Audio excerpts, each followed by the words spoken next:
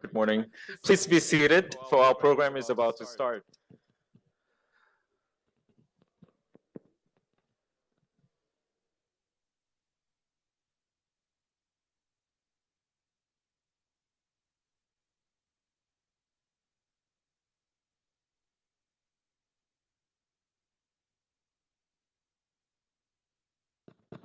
Good morning, Your Excellencies, distinguished guests.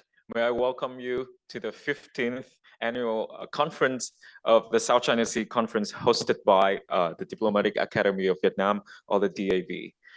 I would like to go over a few housekeeping rules before we start. First of all, for our delegate on site, welcome.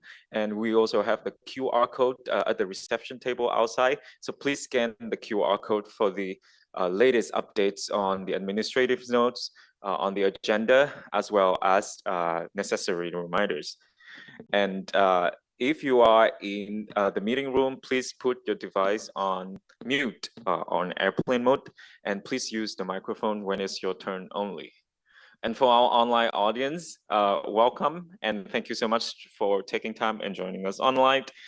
You can use the raise hand function or drop your questions at any given time in the Q&A chat box. Or you can also drop your feedback on our Facebook live feed on our Facebook Nghiên cứu Biển Đông, or follow our Twitter for the up-to-date live tweets on our Twitter South China Sea Connect. And without further ado, may I have the honor to invite Dr. Phạm Lan Dung, Acting President of the DAV, to come on stage and deliver the opening remark. Please, Dr. Dung.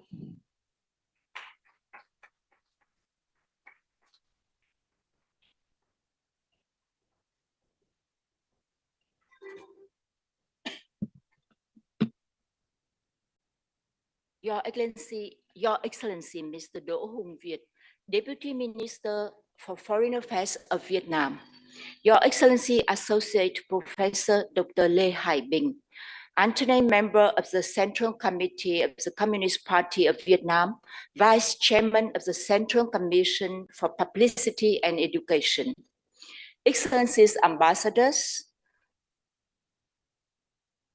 members of the Diplomatic Corps, Mr. Trần Phước Anh, Director General, Ho Chi Minh City Foreign Affairs Department, distinguished moderators, speakers, participants, and guests. It is my great honor to warmly welcome Excellencies, Ambassadors, and our distinguished guests to the 15th South China Sea International Conference titled Luminate the Gray, Light Up the Green in Ho Chi Minh City. As an institution aspiring to be a region leading research institution and think tank, the Diplomatic Academy of Vietnam has been actively facilitating open, candid, inclusive academic discussions on wide-ranging topics and emerging issues with regional and global implications.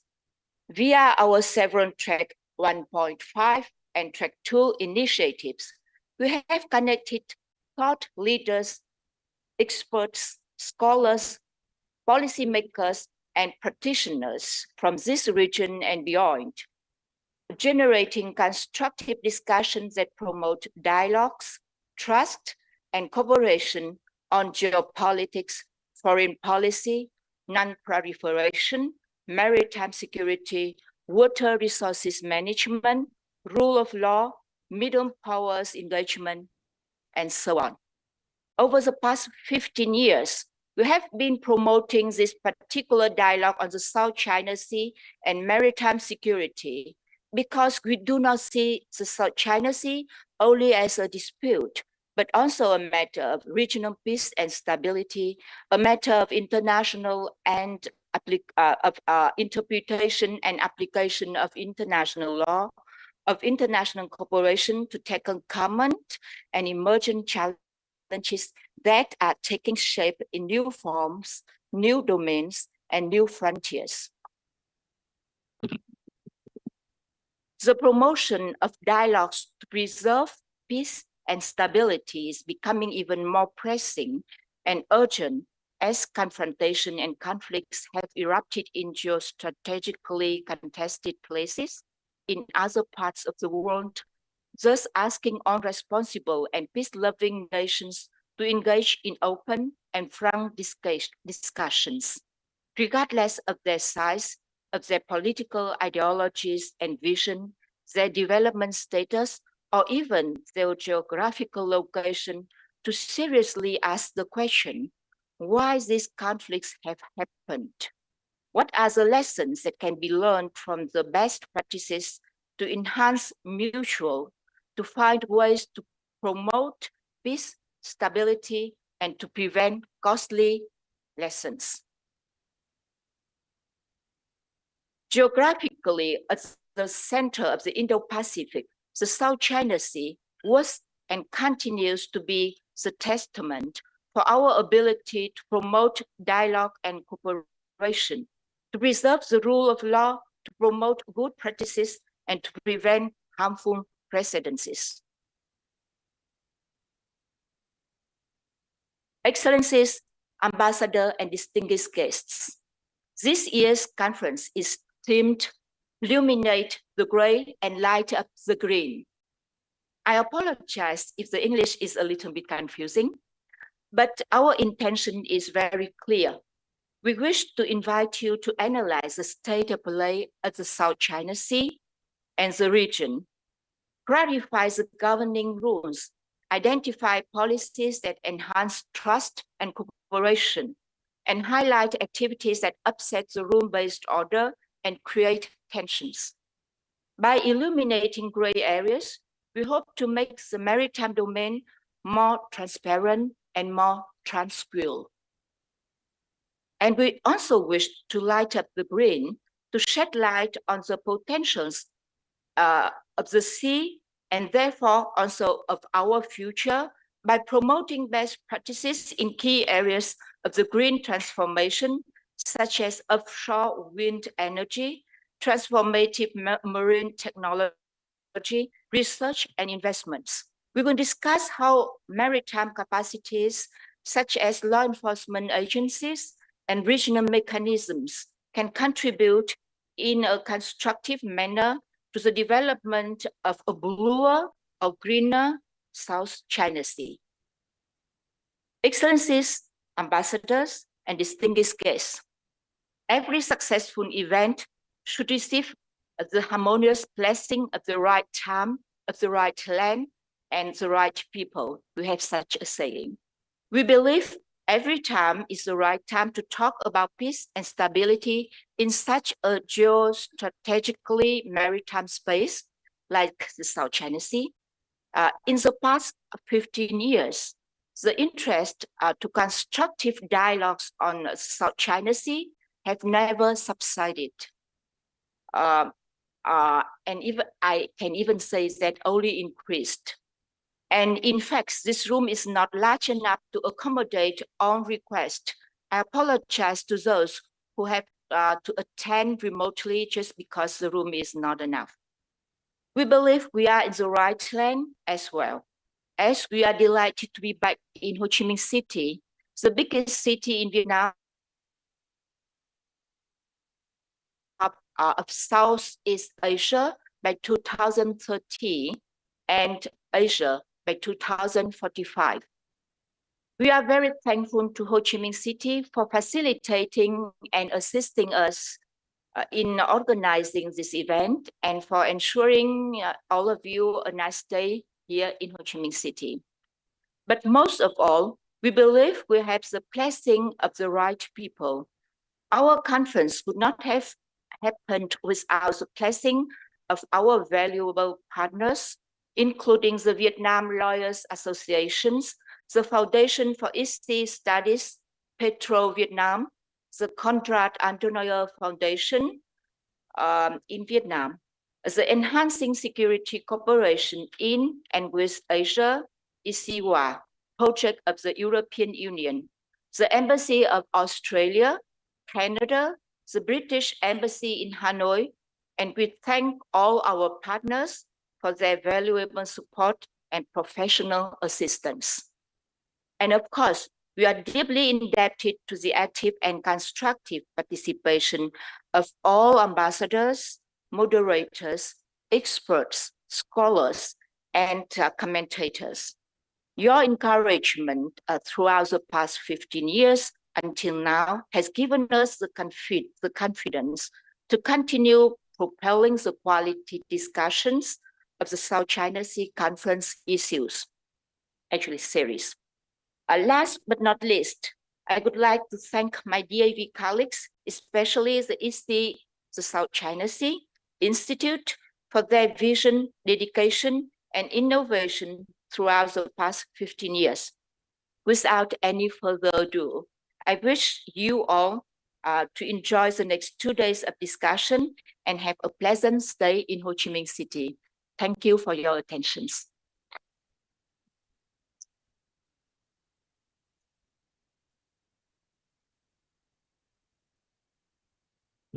Thank you, Dr. Phạm Lan Dung. And now I have the honor to invite on stage His Excellencies Mr. Đỗ Hùng Việt, Vice Minister of the Ministry of Foreign Affairs of Vietnam. Please, His Excellency.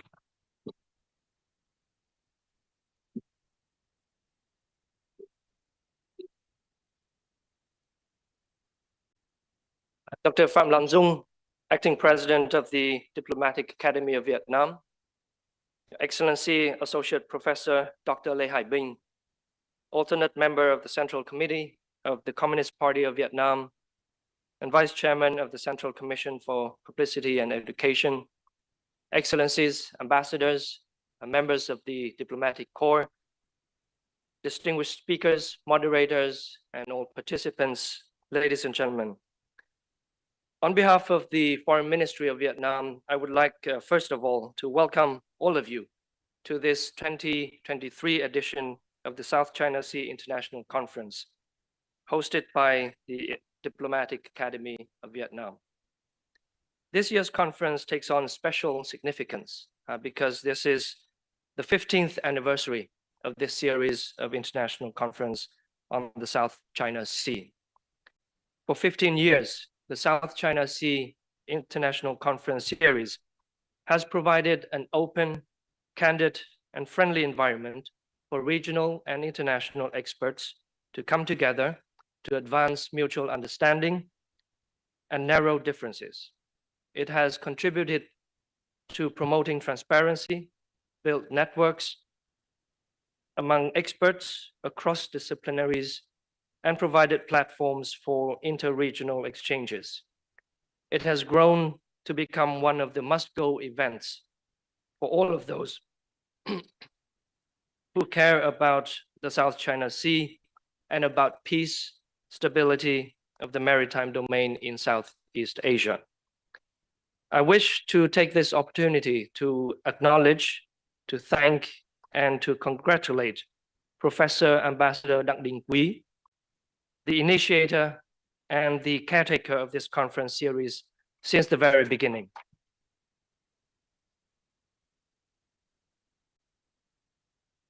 I think that seeing how this event has evolved over the years, you can certainly be very proud of your idea coming to fruition. I also wish to acknowledge and express our deepest appreciation to all of you who have contributed to the conference over the years. Many of you here have been participating since the very beginning of this series. In 2009, some even without interruption. And the success of this conference series owes very much to all of you. Thank you.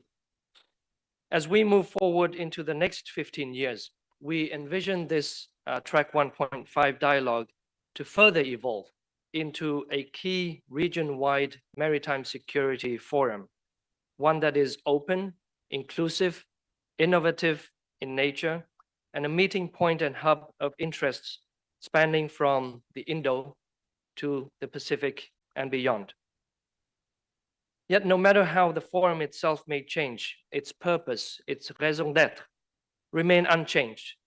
That is to synergize efforts for cooperation and minimize risks to make the South China Sea a sea of cooperation rather than confrontation, a sea that connects and not divide, a sea that brings prosperity and reduce animosity.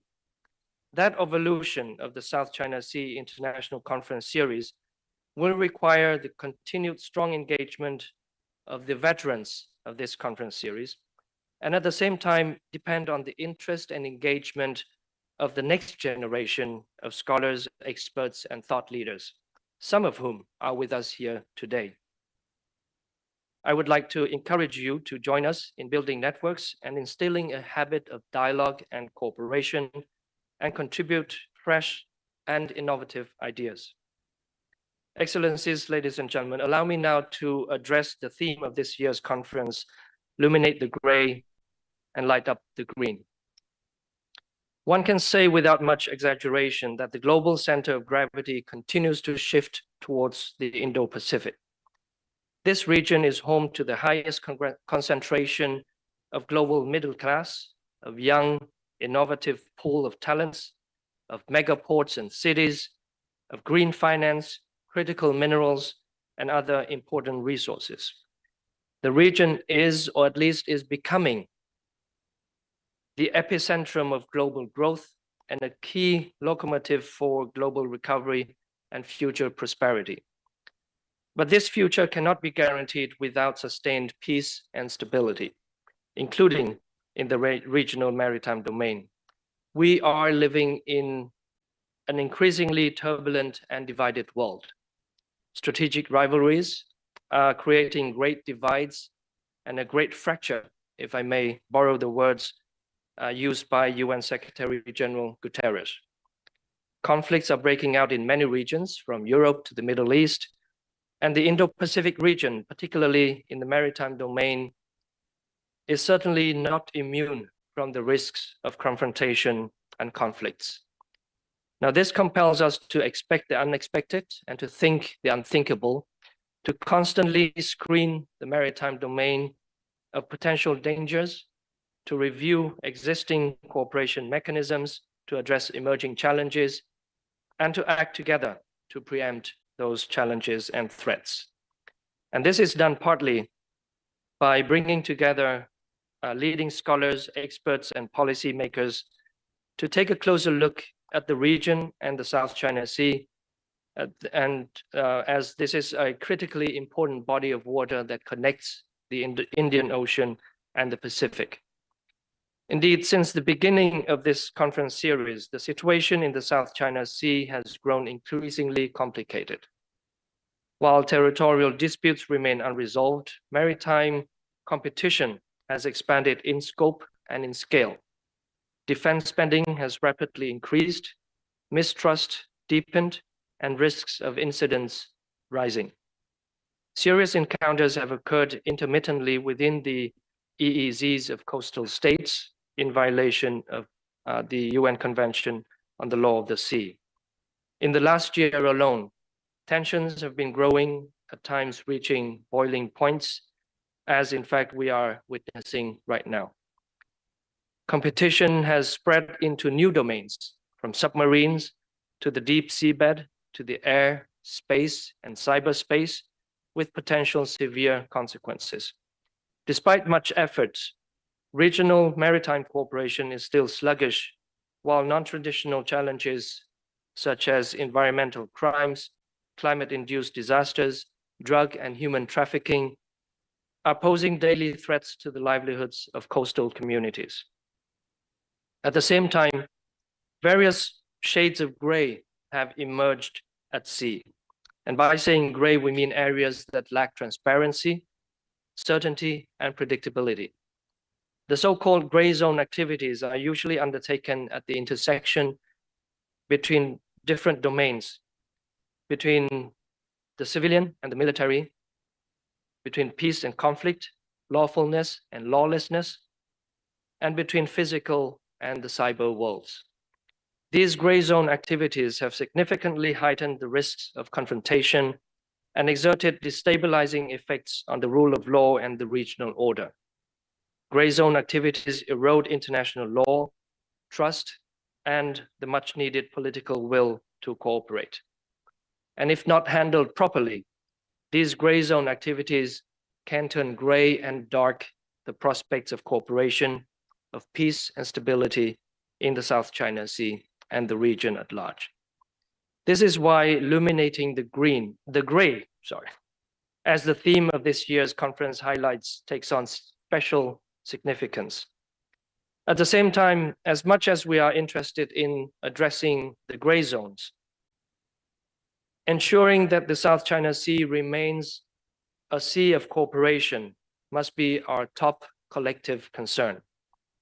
This is a region of tremendous opportunities, from promotion of renewable energy, sustainable use of strategic minerals, to management of critical infrastructure, from utilizing emerging technologies, addressing climate change, to building novel frameworks and rules for new domains. And as the recent agreement on biodiversity in areas beyond national jurisdiction, the BBNJ agreement, has shown, our common interests far outweigh the differences that we may have.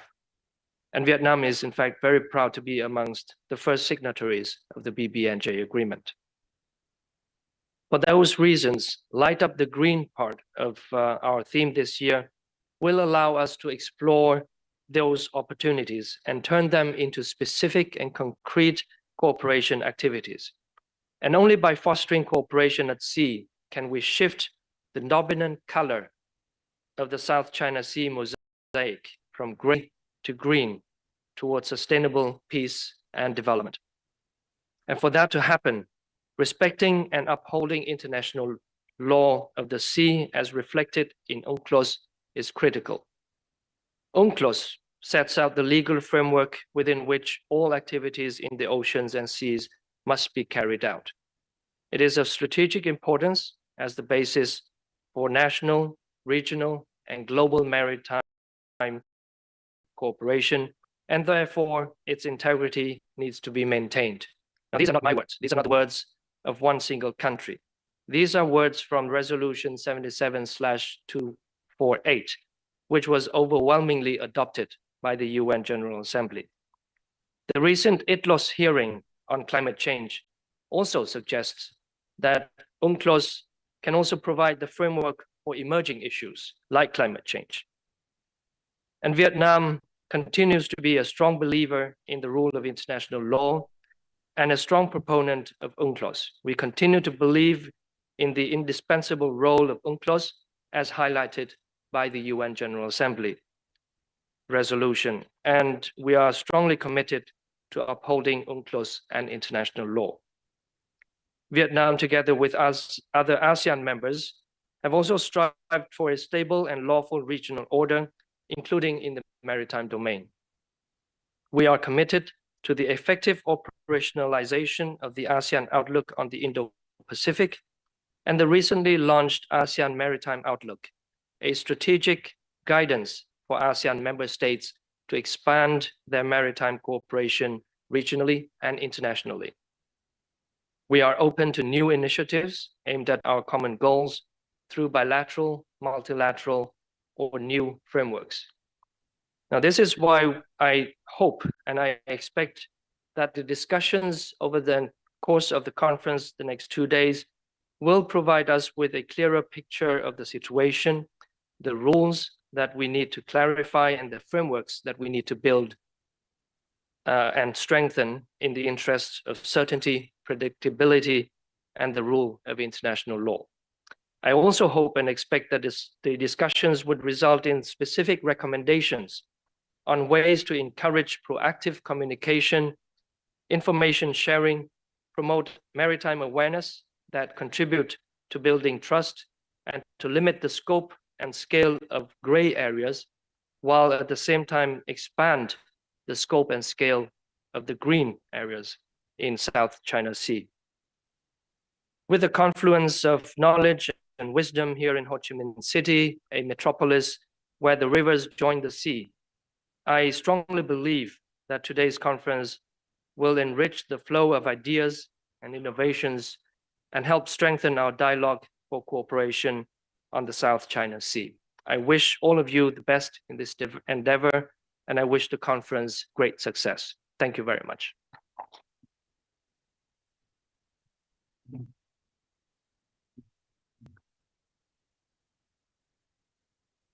Thank you, His Excellencies, Mr. Đỗ Hùng Việt.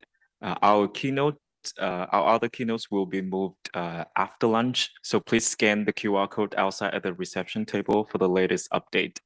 And now, without further delay, may I welcome you all to the very first sessions of the 15th South China Sea Conference.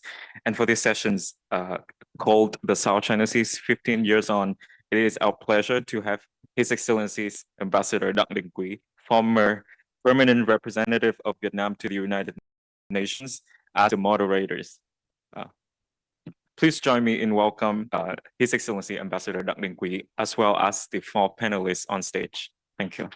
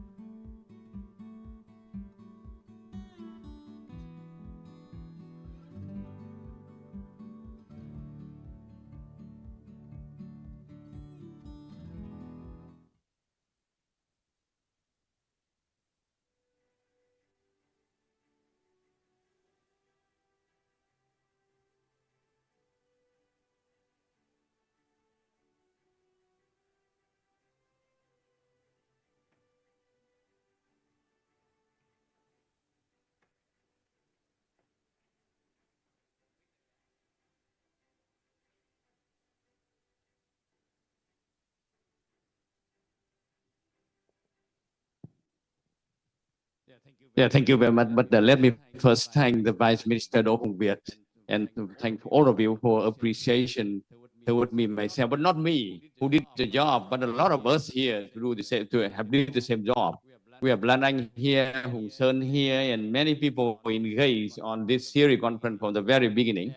And one person very important, but not here today, the former Deputy Prime Minister Phạm Gia Khiêm, who supported and who guided us from the very beginning. Without his permission, nothing can be done. Thank you very much. And again, thank the organizer to allow me to be the moderator of the very first section. And we have many veterans, all of them engaged in very beginning of this series conference. And I think that they well known to all of us here, no need to introduce. We have Professor Thayer, we have Professor Wu, and Professor Bachman, and Dr. Nguyen, yet all of us here from the very beginning of this series conference. So I don't think we need a long introduction, but we jumped directly to the presentation. So One question is how many minutes each presenter can have? About 10 or 15 minutes? 15 phút, okay. Okay, so without further ado, let me invite Professor Thảo to the floor. Yeah, you have 15 minutes. Thank you very much. Well, good morning. As an ex-soccer referee, I started my stopwatch, and under FIFA rules, the referee is the sole control of time, but I have to concede to the German. Okay, thank you. I'm doing the code of conduct in the South China Sea. Is the journey more important than the destination? Several years ago, a very senior ASEAN diplomat used the expression, the journey is more important than the destination. And then about 18 months ago, I met that same senior diplomat, and he used the same expression. So I want to answer it today. Is the journey, the diplomatic journey to achieve a code of conduct, more important than the destination, a verifiable, complete code of conduct? So I'm going to move on. So my talk is divided into three parts: an overview of ASEAN's quest to negotiate the code of conduct in the South China Sea. I put it from 1985 to 2008, but we'll see. The key diplomatic milestones which we were to address, and then how has that diplomatic journey impacted on ASEAN and ASEAN-China relations? Now, the background is we're celebrating the 15th anniversary, and I was here for the first one. That's why it's 2009. But if you're looking at the South China Sea, it's 31 years. That happened in 1992, when in the present area around Vanguard Bank today that's in the news, China awarded a concession to an American company in Vietnam's exclusive economic zone.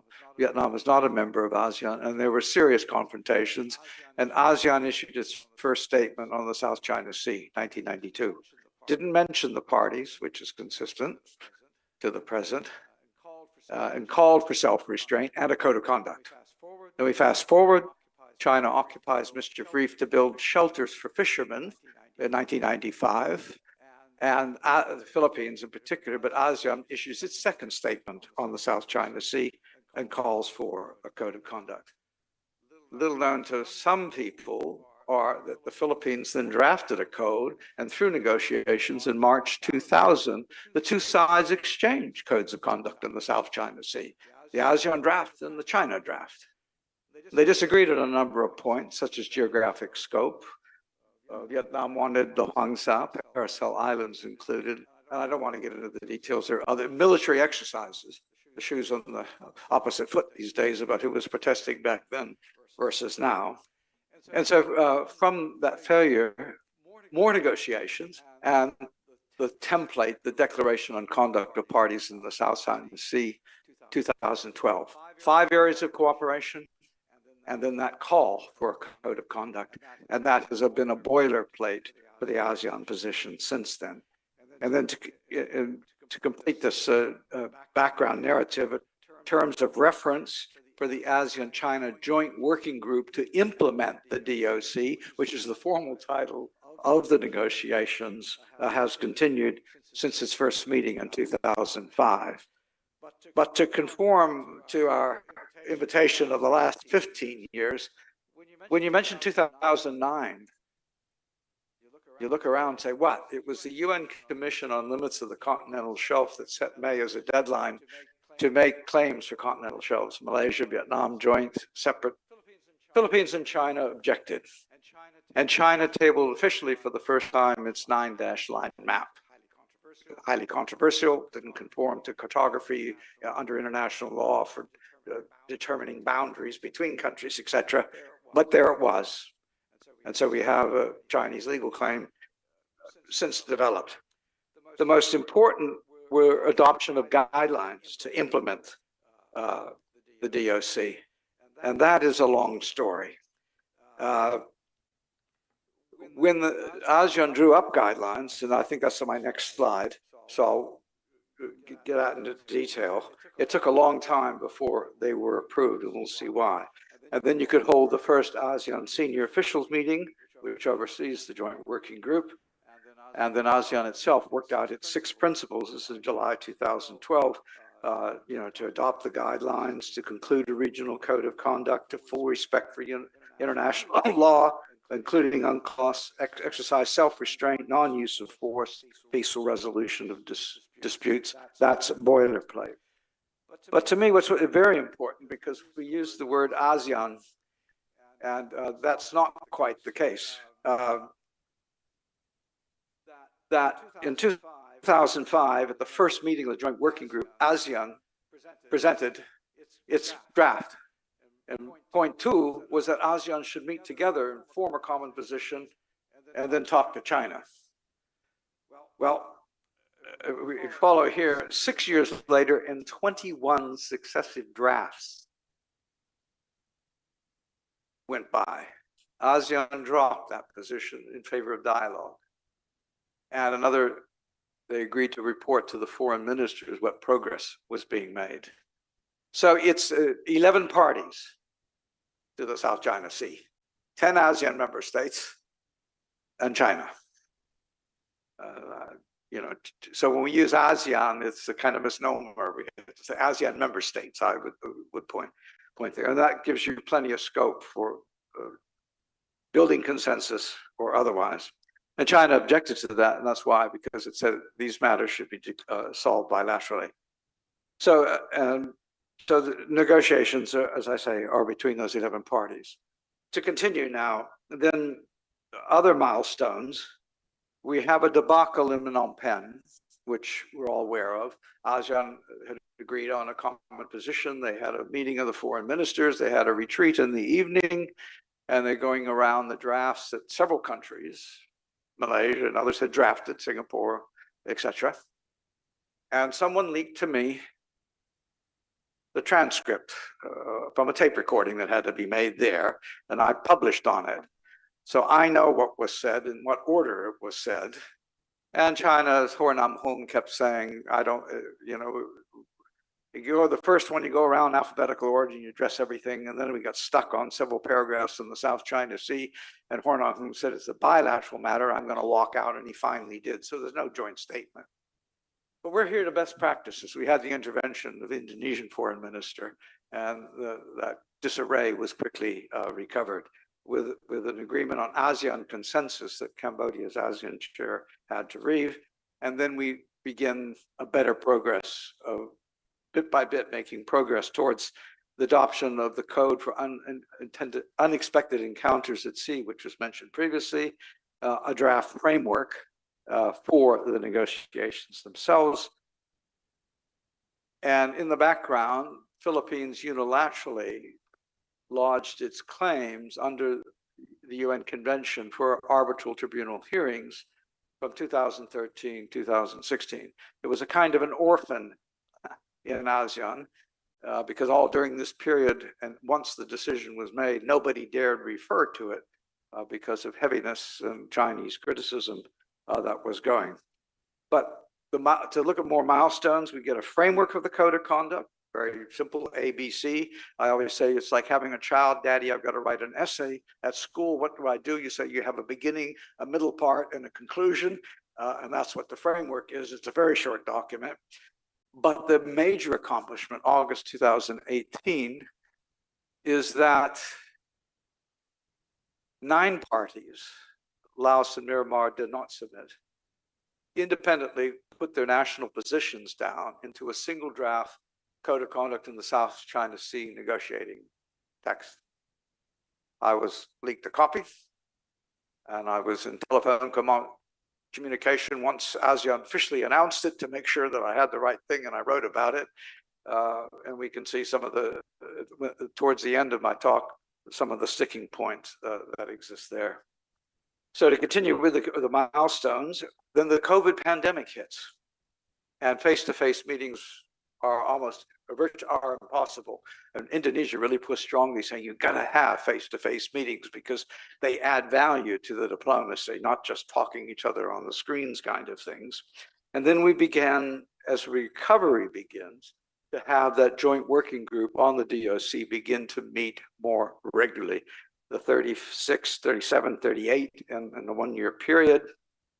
And then we have I should have said in 2018, when the single draft was released, it was supposed to go through 3 readings. In 2019, they had 1. Now they've had the 2nd. Back then, China said we should accomplish this in 3 years. That would be 2021. And ASEAN said the deadline was supposed to be by consensus. But now we're at a putative deadline of another 3 years under Indonesia's chairmanship. So at the 20th ASEAN-China Summit in May, we now have agreement on that putative deadline. And under Indonesia, the guidelines for accelerating an early conclusion of an effective code of conduct in the South China Sea by having more meetings. So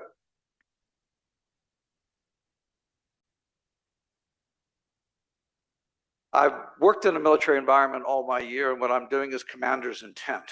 When I get a letter from the president of the DAV inviting me and say to address positive trends in development and best practices, I'm going to try to do that. So to help Biển being Sam and Biển San with an H. Okay. So I want to then look at the impact on ASEAN of this, the journey. Think of all your friends, European, that go off to Spain to walk El Camino Real. You start out as a group and you moan and bitch, and everybody's got different objectives, but your objective is to finish the bloody walk, but you've got to bring along the fast, the slow, and the talkative, and the quiet ones. So that's what's happening with ASEAN. And what I'm going to argue is this bit of socialization has occurred, and that the separate bunch of pilgrims at the beginning is now a bit more unified than it was. They've socialized. And also during this process, remember, ASEAN isn't static. Vietnam was the 6th member. It adds Cambodia. It adds Laos. Myanmar and Laos. And then it adds Myanmar during this period of time. Then ASEAN recovered from the debacle in Phnom Penh, where the chairman could prevent consensus. And I indicated the role of Indonesia in that. Then during COVID, we have Vietnam taking the lead as chair and getting at least virtual meetings to bring ASEAN forward as ASEAN chair across a lot of issues, but not letting the South China Sea disappear. Over time, the role of the chair, and if I don't mention certain countries, I apologize, but under Malaysia's chairmanship many years ago, they developed in the chairman's statement, some countries, let's bring in and put in our communique the views that we have a variety of opinions, and some countries are concerned about actions that may impact on regional security. So the role of the ASEAN chair can be important. Vietnam in promoting the face-to-face meetings, and Indonesia's current intervention of getting the guidelines, of getting a putative deadline. And then you have the role of country coordinator. And Thailand here was key when it changed some of the wording in documents to soften it, to get a working group and other meetings along the way. So ASEAN chair and ASEAN country coordinator. And then recently I attended a conference sponsored by the EU delegation in Jakarta, and a former Thai foreign minister was arguing that countries, and specifically both in public and in private, singled out Vietnam should play a stronger role in shaping ASEAN's position towards the negotiations and the code of conduct. So I'm under a minute. Now, if we look at the impact on relations with China, if we go to that special meeting where Singapore was the country coordinator and they chaired in Kunming, there was an agreed media statement which wasn't released because disarray. But that statement, having welcomed all the positive developments, said, but we also cannot ignore what is happening in the South China Sea, as it is an important issue in the relations and cooperation between ASEAN and China. This is the context which the special ASEAN-China foreign meeting was held today. Up until then, China kept saying it's bilateral. Here you had a statement, now it's not official because it was scuttled, but had been released independently after the meeting by several countries, Philippines, Malaysia, Vietnam, in particular, that says this is an issue between ASEAN as a group and ourselves.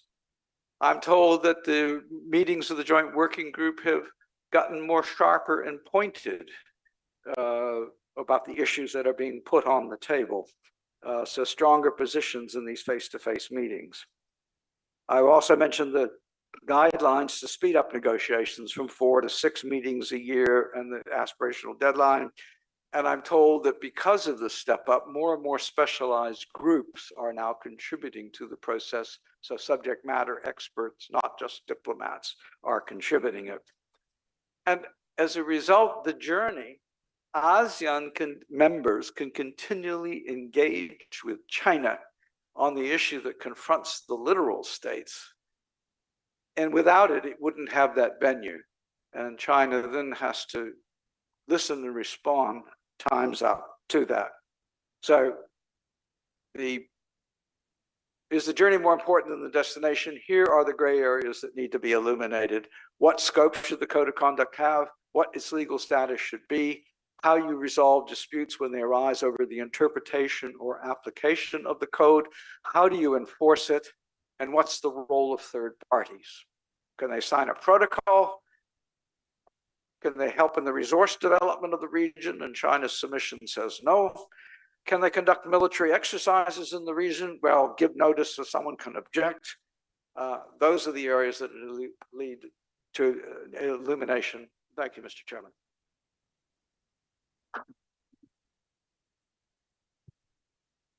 Thank you, Professor, for overviewing of ASEAN journey to the Code of Conduct. And I like your expression that the journey is more beautiful than destination. But also like your suggestion for and recommendation for ASEAN to achieve the destination. But the missing link here is that how this series conference impact on the ASEAN journey to COC. And I hope that you can elaborate further. And among our participants here, I see many veterans ASEAN in track 1, including some former SOM leaders. It is more secret. Okay, thank you, Professor. My next speakers, I would like to invite Professor Wu. The floor is yours.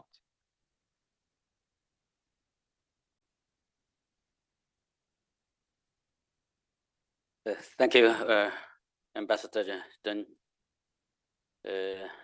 First of all, I would like to express my sincere appreciation to the organizers, particularly DIV, acting president is here, for inviting me to participate in this important event, the South China Sea International Conference. It's the first time for me to attend this event in person. Last year, I took part on video links. Because Professor Zia just discussed the COC issue, he looked at the history of the COC negotiations. I'm going to look at the South China Sea issue from 3 parts. The current situation of South China Sea and what will be the driving forces of the South China Sea situation evolution. If time allows, I will look at what kind of lessons we learn from the last 15 years of South China Sea issue and how to promote maritime cooperation among us. The first part of my presentation is assessment on the current situation and the trends of the South China Sea.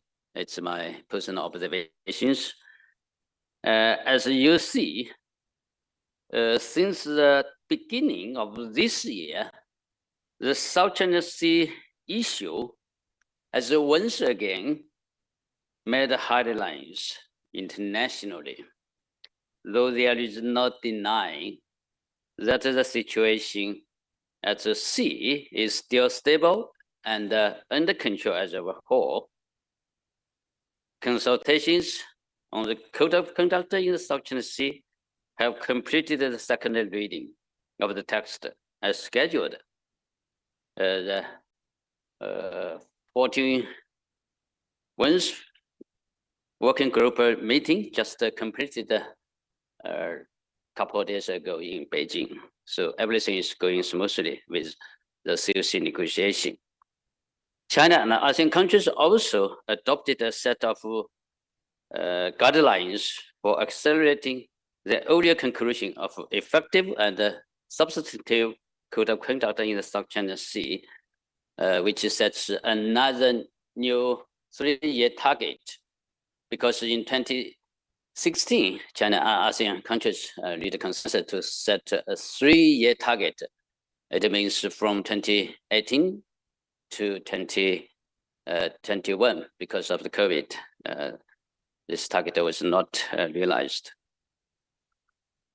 At the bilateral level, China and Foreign Ministry Chinese Foreign Ministry has set up emergency hotlines with its counterparts, both with Vietnam and the Philippines, and conducted a fruitful dialogue, laying a foundation for stabilizing South China Sea.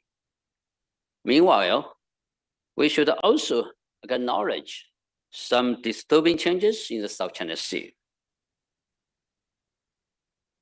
Number one, my observation is the US-led militarization in the South China Sea will become a biggest negative factor affecting peace and stability in the South China Sea.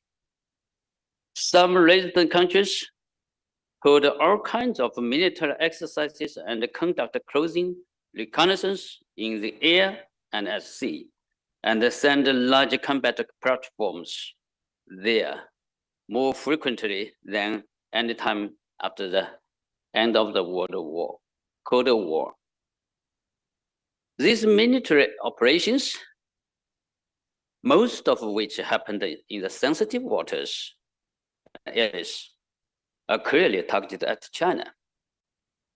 At the same time, the United States is moving fast in making military deployment in Southeast Asia and its Indo-Pacific strategy. In addition to 9 military bases, it has acquired so far under the EDCA, Enhanced Defense Agreement between United States and Philippines, shortly EDCA. The United States military plans to have more military bases in the Philippines, from Luzon Island in the north to Palawan in the south central region. My second point is, multilateral security mechanism against China have emerged one after another in the South China Sea.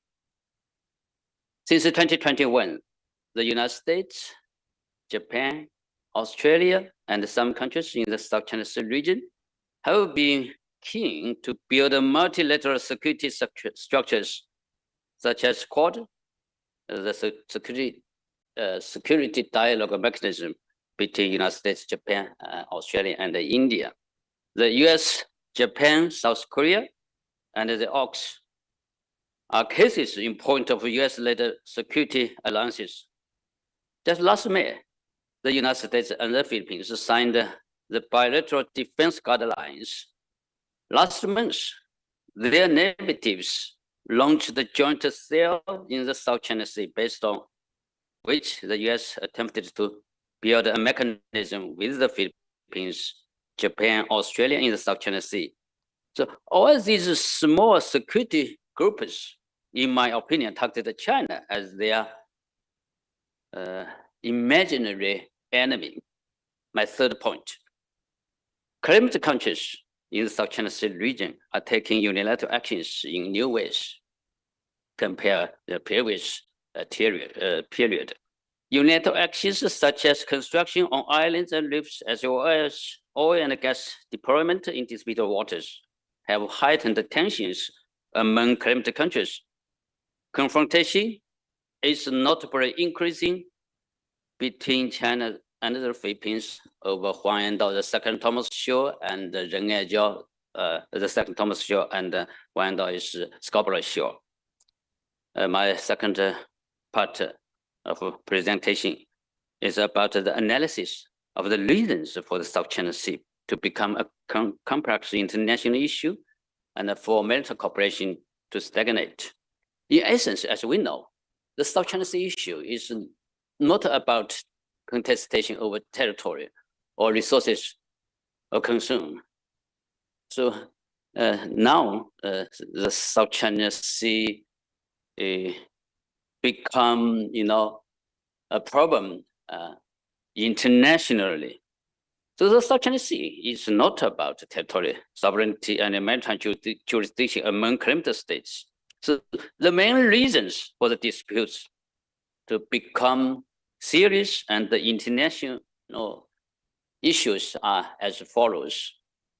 Number one, in South China Sea policy, I mean, United States takes sides with claimant countries and connive with them to change the status quo. Does it mean if we look at the US policy to adjust it from neutrality? So neutrality is no longer US South China Sea policy.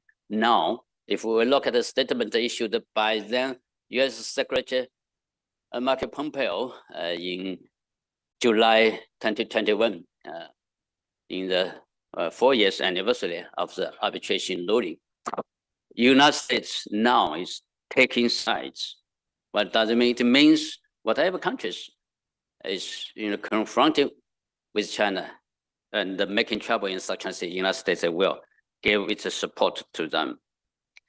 So the US South China policy is based on the need to preserve its hegemony and obstruct the rise of China's maritime power. It is aimed at maintaining its power presence and dominant power in the South China Sea region. The US is also strengthening its forward military deployment and the military presence in the South China Sea region in order to increase the cost of China's efforts to uphold the regional stability as well as the rights and the interests there. Second, some claimant countries take unilateral actions aimed at maximizing their interests and consolidating their vested interests, which is an important factor affecting the progress in maritime cooperation in the South China Sea. Starting from 2009, Carl just mentioned, some claimant countries prioritizing their own interests and claims have kept interfering with the consensus reached on the DOC through unilateral actions. They have taken the status quo, broken the status quo in South China Sea, built after the 2002 when the DOC was signed between China and 10 other countries, leading to a spiral increase in the tensions and the differences among claimant countries. Third one, some claimant countries lack adequate political will and mutual trust, which has weakened the crisis management and the maritime cooperation mechanism. Since the 1990s, China and ASEAN countries have been exploring establishment of practical cooperation mechanism for crisis management, practical cooperation mechanism for crisis management and the maritime affairs. It proposed to establish 3 specialized technical committees on marine scientific research. China and ASEAN, we have established such a mechanism, and the environmental protection, on navigation safety and search and rescue, and on combating transnational crimes at sea. However, to create more but complete before agreement is reached on the text of the COC, and backed by the United States to replace maritime cooperation with unilateral actions. So those above actions have dragged the feet of practical maritime cooperation under the DOC framework. My last part. Lessons, what kind of lessons we can learn from the past 15 years of the South China Sea issue, and how to promote maritime cooperation between China and ASEAN countries. My first suggestion is removing the interference of external factors is the only way, only choice, if we are to realize long-term peace and stability in the South China Sea. At the end of the day, it calls for China and ASEAN countries themselves to protect the South China Sea, the shared home of littoral states in the region. Intervention of external forces will only make the tensions more complicated and difficult to be resolved in the South China Sea, jeopardize the efforts of regional countries to build mutual trust, and undermining existing cooperation in the region. Second suggestion, only by eliminating the negative impact of the arbitrary tribunal's ruling can we build a consensus on cooperation and lawmaking in the South China Sea. Facts have proved that rather than resolving maritime disputes, the arbitration ruling on the South China Sea in 2016, initiated by the Philippines against China on the South China Sea, which has a lingering negative impact on the relations between China and the Philippines, the maritime cooperation among claimant states, and the situation at the sea. So at the same time, it has affected the efforts of regional countries over the years to resolve disputes through peaceful negotiations, maritime cooperation between China and ASEAN countries under the DOC framework, and their consultation on the COC. Countries in this region needed to be clearly aware of this and make a joint efforts to overcome the existing obstacles if they were to return to the track of cooperation and realize their shared interests. Third, it is more urgent than ever to build a crisis management mechanism in the South China Sea. Free from outdated unilateralist mentality and based on the consensus on the principles of the reached the DOC, claimant countries needed to seize the opportunity of the COC negotiation and establish and improve bilateral, multilateral crisis management mechanism in response, such as control of uninhabited islands and reefs, as well as patrol and control of disputed waters. We needed to have more strategic and policy coordination through high-level diplomatic consultation mechanisms, hotlines for maritime emergencies, and communication channels between the frontline departments to avoid miscalculation caused by asymmetric information. Fourth, we needed to have more parallel progress in the DOC implementation and the COC consultation, as the COC will not come into being without the full implementation of the DOC. Its implementation in the past 2 decades has shown the irreplaceable of the role of the DOC in peace and stability in South China Sea and in functional cooperation at sea. Advancing the COC consultation is not only an integral part of the DOC implementation, but also an ultimate goal of the DOC. Should the implementation formulation of the COC be abandoned halfway, it would not only mean the DOC implementation is incomplete, but also affect the practical political mutual trust between China and ASEAN countries, unilateral actions, and reduce the South China Sea once again to an arena for greater power competition. Last suggestion. The level of maritime cooperation is a barometer of mutual trust and consensus among littoral countries. Practical cooperation at sea is a responsibility and obligation of littoral states under United Nations Convention on the Law of the Sea, and a major goal of the DOC. Climate countries can formulate a list of tasks for implementing the DOC based on the 5 major areas of cooperation identified in the DOC: marine environmental protection, marine scientific research, marine navigation and transport safety, search and rescue, and combating transnational crimes at sea. Climate countries can begin with cooperation projects on which a consensus has been reached. They can start some small and easy projects in low sensitive fields at the bilateral level before we move on multilateral level. For instance, conduct a joint survey on fishing resources and then build a database for sharing the information and jointly combat the IUU fishing. So, following the consensus-oriented and result-oriented approach, littoral states can deepen maritime cooperation in the South China Sea, and mutual trust can be built gradually and gradually. Thank you very much.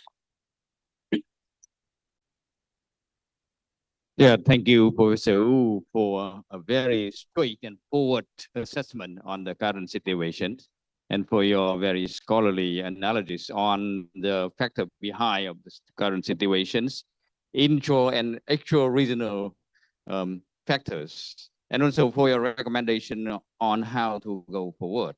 I think that your presentation would inspire a lot of scholarly questions that we would go further in this, the next part of the section. My next speaker, I would like to invite Professor Beckman. Yeah, floor is yours.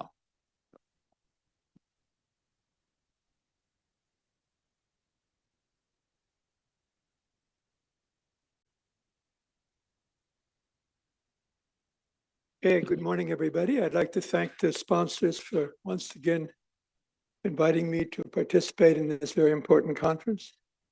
I will be using a PowerPoint presentation, so hopefully you can follow.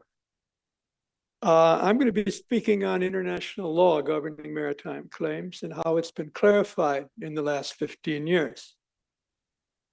Part 1, I'm talking about how the maritime claims in the South China Sea have been clarified. Back 15 years ago, we could look at a map like this and see the paracels in the north and the Spratlys in the south, but we really didn't know how international law of the sea was going to be applied to these areas. And again, we had occupied features in the Spratly Islands. Those in red, if you can see, were occupied by China, green in the Philippines, purple by Vietnam. Taiwan has the dark blue one in the middle, Ituava. And then to the south, those in orange were occupied by Malaysia. Now, the Law of the Sea Convention does not have any provisions on how you determine who has a better claim to sovereignty over territory. But the fact of these occupied features, of course, was a matter of great concern. As far as maritime claims go, we know that everybody claimed sovereignty over the offshore islands, but we did not know 15 years ago whether any of the Southeast Asian countries were going to claim a maritime zone from the islands that they occupy. And this was not clear until 2009, when the Commission on the Limits of the Continental Shelf said, if you're going to claim a maritime zone of the shelf beyond 200 miles, you must submit information which shows us where your 200-mile economic zone claim is. And they put in May 2009 as a deadline by which states had to submit at least preliminary information to the CLCS, Commission on the Limits of the Continental Shelf, as to whether they were going to make an extended continental shelf claim.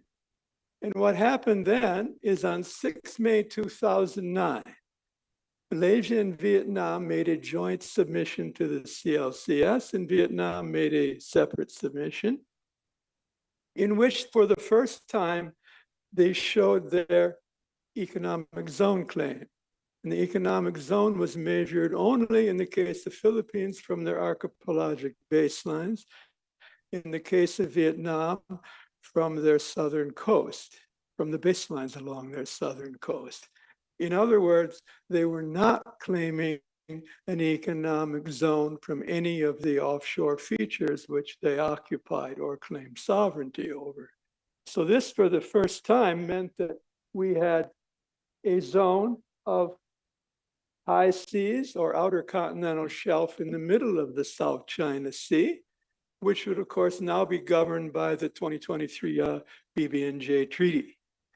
And most of the resources, as you can see, in the southern part of the South China Sea would fall within their economic zone claims of the bordering states, either Malaysia, Philippines, and Brunei to the south, or to the east, and Vietnam to the west, and even Indonesia to the southern part.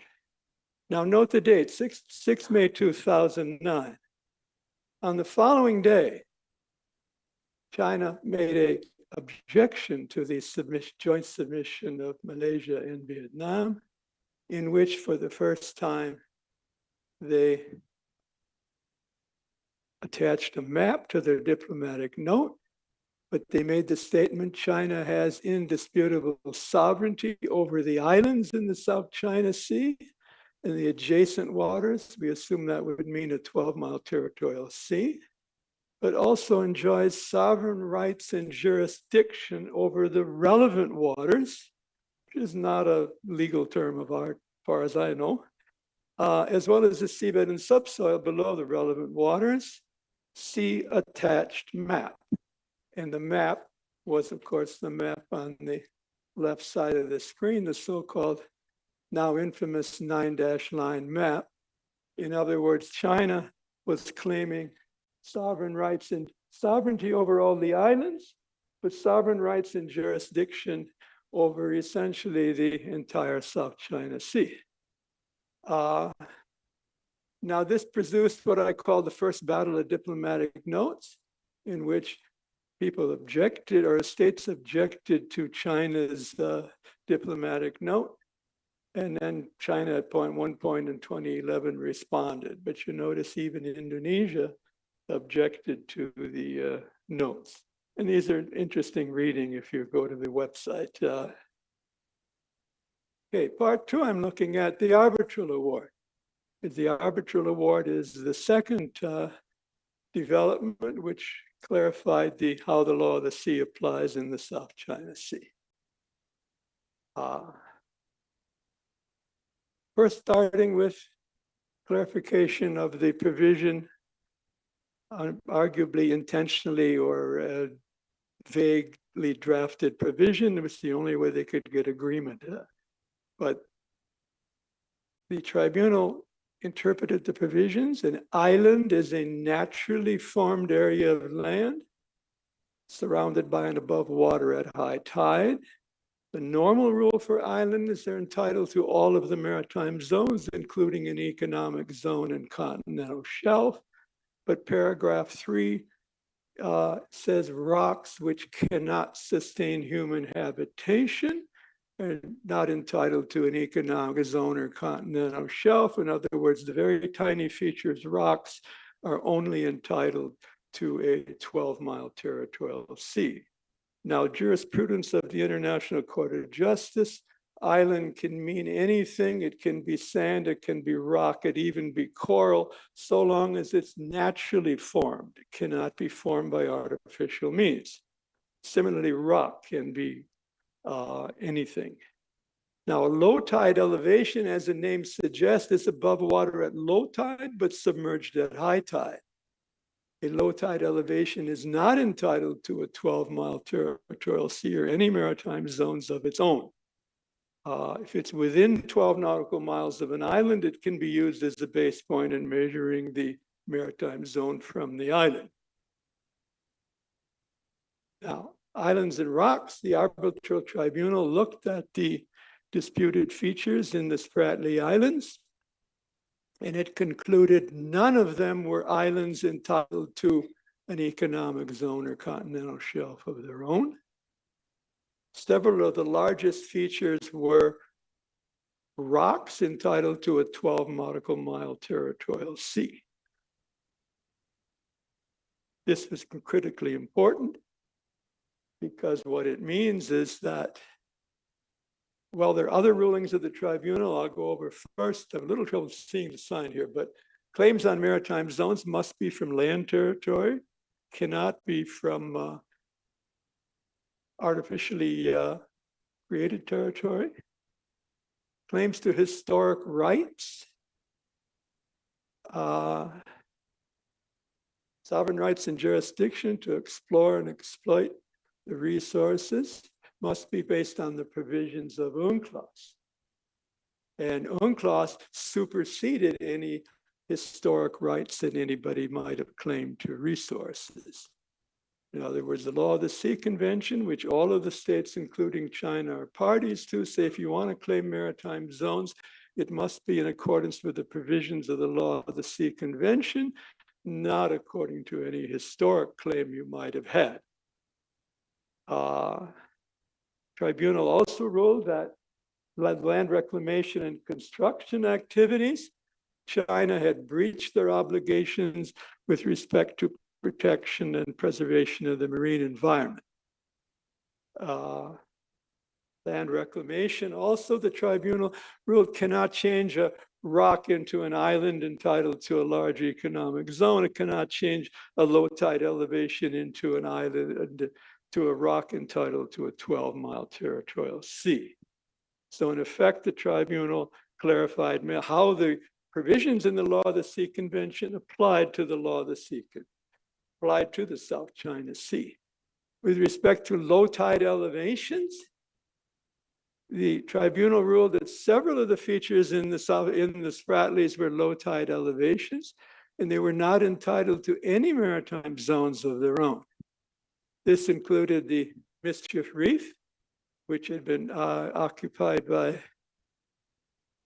China, and Second Thomas Shoal, which is in the news every day, I think, occupied by the Philippines. Tribunal ruled there were low tide elevations entitled to no maritime zones of their own. And because they're more than 12 miles from any island, and they're within the economic zone of the Philippines, they fall within the jurisdiction of the Philippines. This is, on the left is China's initial build-up around Mischief Reef back in the mid-90s. And on the right, it shows this reef has now been turned into one of the military installations with runways, et cetera, and other facilities. Now there's the two features, Second Thomas Shoal and Mischief Reef. This is a map of the tribunal put out. Those in yellow are occupied by China. Ituaba is the one with a square around it, or a square orange rectangular shape around it. But notice the two on the right here, Second Thomas Shoal and Mischief Reef. What the tribunal said, that these are more than 12 miles from any island, and they're within the economic zone of the Philippines, so jurisdiction over them lies with the Philippines. Now this is an end result of this. This is a map put out by a couple of friends we have on our website. But if you follow the decision, there will be an area of high seas in the middle of the South China Sea. This is the joint submission of Vietnam and Malaysia for an extended continental shelf. This was Vietnam's separate submission.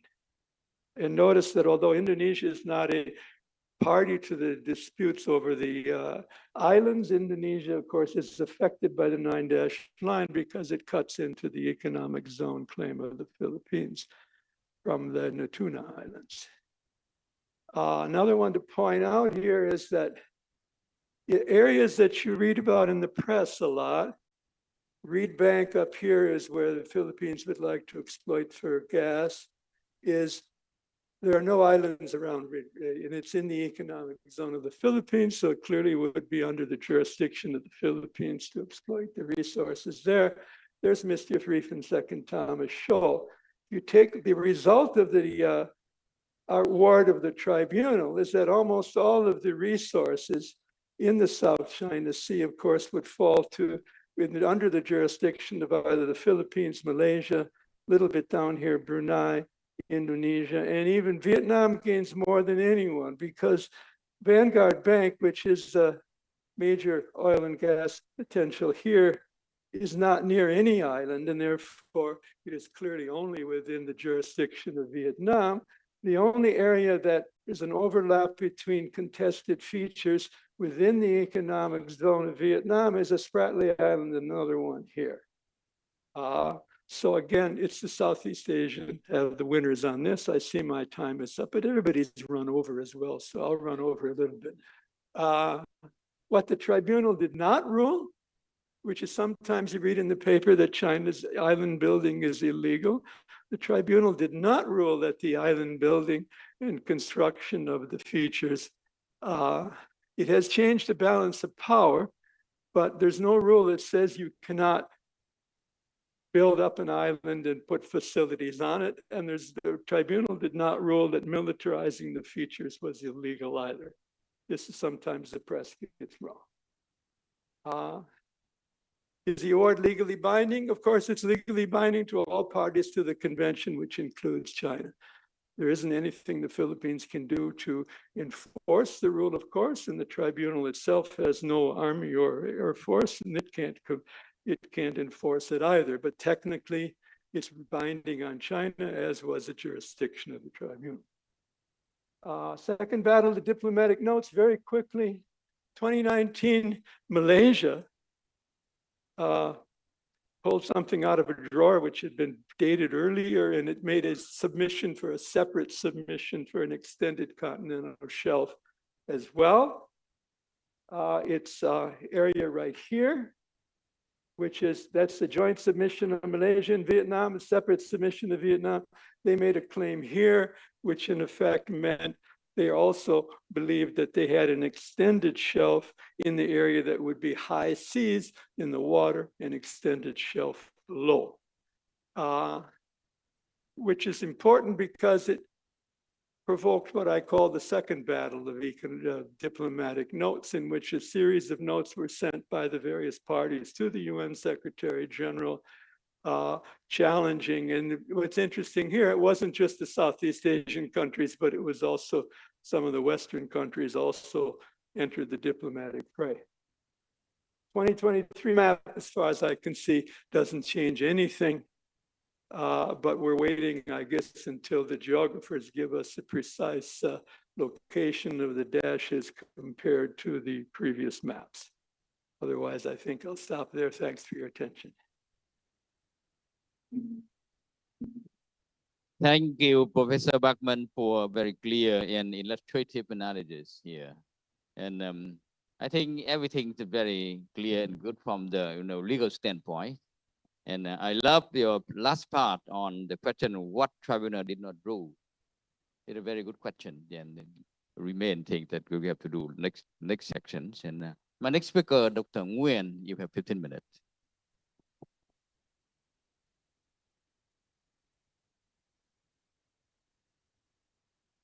Well, thank you very much, Ambassador Quy. What I'm going to do is I'm going to wind back 15 years of this conference and review what had happened in the South China Sea. And I'm going to do that in 15 minutes. So this was how the conference room looked like back then, 2009, the same crowd, but we were talking more or less, well, by and large, at different topics. How the South China Sea look like back then. Now, the South China Sea back then was perceived by many primarily as a bilateral disputes or different sets of bilateral disputes between certain claimants and China or between the claimants themselves. Nobody had thought back then that the South China Sea was an international issue. ASEAN, for certain, was not much interested in the South China Sea at all.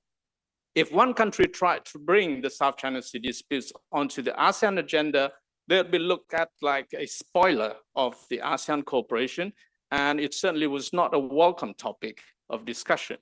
The COC back then was nowhere in sight. All they were talking about was the DOC, and all they were talking about within the DOC was how to promote confidence building and cooperation, not much talk about how to exercise restraint or how to prevent incidents.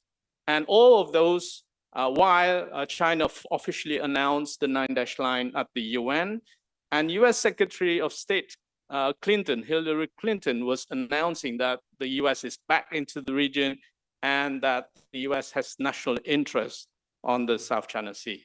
So that was the recap of the South China Sea in 2009. What has changed then? Now, the perception of the contestation of the South China Sea has changed. Is it a contestation over the rocks? Is it contestation over the resources or over rules? And gradually, as you have properly recognized, the perception is now that the contestation is not just about the rocks, it's more about the resources. But then on top of the rocks and the resources, there's huge and bigger contestation over rules. What are the governing rules of the disputes in the South China Sea? Who has the right to interpret it and in what ways? I think that is the perception of the contestation now. And because the contestation perception has changed, well, the party to the contestation also has changed. The disputes of the South China Sea has become a lot more multi-dimensional. It has more players into it, it has more layers into it, and it has more domains into it. It also became multilateralized because now ASEAN is fully involved. I would say not involved in the disputes, but they want to be central in having a voice on how these disputes should be resolved or how it should be managed. It also has gone into the broader multilateral context. We've seen the South China Sea being discussed even at G7, G20, or at the UN. So there is clearly an, if not international, then global interest on how such geopolitically or geostrategically contestation is managed. And sadly, as previously mentioned, the South China Sea has also become a lot more militarized. We have seen a clear shift of balance of power in the South China Sea, the fortifications of several outposts, and obviously we see a lot more military assets in the region. Now, the South China Sea contestation has also gone multi-domain. No longer is the contestation only in the sea surface. We have seen greater contestation in the submarine domain, greater contestation even in the air or even in the space. And so it has become a multi-domain contestation. And the latest contestation we are looking at is the contestation over the seabed and what is laid on the seabed, such as internet cables. This is the map of the global internet cable, and much of it is going through the South China Sea as well, and that has become the subject of latest contestation over the South China Sea. Now, with the advent of technology, I would say that technology has become a very critical part of how the South China Sea disputes is evolved. With remote sensing technology, with unmanned vehicles, with drones these days, we have seen a more transparent South China Sea environment. These days, it's very difficult to have something happen in the South China Sea without being noticed by someone. And that is also the evidence of the latest development in the South China Sea we've been watching these few days. We are watching essentially live reports from what's happening in the South China Sea, and all those thanks to the advent of technology and various transparency initiatives such as one that is run by Greg Polling here, AMTI, but also other maritime domain awareness systems is now shedding light and trying to transparentize the maritime environment. And that is the rise of open source intelligence that is really changing the landscape of the South China Sea by informing people and by getting a lot more people involved actually in having a say and having an opinion on the South China Sea. Now, we have heard how the law has become a lot clearer in the South China Sea. And because we have much better understanding of the governing rules of UNCLOS and how it applies and how it should be interpreted, we have also a lot clearer claims from several claimants. And unfortunately, because we have clearer law, there's also clearer abuse or manipulations of how the law is interpreted. And that has become the expansion of the gray zones, which is the topic of today's conference. I'll take Vietnam, for example. This was how we thought that we are entitled to claim in the South China Sea. Now, this was never an official position of Vietnam, but this was thought to be Vietnam's belief that it possesses in the South China Sea. It used to be called a pregnant woman claim. Now, Vietnam has done away with this thinking a long time ago, but unfortunately, the internet still remembers. And it came up all the time when you search Vietnam claim in the South China Sea.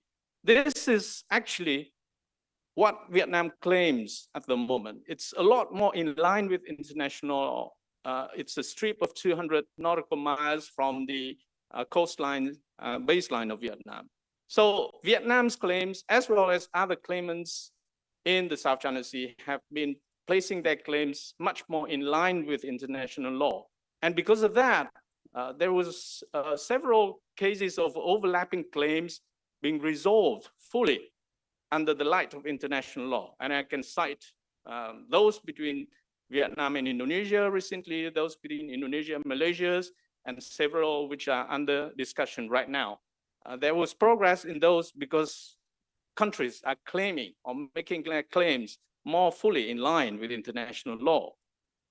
Now, since we are on the topic of gray zones, I'd like to highlight some of those expanding gray zones activities and where it happens. The gray zone activities, as you probably have heard of a lot in the keynotes this morning, usually happens at the interface of different domains, such as internal and externals, at the intersections between lawfulness and lawlessness, between peace and war, between the physical world and cyber world, between conventional and non-conventional means, but it's also in between the sea and the subsea submarine domains, between air and space, such as the balloon incidents that we had in the United States, even between the imaginary world of movies and the world of realities, such as what you've seen in Vietnam, in particular with the several Disney movies, such as The Abominable, which one of the scenes was taken on the slides. So these gray zones, we believe, is undermining or creating confusions or undermining the interpretation and understanding of the rule of law. And because of that, erode trust in the region. Now, with regard to incidents in the South China Sea, it used to be unplanned, and therefore we have the codes for unplanned encounters. But the incidents that we are seeing today are increasingly planned. And they are even planned to the extent that there are drones in place before the incidents happen to record and video the incidents and show the incidents in different perspectives from different angles. So these types of incidents are a completely different ball game when it comes to incidents management. That is the reality that we are dealing with in the South China Sea. So I'm only citing some of the developments which I thought are important over the past 15 years. Obviously, it's non-exhaustive and you can add onto it. But these have been the fundamental changes that we've seen over the past 15 years. So the lessons that we've learned, at least what Vietnam has learned, is that when countries try to interpret and try to implement international law in the faithful manner, you have a better chance to cooperate and to talk to your neighbor and to resolve overlapping claims. I think that's the best lessons that we can draw from the last 15 years. But the developments also indicate certain other implications that we need to be aware of in the future of the South China Sea. The South China Sea obviously has become an international issue, not because any countries is trying to internationalize it, but it obviously is receiving a lot of international attention because of its international implications. And this was pointed out by my previous panelists. The risk of incidents is increasing. It's going to be higher because of the higher involvement of different stakeholders, because of the nature of the assets that are involved in those incidents. And the incidents once happen, we fear that the incidents can very quickly escalate and become an international crisis. Why is it so? Because the sea space is very transparent now, and everybody can see it. There's going to be a tremendous pressure on the different governments involved, or even on the governments not involved, to express an opinion or to act on such an incident. And the pressure on the governments by its domestic audience is also going to be very high. And therefore, incidents are going to be a lot harder to manage and a lot harder to control when it is erupted. So I thought that it's very important and it's very timely for the code of conduct to be advanced, to be negotiated, because the code of conduct as it is framed now is going to be primarily an instrument for incident management and risk reduction. But I also believe that the code of conduct in the South China Sea is not going to be enough to manage all incidences or to manage what's emerging in the strategic domains of the Indo-Pacific. We probably will need a much larger or broader code in order to handle all sort of possible incidents that are involving a lot broader type of stakeholders and in a lot broader maritime domains, not just in the South China Sea, but possibly in the seas of Southeast Asia or even in the seas of the Indo-Pacific. We probably will need a type of code that is going to be able to handle more types of incidents and in more futuristic scenarios, such as the involvement of autonomous vehicles or something else that we do not yet know right now. So I'll leave you with that, and thank you for your attention. Thank you, Dr. Nguyen, for your presentation. It's like a summing up of a section already. And you make a kind of connection between, changing in the South China Sea and our scholarly discussion on the series of conference since the last 15 years. But before open the floor, I would like to ask the organizer to extend about 10 more minutes for this section because we started very late. Okay, so now floor is open and I will take questions from 3 participants at a time, 3 at a time. So please identify yourselves, make your comment and question clear and to the point. And I see George Pauling, Dr. Thảo, and Dr. Carr. Okay, George. Yu Hong Song for the shout out. Questions for Dr. Wu. You opened your presentation by noting that the South China Sea is back in the news this year because of the monthly tensions between China and the Philippines. But by my count, you only referenced the Philippines 7 times, 4 of them in reference to US basing. You talked about the US 20 times. And you made clear that in China's mind, the disputes aren't about sovereignty disputes, they're about the US.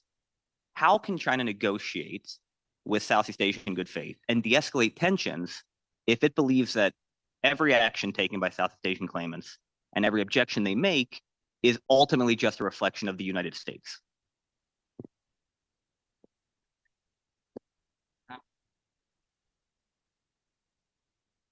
Well, thank panelists for the interesting and useful presentation. From your speech, I noticed that there are two contradiction approaches. Dr. Ngushiton says that the situation in the South China Sea is stable after 15 years due to the effort of China and Asian countries. Dr. Nguyen says that risks are very high now. Taking a note on the new recent incident 3 days before on 22 October at the second tomato show. So that some foreign observer mentioned about the possibility of the foreign intervention in the South China Sea based on the mutual defense agreement between US and the Philippines. So I have two questions. One addressed to Dr. Ngushiton and another to Professor Kaktayo. So that for Dr. Ngushiton, how do we think about the possibility of the application of the mutual defense agreement between US and the Philippines in the South China Sea? And for Professor Kaktayo, and how do you comment on the on the impact of this incident on the COC negotiation process? Thank you. Thank you, Dr. Nguyen and Dr. Anka. Okay. Thank you very much, panelists, for your very interesting presentation. And I have one question to Dr. Shikun. As you know that the South China Sea is a large marine ecosystem. It means that marine animals can travel to one place or can migrate from one place to other places. And also pollutants can be transported all over the sea, and especially the plastic waste. So it means that for sustainable development, the South China Sea, we need cooperation of all countries surrounding the South China Sea. And I believe that the disputed maritime claim in the South China Sea hinder such cooperation. And I have observed in many years, and in fact, there are still very limited cooperation. And one obstacle of the cooperation is the 9-dash line, and recently 10-dash line claim from China. And as Professor Bickham already presented, the rule of the arbitration tribunal under the Annex 7 of the UNCLOS have ruled out that the 9-dash line has no legal base. China, a member of the UNCLOS, still claim the 9-dash line. So my question is, what is the legal base that China, a member of UNCLOS, still claims the 9-dash line? Thank you. Okay, thank you. We have 3 questions to Dr. Wu and 1 to Professor Tayo, okay? Yeah, Dr. Wu, floor is yours.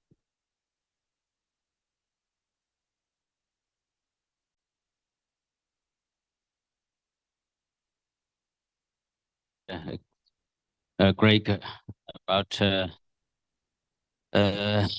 U.S.-Philippine bilateral relations. You mentioned Yes, in my remarks, I mentioned quite often the Philippines and the United States. Why? To be frankly speaking, now I would say the South China Sea situation is getting deteriorated. The main trouble maker is the Philippines, particularly U.S. Philippine allies, military corporations. If we look at the incidents between the Second Thomas Shore, Renaijiao, and also the Scarborough Shore, United States was behind, because China and the Philippines was reached the agreement over the Second Thomas Shore during this Aquino third administration. Why? This time, the Renaijiao was escalated as a pressure point. It is because the Philippines, violated its promise to move away the worship granted by the Philippines in 1999, and violated the promise not to construct the Second Thomas Shore as a military base, and not supply a constructive or conveys construction materials to the Second Thomas Shore. That's the main reason. And also, United States, gave its military support or support diplomatically, politically, even militarily. So that's the main reason why I mentioned the Philippines and the United States. Other Southeast Asia countries, I didn't mention in my remarks. It depends what they will be doing.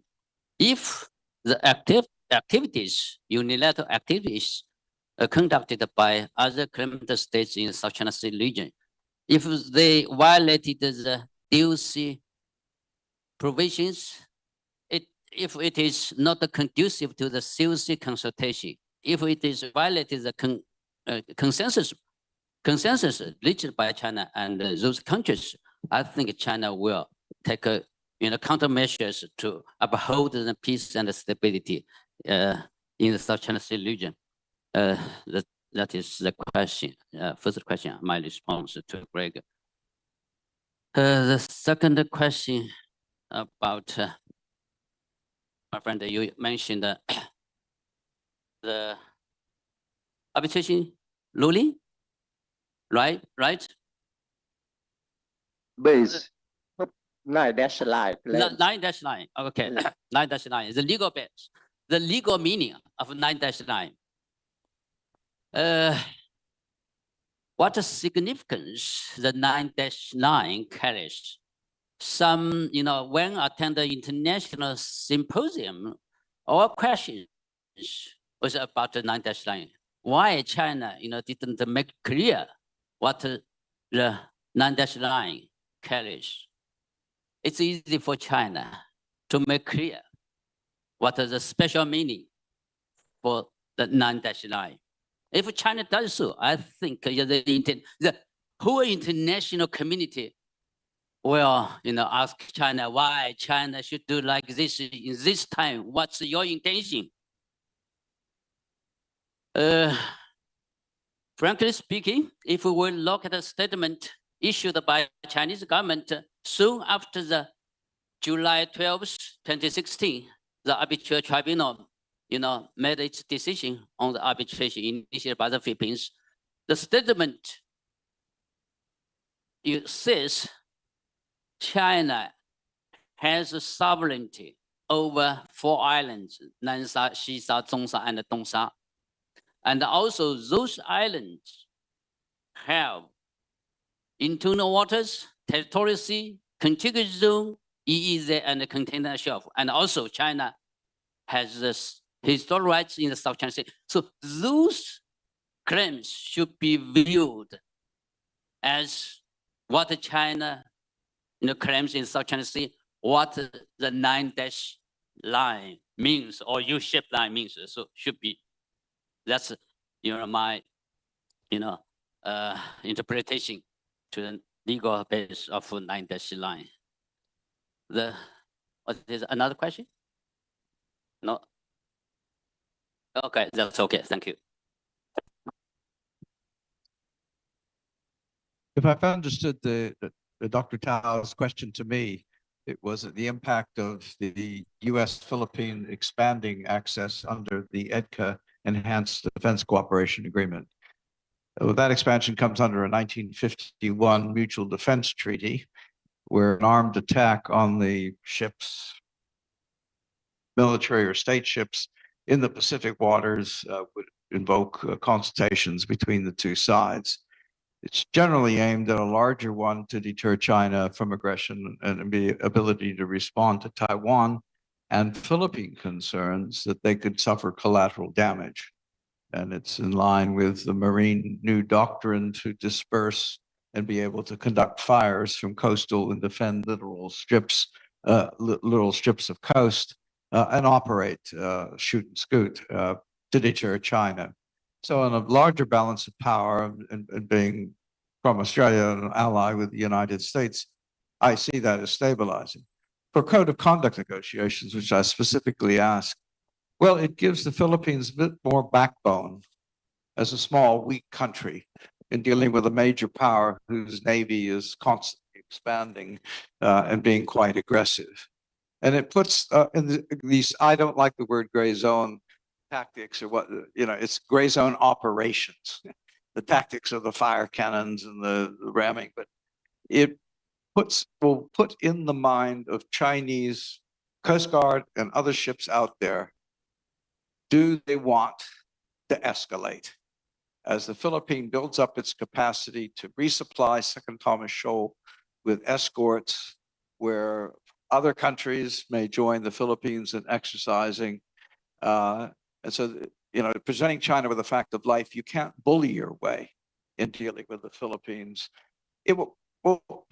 It's not going to derail the code of conduct negotiations. It's just going to prolong them because the interest, we hear the word consensus of all parties have to be met. And that includes the Philippines has interests that have to be met, and that's not to be bullied, and to have the arbitral award enforced immediately, not subject to appeal, which it hasn't been. Thank you. Okay. Thank you, Professor. Next round of the questions.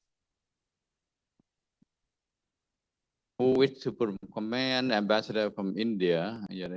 Yes, please. And then the lady on the left. Yeah. Okay, close on. Okay, Ambassador from India. Thank you very much. I think in one of the presentations, quadrilateral dialogue was misrepresented as quadrilateral security dialogue, which is an incorrect description, which I see also keeps appearing in some of the papers. I thought it is good for the audience to know that that's not the phraseology used by Quad in its dialogue, and it seems to be aimed at, motivated in some ways. The question I wanted to ask was that the substantive and effective code of conduct is how it is being kind of very often described in ASEAN papers. For an effective code of conduct, how can it be an effective code of conduct? I think there were references made during the presentations about, the journey itself being more important than the destination.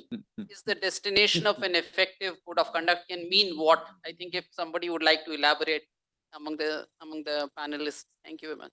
Yeah, thank you, Ambassador. The lady on the left, please.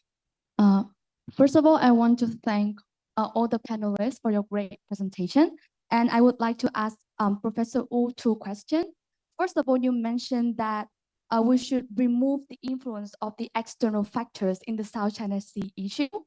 But in different perspectives, the benefit and the harm of the external factors might vary. So how do you think we could come to a universal standard of what to sort out what are the good external factors and what are the bad external factors that we should rule out, we should exclude from the South China Sea issue? That is the first question.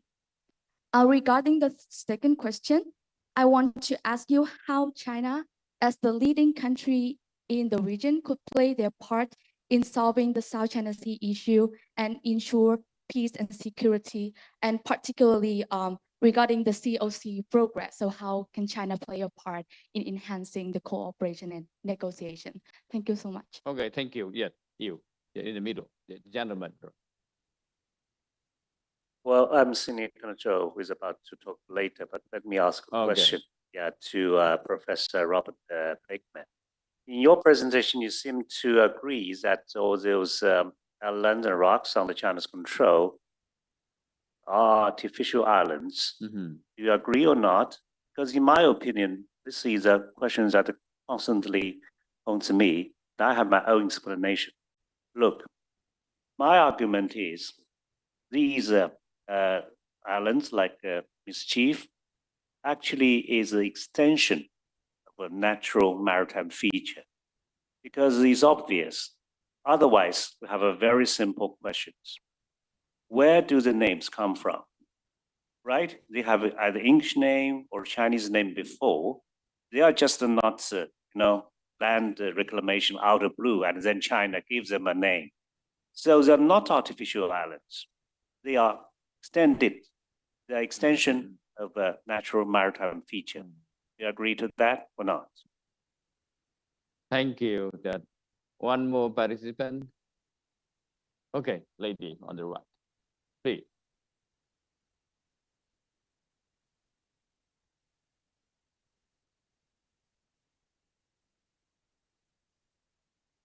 Thank you very much. It's from the International Committee of the Red Cross here. Thanks a lot for inviting us, and thank you very much for the presentations. Two quick questions, if possible. We hear a lot about military exercises.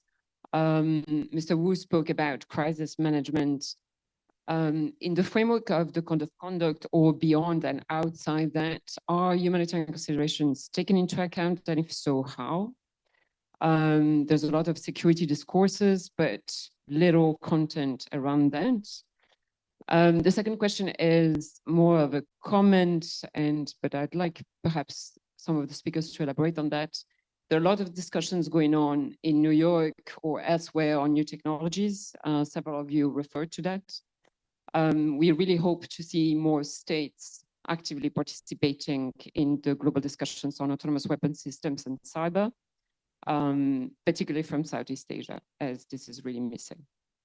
Thanks. Yeah, thank you very much. So I think Dr. Wu will have two questions. And one question from the online participant there, you see, right? Okay, and then Beckman, you have one, and Carr, you have one. And then Dr. Nguyen, would you answer the question from the lady on the Red Cross question? So Dr. Wu. Okay, I will address them one by one with regard to COC, because Professor Dea just touched upon many points of the COC. I would like to discuss the COC from my perspective. Okay. I think the COC consultation negotiation now is going smoothly. We just completed, China and the 10 ASEAN countries completed the second reading, and now moving to the third reading. And also just last July, China and 10 ASEAN countries reached a new consensus on the guidelines for accelerating the earlier conclusion of the COC. So it is our consensus to speed up the COC negotiation as soon as possible. The difficulties, once we touched upon those, complicated issues, Carl just mentioned, the relationship between DOC and the COC, the third party's interest, and on how to implement the COC and the geographical location or scope. There will be differences between China and ASEAN countries, even among countries of ASEAN countries. So in this sense, I don't think it's easy to move fast and smooth, despite the China and ASEAN countries reached consensus to speed up as soon as possible. So if it is, reached consensus or concluded on schedule, and the COC should have legal binding force. I think it's beneficial, conducive to the peace and stability in the South China Sea region. The second question is why China insists to exclude the external forces to involve the South China Sea. If we look at the dual track approach, that was the consensus reached by China and ASEAN countries in 2014. What does it mean? It means that peace and stability should be upheld by China and the ASEAN countries, and the South China Sea disputes should be directly resolved by the parties concerned. So external countries, if their activities, their initiatives with regard to South China Sea region or South China Sea issue, if they are conducive to the peace and stability, they are welcome. If the intention for them, particularly, to be honest, United States, even now Japan, to involve the South China Sea militarily, to conduct such as joint military patrols in the South China Sea in disputed areas and targeted at China. I don't think it's conducive to the peace and stability. So that's the main reason why China would like to join with ASEAN countries to exclude the external countries' interference in the South China Sea issue. Another question? No, yeah. Another question, military cooperation. In my opinion, no military cooperation, no the resolution of South China Sea, no mutual trust between China and ASEAN countries. So my suggestion is 4 steps with regard to South China Sea issue resolving or uphold the peace and the stability of the South China Sea region. Number 1 is CBMS, confidence building measures. And the second one, and moved to preventive diplomacy.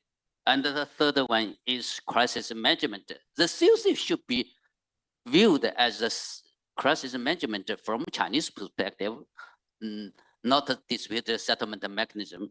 The last one, joint development. Joint development in disputed area means the high level of mutual trust between China and ASEAN countries. That is eventual final goal of China ASEAN countries. Thank you. That's my response to questions. Great, thank you, Professor Wood. Professor Backman. Yeah, status of mischief reef and second Thomas Shoal. I agree with the judgment of the arbitral tribunal. You look at the feature in its natural state. If it is natural state, it is above water at low tide, but below water at high tide. It is a low tide elevation. Land reclamation cannot change the status of a feature. It remains a low tide elevation. And since it is more than 12 miles from any island, it is it's in the economic zone of the Philippines, and it's subject to the jurisdiction of the Philippines. You look at this, if the status of the feature is an island, means that naturally formed state, it must be above water at high tide. Neither mischief reef or second South Thomas Shoal meet that standard. Thank you, Dr. Nguyen. Yeah. Yes, I think the role of new technologies, disruptive technologies cannot be ignored.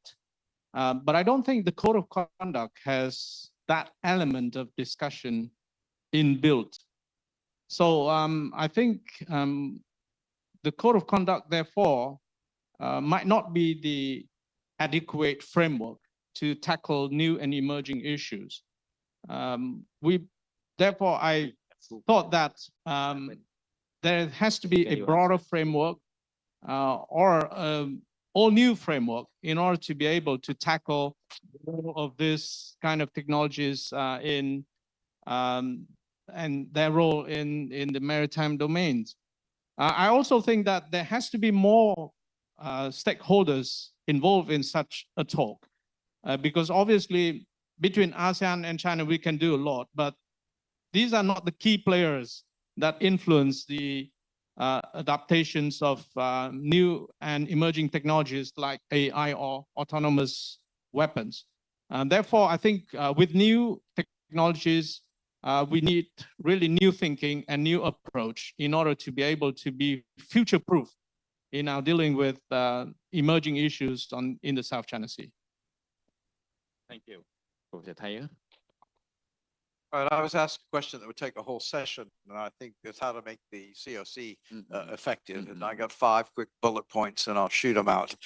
One, in there is a provision from several ASEAN countries that the COC itself should be expanded to include attachments and appendices, so you have very detailed SOPs, etc. And every time I lecture Philippine Navy and other, I go, it's being negotiated by the foreign ministry types, but you naval officers have got to fill in the details. You're going to be there when an incident happens. How do you want to record the evidence? Who do you want to report it with, etc. So add a hell of a lot of this to appendix, make it thick.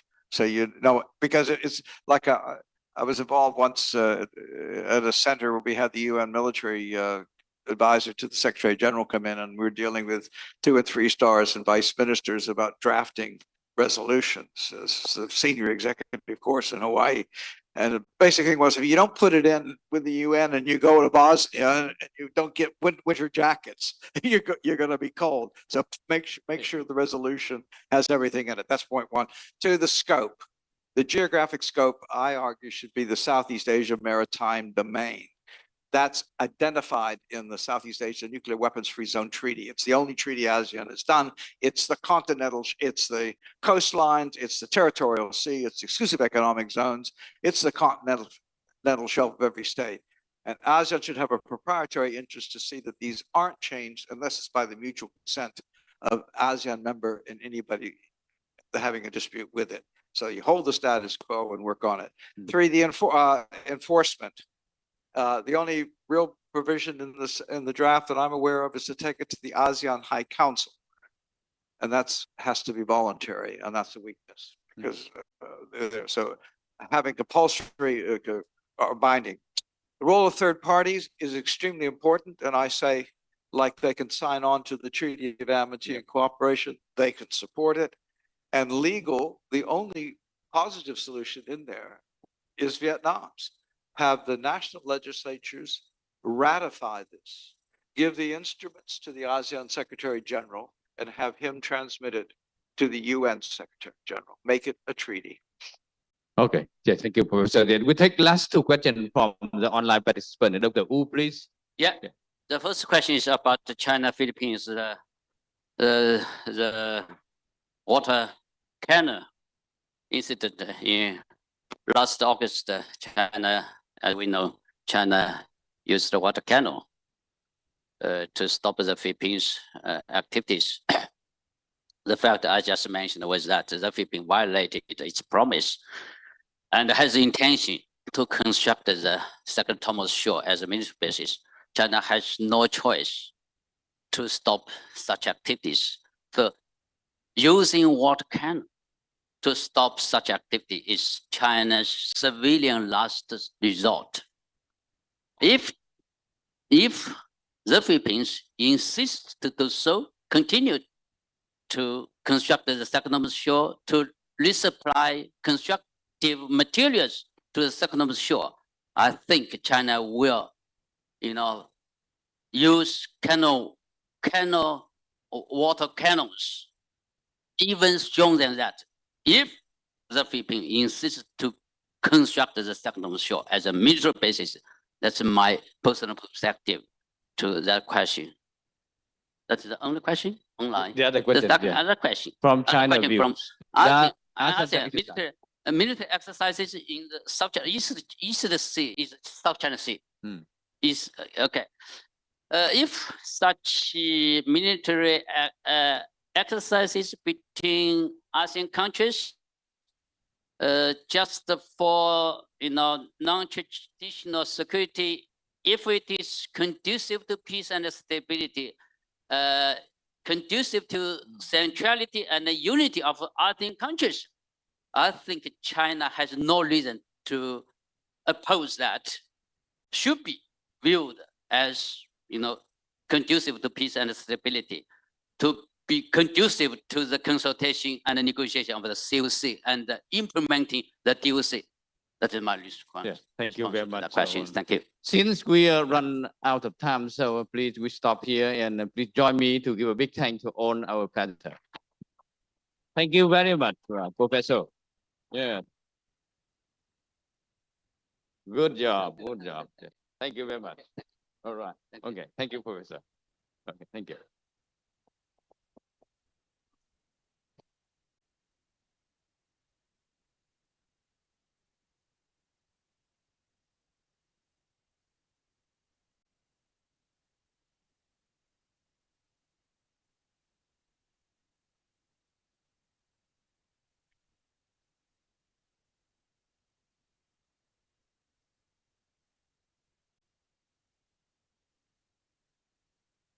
Well, thank you, our moderator and speakers for session 1. And now, may I invite back on stage His Excellencies Mr. Đỗ Hùng Việt, Prime Minister of Foreign Affairs of Vietnam, Ambassador, Dr.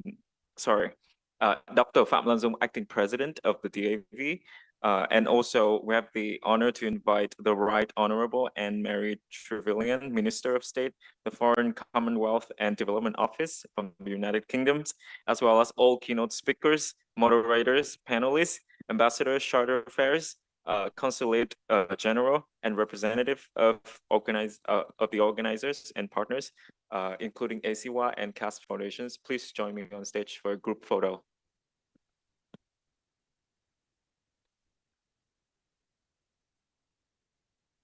And how do they have me? Yeah.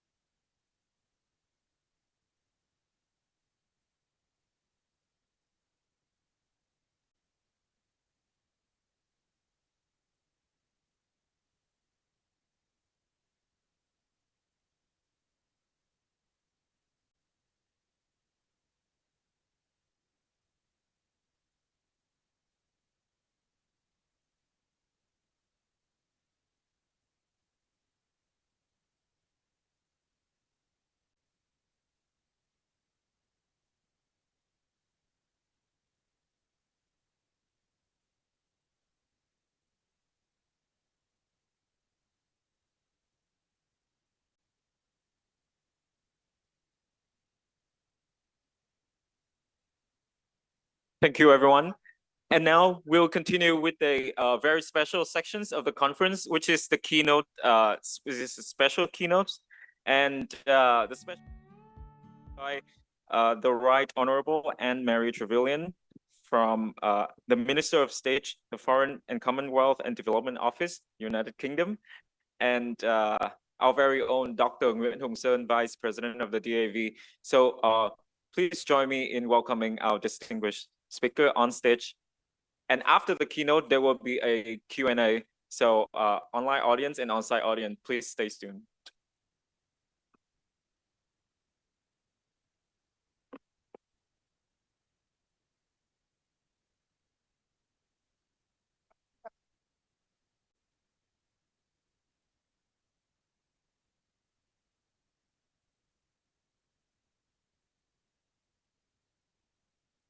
well, the Right Honorable Ms. Anne-Marie Trevelyan. It's a great honor for us to finally welcome you here in person. Last year, we had the opportunity to welcome you to the conference, albeit online. But we are all too happy to have you visit us this time and to deliver the keynote in person. So thank you very much for taking the time to grace this conference of ours. And I wish you a very pleasant visit to Vietnam and pleasant stay in Ho Chi Minh City. Excellencies, ladies and gentlemen, the Right Honorable Anne-Marie Trevelyan was appointed as Minister of State in the Foreign Commonwealth and Development Office in 26 October 2022. Anne-Marie was previously Secretary of State for Transport, Secretary of State for International Trade, and President of the Board of Trade. Previously, Anne-Marie held many various important positions in the UK government, including the UK International Champion and Adaptation and Resilience for COP26 Presidency, Minister of State, Minister for Energy, Clean Growth and Climate Change at the Department of Business, Energy and Industrial Strategy, Secretary of State for International Development, Minister of State for Armed Forces, and Minister for Defense Procurement. Anne-Marie was first elected as MP for the Berwick-upon-Tweed constituency at the 2015 general election. As MP, she has accompanied with colleagues for greater autism awareness and has focused on the armed forces convenient. So without any further ado, a great honor for us to have you. Please, you have the floor.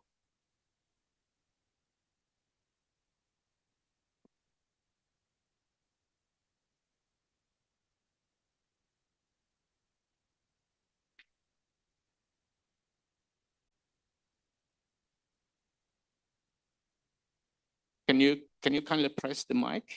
Is that better? I have such a loud voice, I Wonderful. forget. Thank you so much. It's such a pleasure to be here in person. As you say, last year I was able to beam in and frustrated not to be here. So it's a real pleasure to be here in person to show my support for an area of geopolitical importance to all of us. And I'm especially glad to be here this year because it's the 50th anniversary year of diplomatic relations between the United Kingdom and Vietnam. We are a close partner with Vietnam on maritime security, and we remain committed to strengthening that long-standing collaboration. And I'm here because what happens in the South China Sea matters globally. As you are all aware, almost 60% of global maritime trade passes through the South China Sea. So this makes it vital that all parties enjoy the same freedoms to navigate and exercise in the South China Sea. Russia's illegal invasion of Ukraine last year offers an alarming example of the pain inflicted when supply chains are disrupted by conflict. Rising energy and food prices are harming the world's most vulnerable people. Like you, the UK is committed to avoiding any such outcome in this region. We seek to preserve a free and open Indo-Pacific.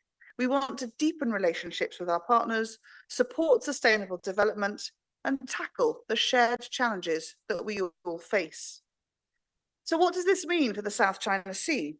It means supporting stability and working together on climate change.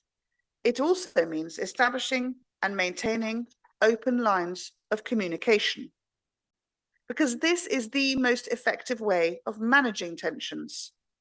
Failing to do so risks escalation.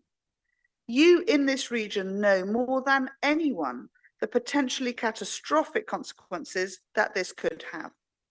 So as the UK deepens its long-term partnership with ASEAN and others in the Indo-Pacific, we are committed to helping you to de-escalate tensions and to maintain that all-important stability. So that is why our commitment to the UN Convention of the Law of the Sea is unwavering. Last year, on its 40th anniversary, I reiterated the important role that UNCLOS plays in setting the legal framework for activities in our seas and oceans.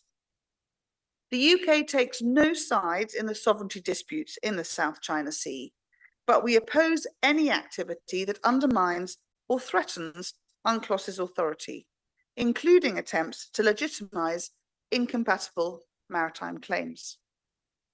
The recent instances of unsafe conduct against Vietnamese and Filipino vessels has demonstrated the serious risks posed to regional peace and stability.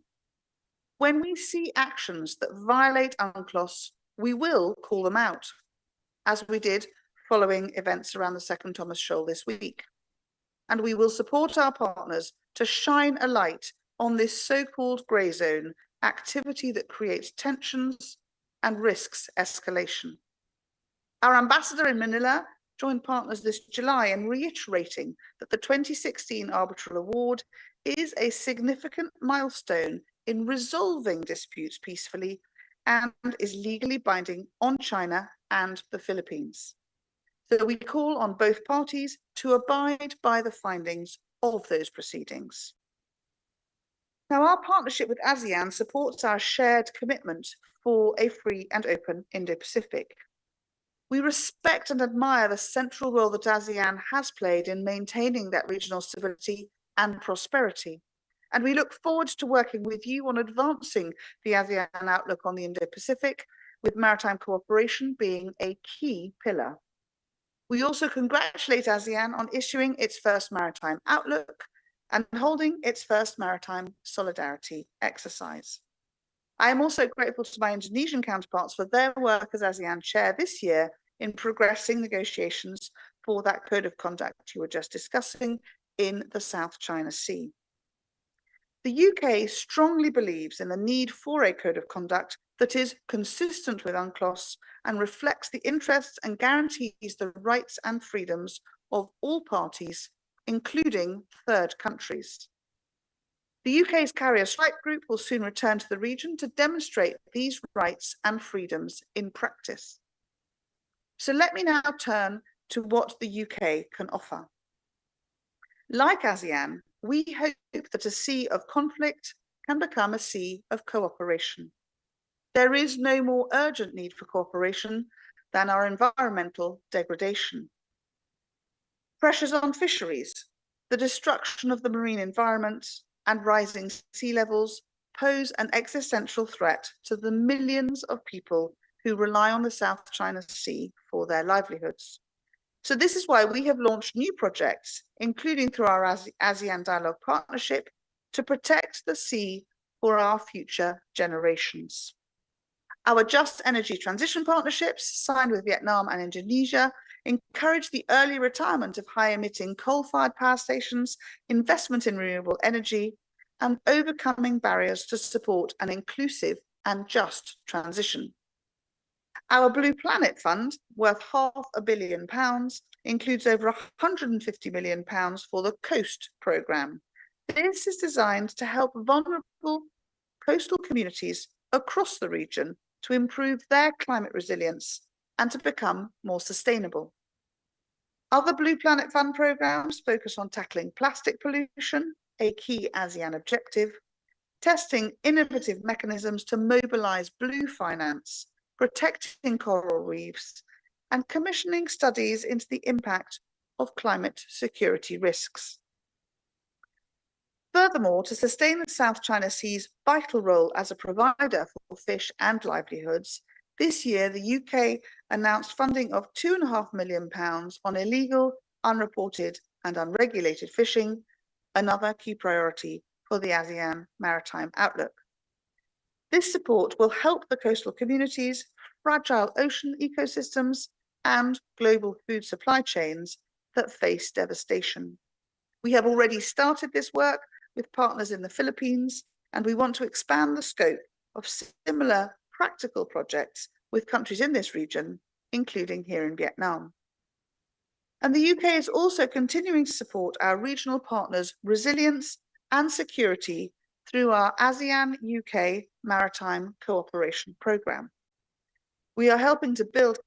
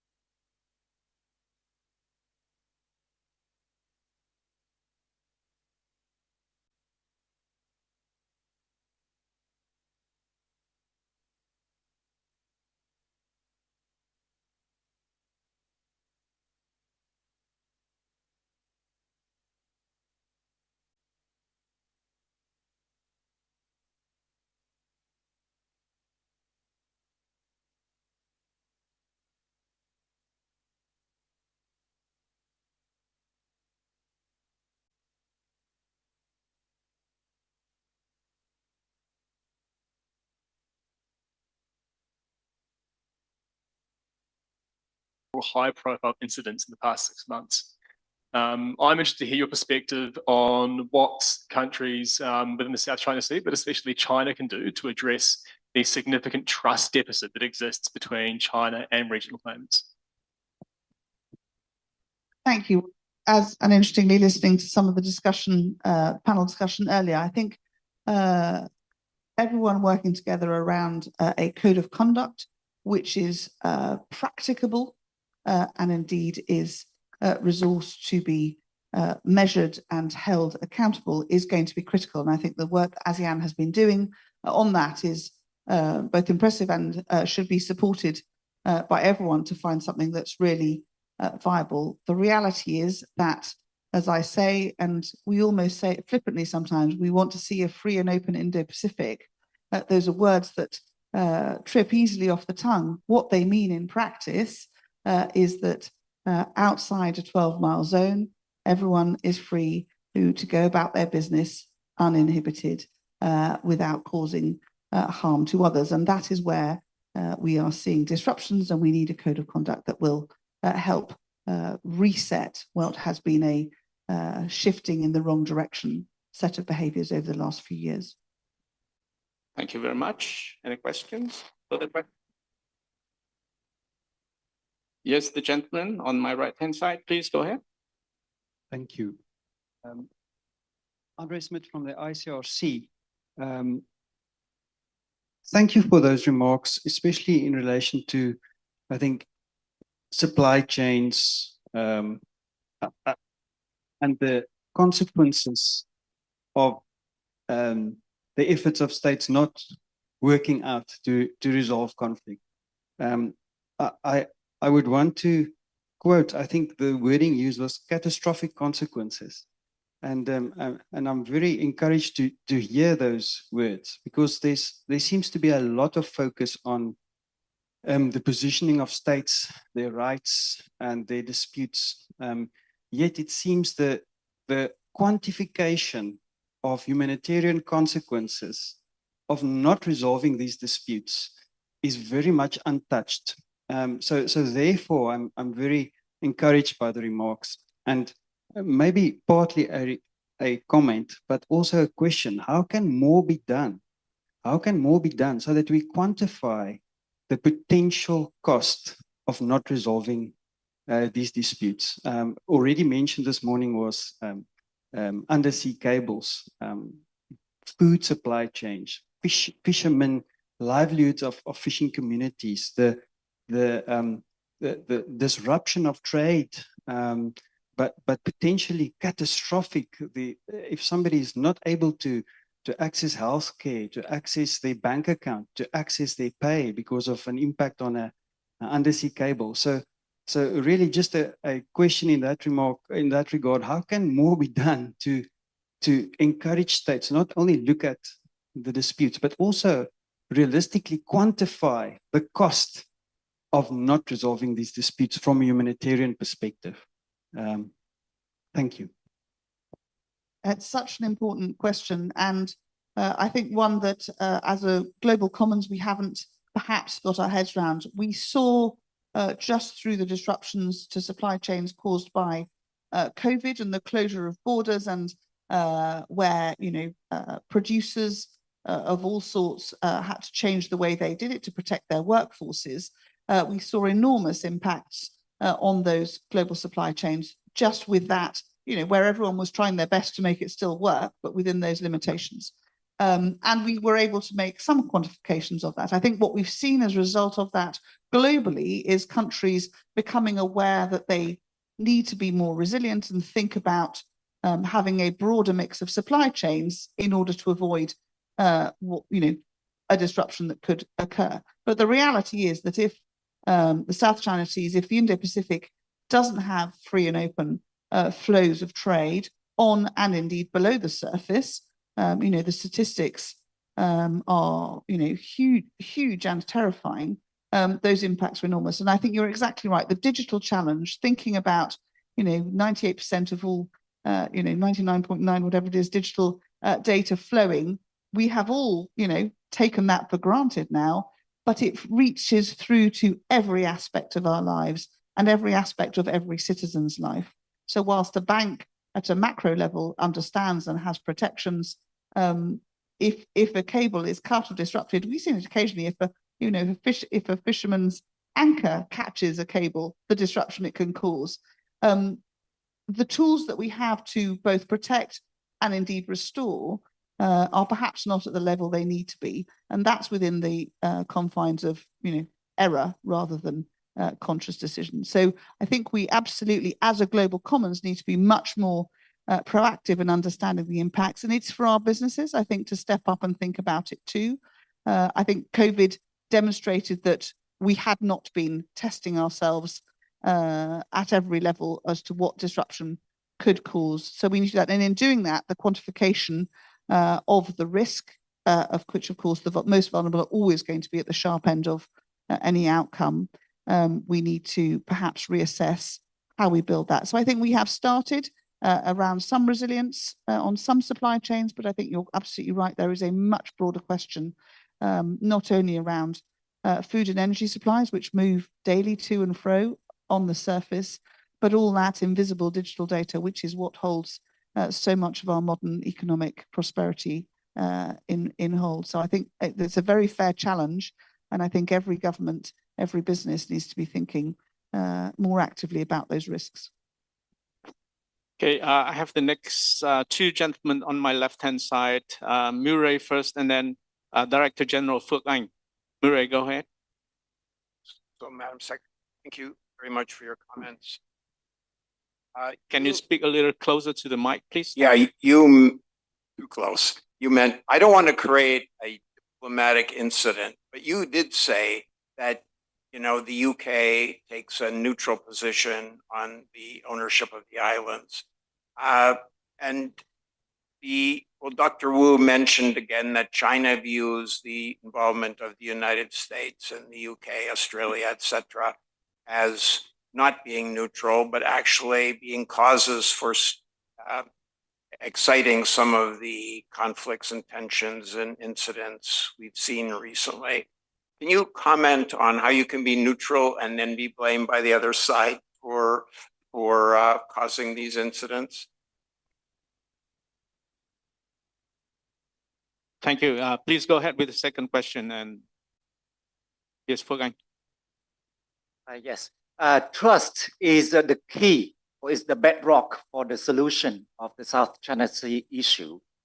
However, it seems like there are still different views of the intention of outside countries, even though it is regularly reiterated that the intention is to work for the peace and the stability in the region. So how does the UK clarify its stand, as well as how to build trust for all others in concern or related to the South China Sea issue? Thank you. Thank you very much. And maybe we can take one more question from an online audience. Can you comment on the 5-power defense arrangements role in contributing to the maritime security and stability of Southeast Asia? Thank you. I think all very strongly interrelated. So I think to the first question, as I set out in my remarks, we choose to rely on UNCLOS. We consider it to be the arbiter and the place within which we would like to see every country bring forward disputes. We don't have an opinion on disputes. Disputes happen all the time, in lots of different areas.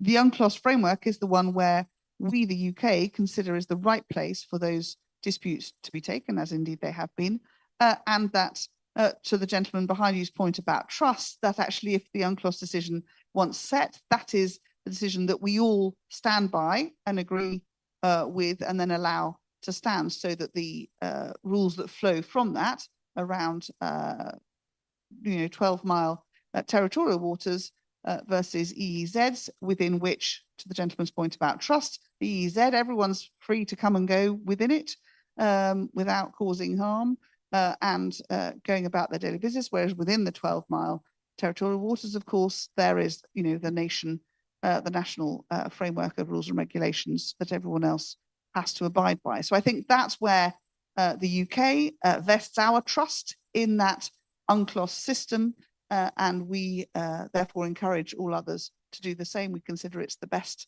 that we have. It's been going, as I say, 40 years, and it works, but it requires all parties to consider that to be right. We don't wish to, intervene or have an opinion on the dispute of between any parties. The UNCLOS decision is the one that we would set out. But to the point from the Lowy Institute in Sydney on the screen, the 5 power defence arrangements is a very, very long-standing one, where the UK is involved with Malaysia and others. And again, it's about supporting, friends and allies around those normal, if you like, maritime security issues, and a long-standing agreement to support. And we do a lot of work. I was in Malaysia just the other day talking to the teams about the sort of, I mentioned it, maritime domain awareness, those sorts of technical assistance training, but they come with it to the point that other security arrangements, unlike the Quad and AUKUS, so the Quad, a different construct of nations working together to support each other around maritime security, shared skills and resources. And again, AUKUS mentioned a relatively new arrangement between Australia, the US and us, we bringing our technical expertise in nuclear-powered submarines to help the Australians grow their next generation of submarines so that they can continue to do the work they want to do in the region as part of their defence and maritime commitments. So I think these are exactly the point. They're around trust. There are many different sets of relationships, long-standing, newer. They're all about working together to assure the ability of the global commons to be able to move our goods and people, energy around the world across our enormous waterways, knowing that we can do so safely, so that our businesses can assure the prosperity of all our nations. Well, thank you very much, Madam Right Honourable. Unfortunately, we are out of time. I think questions are just starting to come in, but well, that's it we have time for now. So we would like to once again express our gratitude for your time, for spending time with us, and for sharing your very candid thoughts on a very tough topic in the region. We truly need wisdoms and helps from our friends and partners in order to help make the issue less complicated and bring the spirit of cooperation which you did bring to this room today. So please join me in expressing our gratitude to the Right Honourable with a big round of applause. Thank you very much.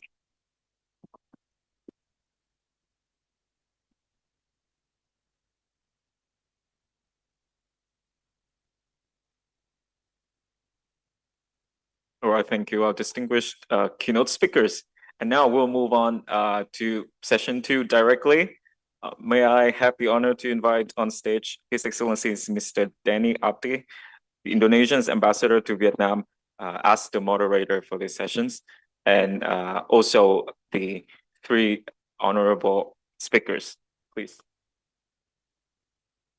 And for our online audience and on-site audience, don't forget to catch the post-sessions live commentaries for session 1 and session 2 with Dr. Nguyễn Nam Dương from the East Sea Institute at 1:30 p.m. in this very ballroom.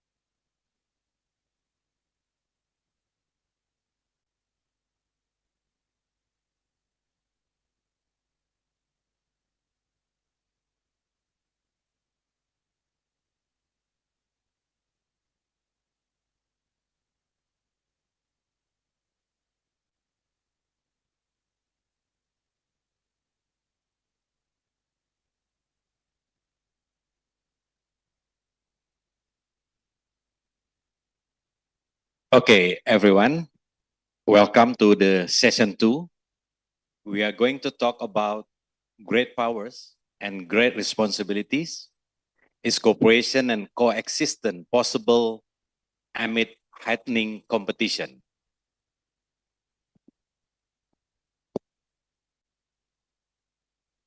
The world faces new and different challenges today.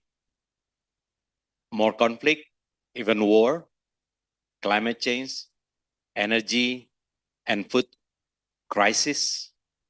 After the COVID-19, we really need a global partnership. We need a global leadership, especially from the big powers, more than ever, to lead and overcome these challenges. However, we don't have that luxury. Indeed, we are witnessing the big powers competition increasing across the world, including in Recording South in China progress. Sea. So to understand this issue and what we can do to help everyone, because I think it is in the interest of all countries, especially those in this region, to maintain peace and security and to work together instead of competing one another. So today we have 4 distinguished speakers with us. The first one will be Professor Fyodor Lukyanov. He is a research director of the Foundation for Development and Support of the FIDE Discussion Club. He will speak online. And our second speaker will be Mr. Gregory B. Pauling from Center for Strategic and International Studies, the US. Our third speaker will be Senior Colonel retired Bao Bo, Center for International Security and Strategy, Tsinghua University, China.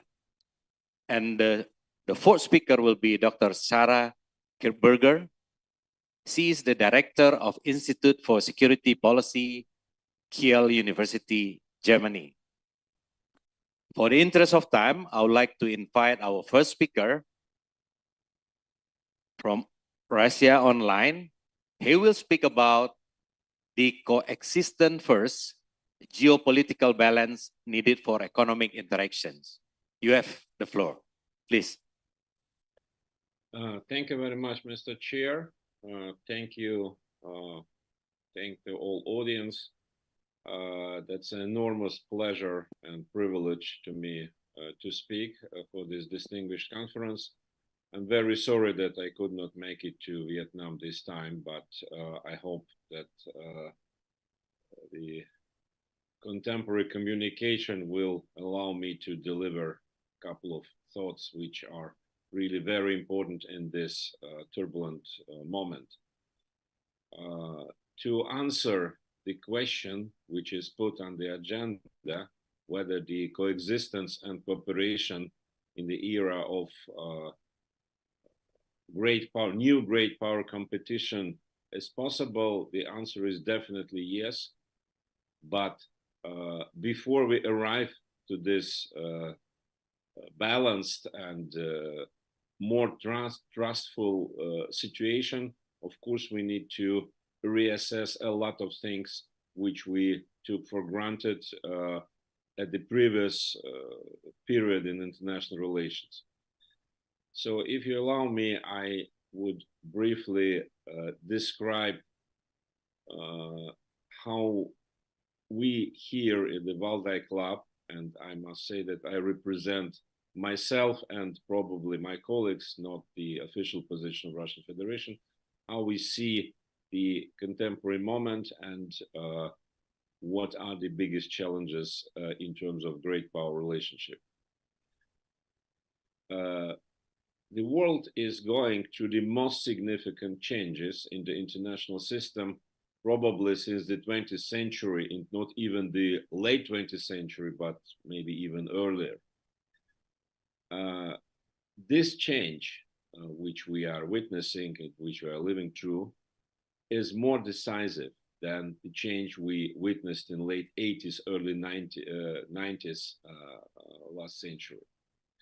at that time, of course, it was a very fundamental shift of the balance of powers, which was caused by collapse of the Soviet Union and the respective political and military bloc.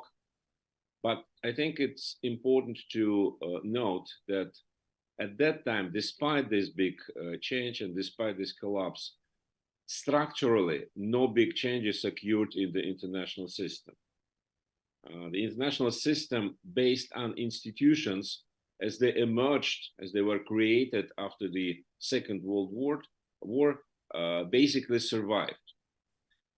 And it was an expectation on all sides, actually, especially powers at that time. It was clear that the United States and the West played the most significant role.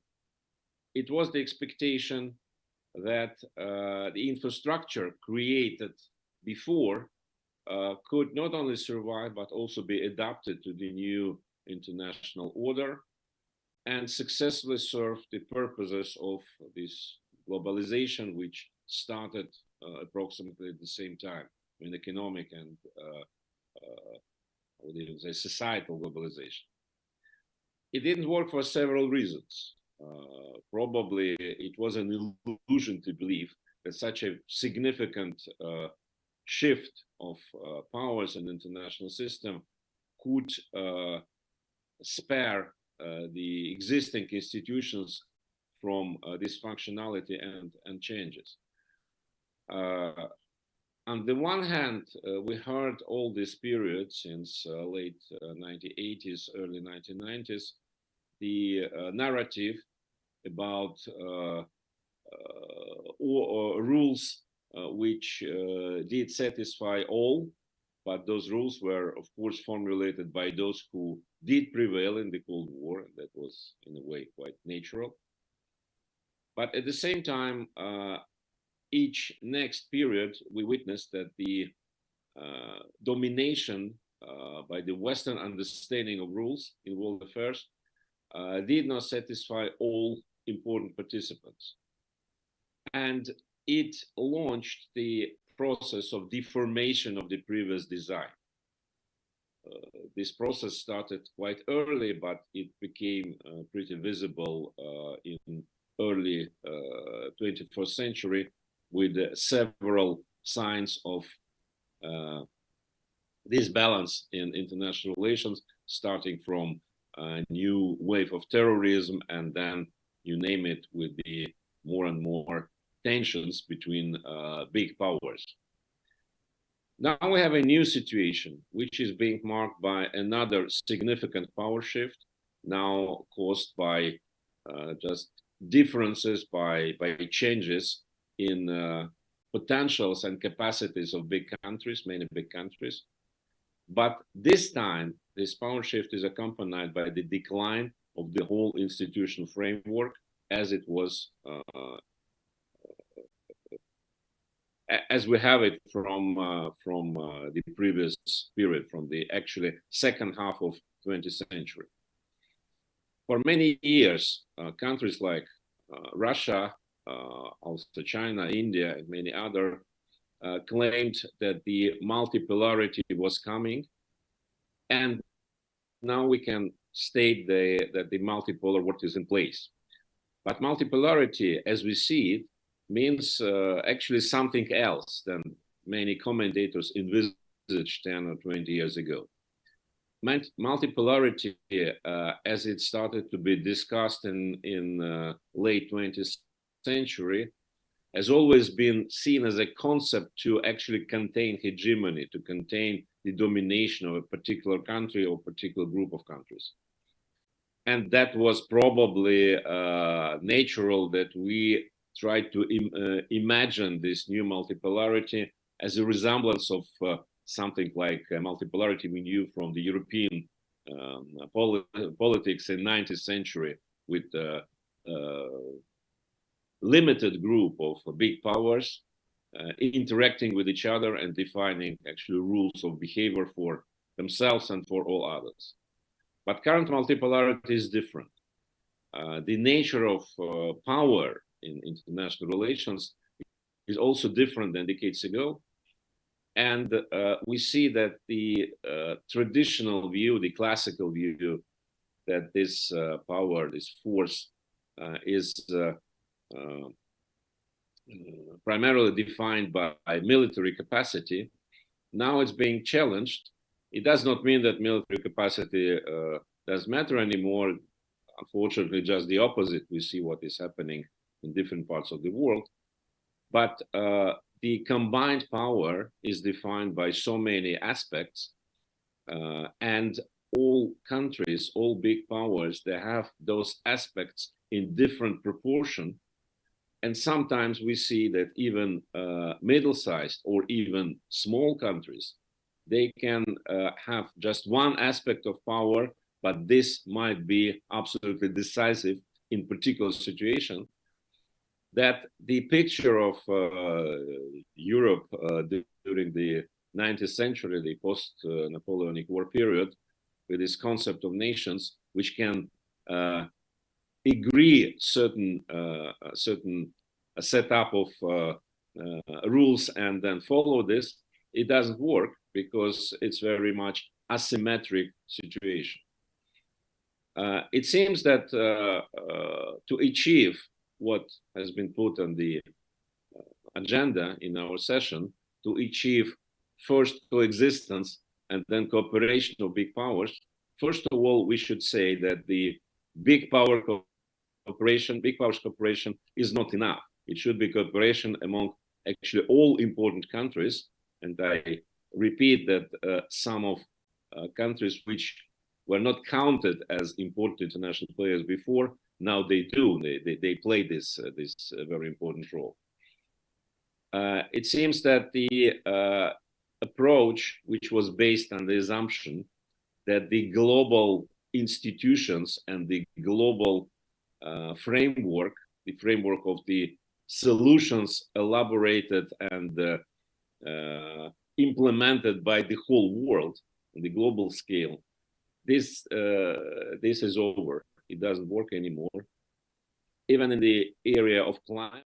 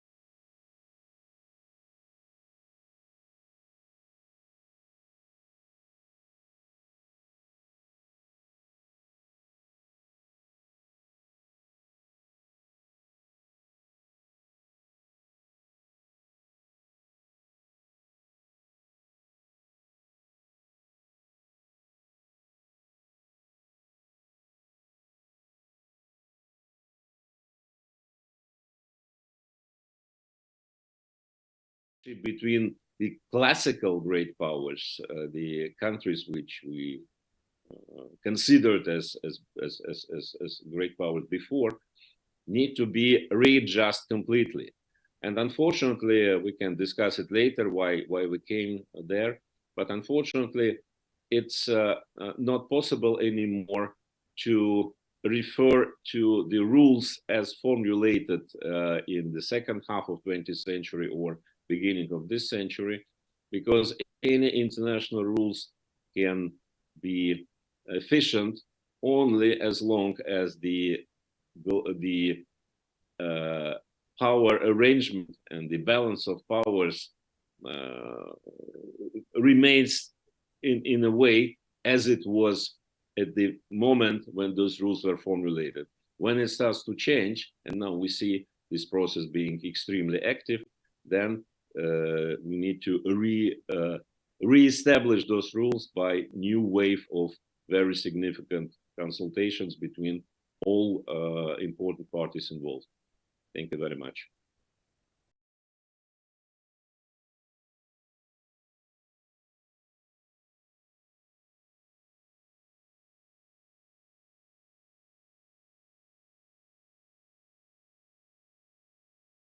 big powers, power shift, also the shift of the role of military capacity to other aspects. And even you mentioned about the big power cooperation will not be enough for today's situation. We need more countries, even regional organizations, to play a bigger role. And I think this is exactly what happened in this region.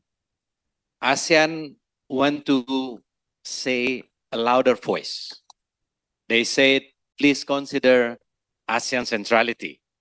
When big powers coming to this region, please talk with ASEAN countries. And for the next speaker, I would like to invite Mr. Gregory Bepoling. He will talk about U.S. interests and involvement in the South China Sea. You have the floor.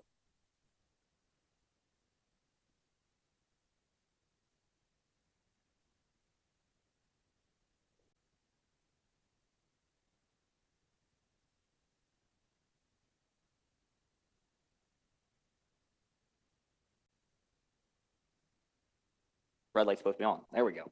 All right. And thank you to the organizers and the Diplomatic Academy of Vietnam for having me back again. It's always an honor. My first attendance at this conference was in 2014, which took place in Da Nang in parallel with the Haiyang Trio 981 standoff around the paracels. And while I'm not sure I can say that we've made a terrible amount of progress in the intervening 9 years, as Carl said earlier, perhaps the journey is half of the point. What I'm going to focus on are two main points. One, the diplomatic record of U.S. interests and policies in the South China Sea, and two, what I think are the two key potential points of escalation today where those interests and the interests of China rub against each other. Now, it is often said, as we heard from Dr. Wu earlier, that the U.S. position on the South China Sea has somehow shifted over the last decade or so away from the traditional U.S. position of neutrality, and I would push back against that.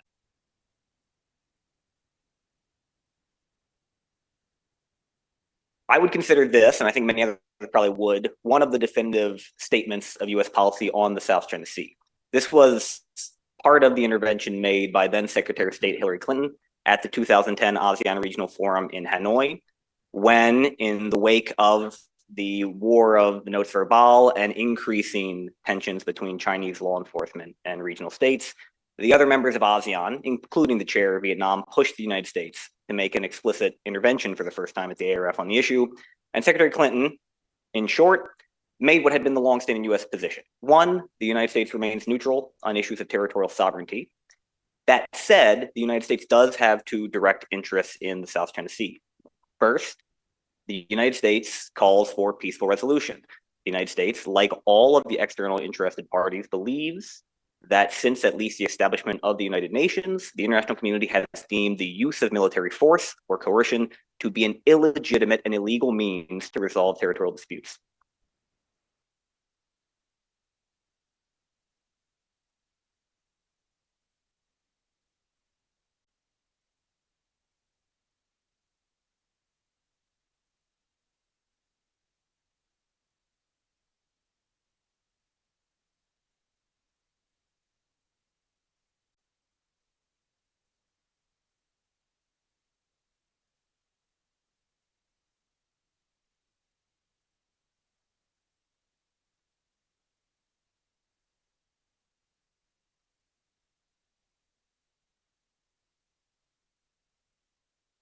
Of China's occupation of Mischief Reef the previous December.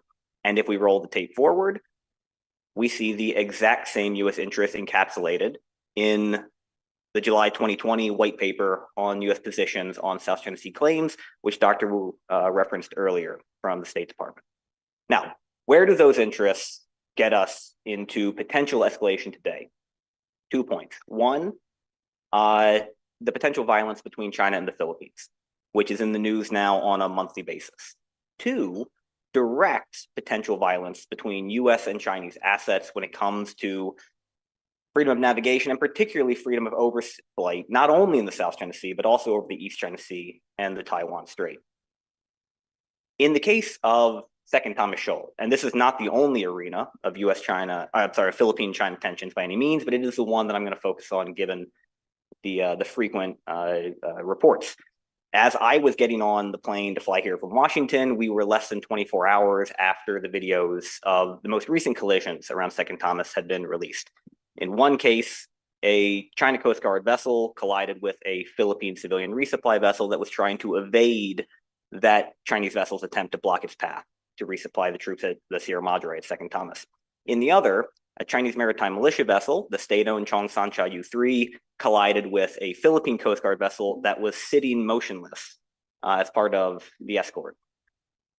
In a sense, it's a little surprising it took this long to have collisions, because what we have seen for now almost 2 years is a monthly pattern of unsafe behavior around Second Thomas, beginning in the latter months of the Duterte administration.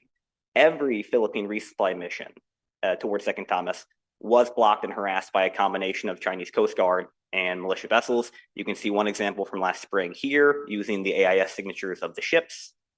Here's another example from the summer.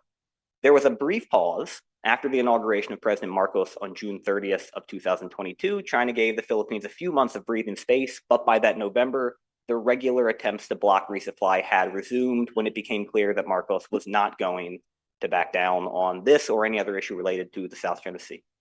At the beginning of this year, we had the well-publicized incident in which a Chinese Coast Guard vessel used a military laser, or as the Americans might call it, a dazzler, to temporarily blind the crew of a Philippine Coast Guard vessel.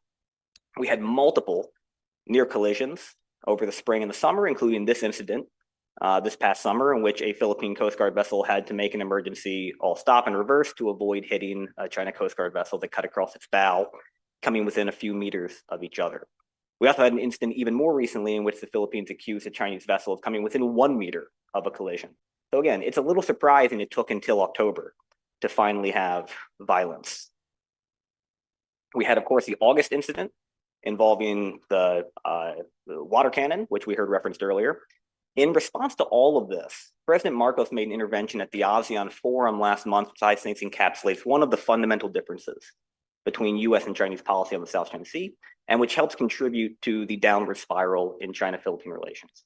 And that is the fact that in Beijing's official terminology, the South China Sea is increasingly a bilateral dispute between China and the US. The Philippines and other Southeast Asian states have no agency. They have no place in the dispute. They are merely puppets of some kind of shadowy conspiracy involving the US and sometimes Japan, depending on the speech. And understandably, this irritates the Philippines. When you are being punched in the face by a bully, the last thing you want to hear the bully say is, why are you listening to that other guy over there? Now, this is the intervention that President Marcos made. 2 days later, as if to prove the point, we had yet another near collision. There are no US vessels in that image. The US does not conduct resupply missions to the Sierra Madre. There is a US P-8 patrol craft overhead watching, standing behind the Philippines, as is the US position for all of its allies. In the wake of yet another near collision earlier this month, this was the editorial cartoon from the Global Times. The Philippines is nothing more than a stick that the Americans use to stir up trouble in the South China Sea. As long as this is the official Chinese position, it's hard to see how one de-escalates around Second Thomas Shoal, because the position of the United States is that it has no room here. The US is not going to negotiate on behalf of other states. It is not Washington's place. Beijing's position is there is no point in negotiating with anybody except for Washington. And the Philippines is nothing more than an agent of US influence.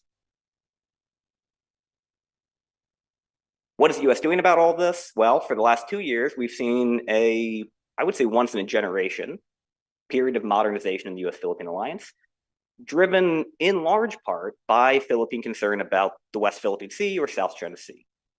The most visible example of this, of course, is the expansion and implementation of the 2014 Enhanced Defense Cooperation Agreement, which involves US-funded upgrades to Philippine military bases, US preposition of equipment, and US rotational deployments for joint exercises and to enhance interoperability. One of the most visible, I think, forthcoming aspects of this would be the airstrip that you see on the left. That is a new airbase being built on Balabac Island at the southern tip of Palawan, which will help contribute to Philippine access and patrol over the Spratly Islands.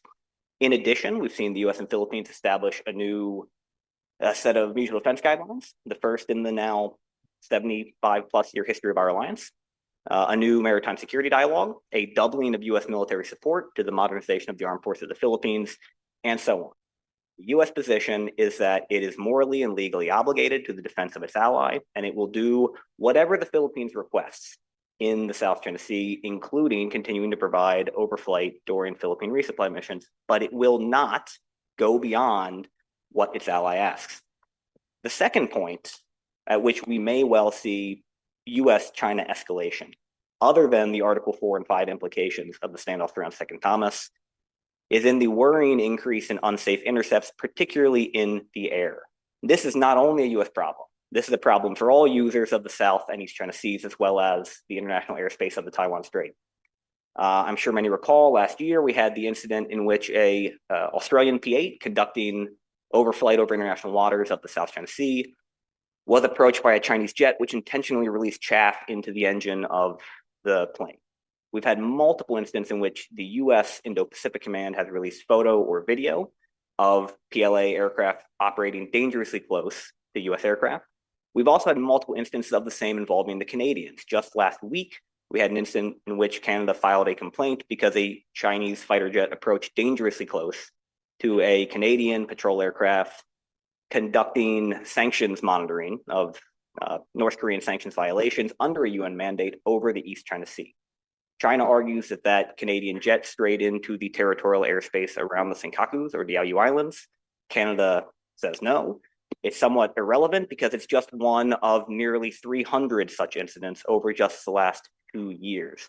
This summer, for instance, at the Shangri-La Dialogue, everybody focused on the dueling speeches by Secretary Austin and Secretary Minister Li Shangfu, in which Secretary Austin flagged this point over and over and called for the same kind of confidence building mechanisms and crisis management mechanisms that we heard Dr. Wu call for earlier and was largely rebuffed.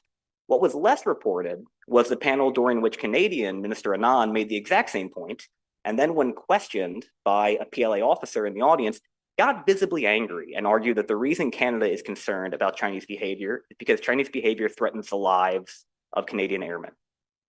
At the annual CSIS South China Sea Conference last summer, Assistant Defense Secretary Eli Ratner argued that the increase in unsafe intercepts has been exponential and dated it to 2021. He promised to declassify information proving that point beyond just the occasional photos and videos we've seen. And last week, he went on record with those numbers, which have now been included in the recently released US Pentagon's annual report on the Chinese military. The argument from the Pentagon is that we have seen nearly 200 unsafe intercepts involving the US, 300 total involving the US and other allies and partners. That is one roughly every 2.5 days for 2 years. If it is a miracle that it took until this month to have a collision around Second Thomas Shoal, it is a larger miracle that we have not had a repeat of the 2001 EP3 incident yet. But if this continues, we will. There must be crisis management and communication mechanisms established before this escalates. And I will conclude there. Thank you.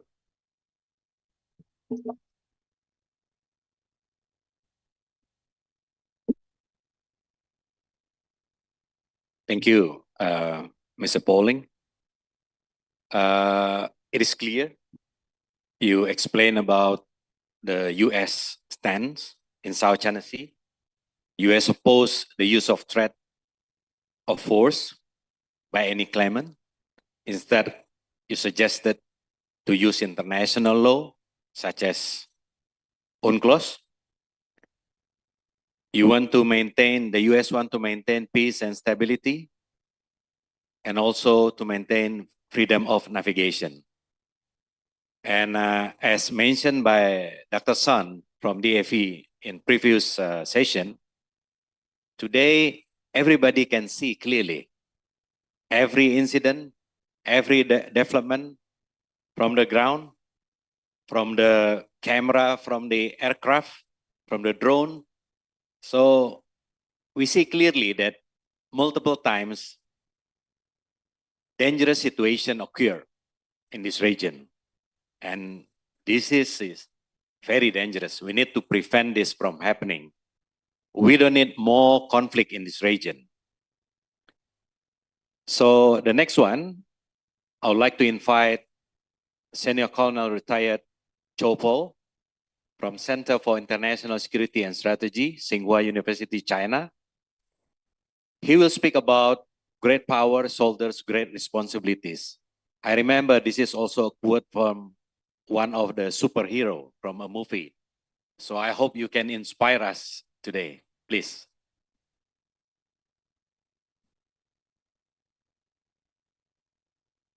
Can you hear me? Okay, that's fine. Yeah.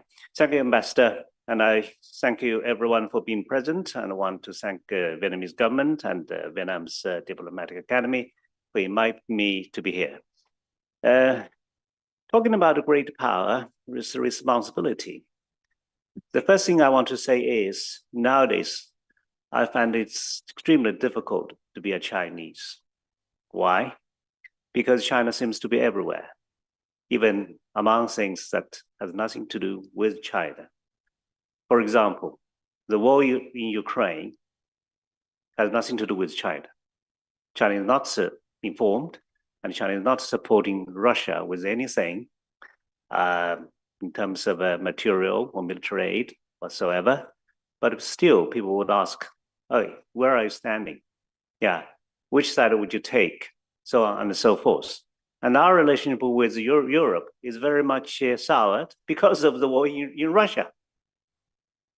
And because there are so many European faces here, I wish to conclude about the future of China-Europe relationship in 3 sentences first, to just give you some tips. First, I believe so long as the war in Russia is going on, China's relationship with Europe cannot improve tremendously. Second sentence, so long as there is no war in Taiwan Strait, China's relationship with Europe will not become very bad. Third sentence, so long as China's relationship with the United States is not too bad, then Europeans will have a greater room to maneuver. That's it.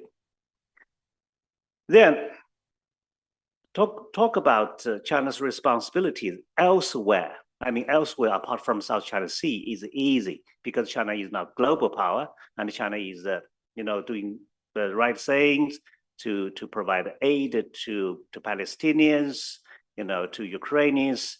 But when it comes to South China Sea, things are more complicated in that China is one of the claimants. Yeah. So China is not only the major power, but China is also one of the claimants, and that makes things more complicated. But what I wish to say is, if we now compare Asia Pacific or the Indo-Pacific, whatever you call it, with the rest of the world, you probably would congratulate yourself to be here because we are in a region that is relatively more peaceful compared with the war in Ukraine or in the Middle East. So on this question of South China Sea, I would say that China has exercises a lot of restraint. Just now, people talking about China use water cannon against the Filipino Coast Guard ships, as if this is a kind of use of violence. But I think that is actually is a kind of a minimum, demonstration of determination or will to safeguard Chinese sovereignty. What if I tell you that the Filipinos actually killed the Chinese in 2000 and 2013? Very few people mentioned that the Filipino Coast Guard killed the Chinese.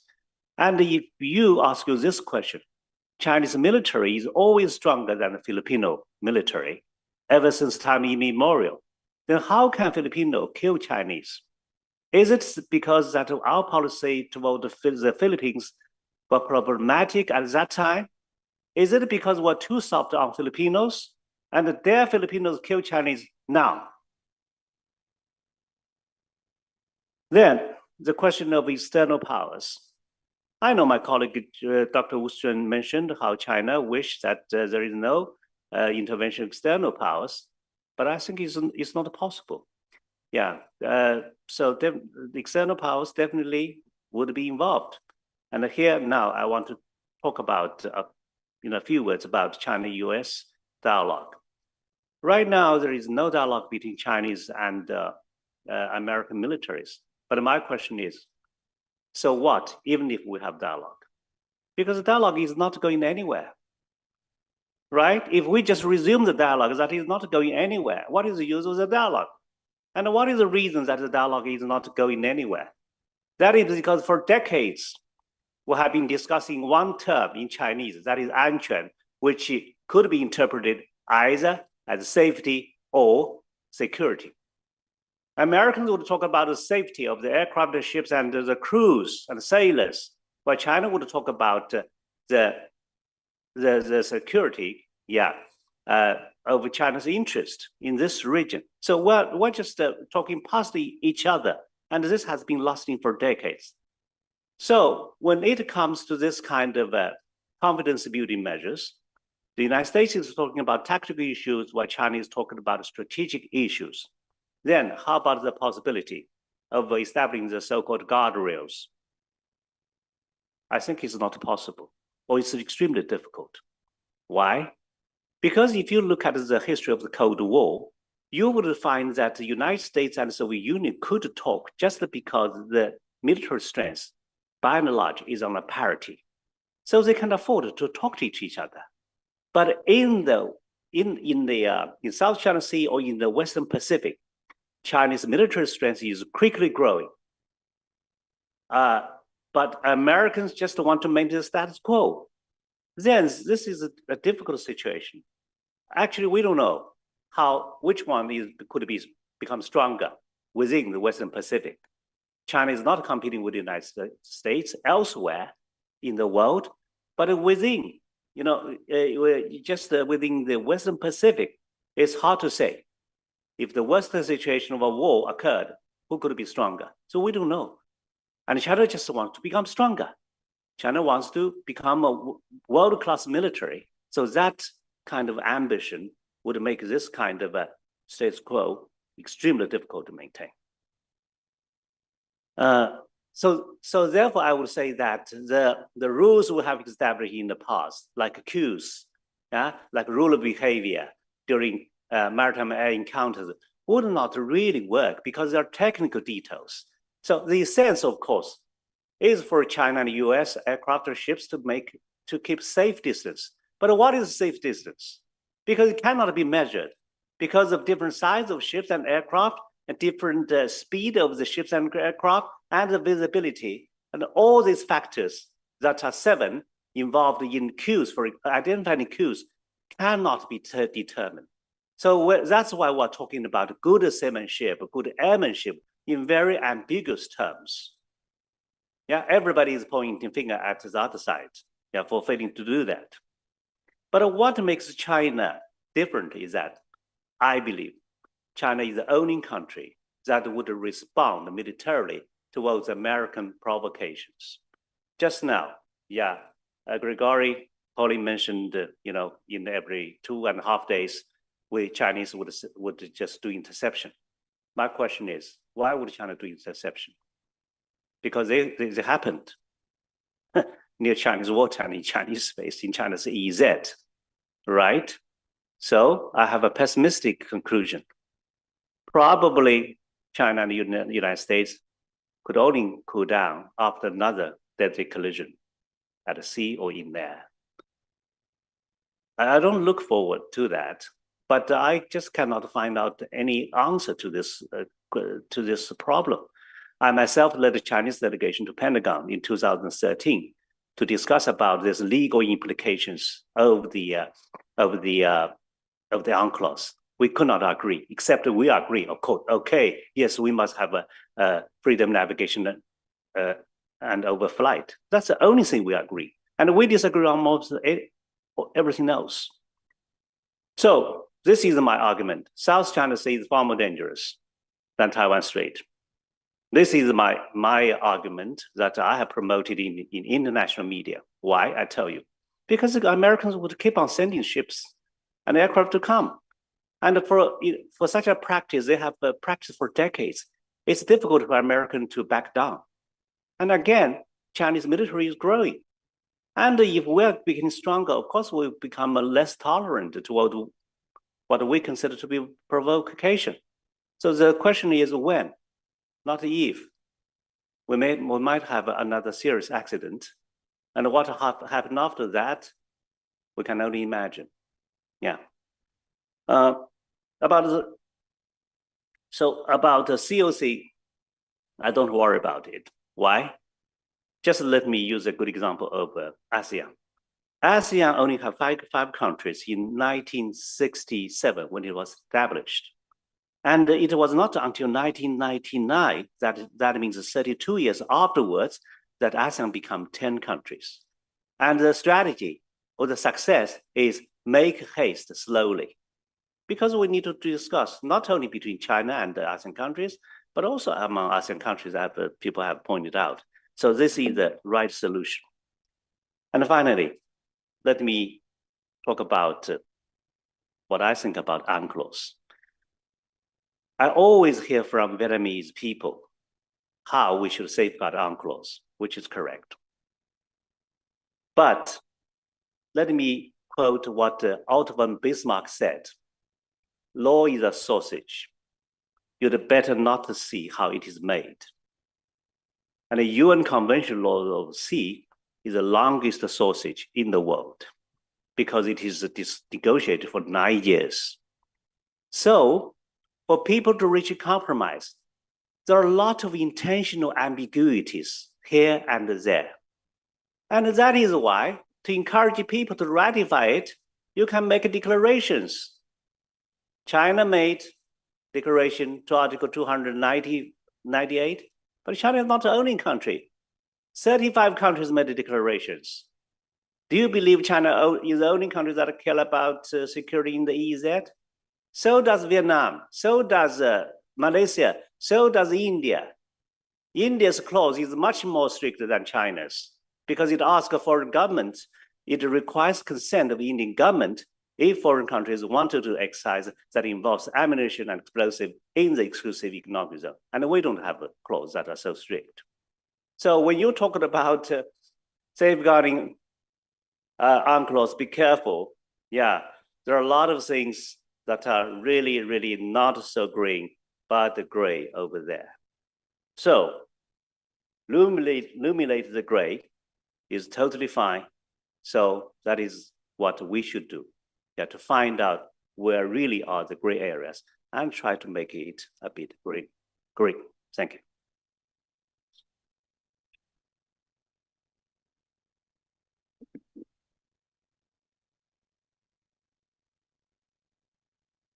Thank you, Senior Colonel Chao Po.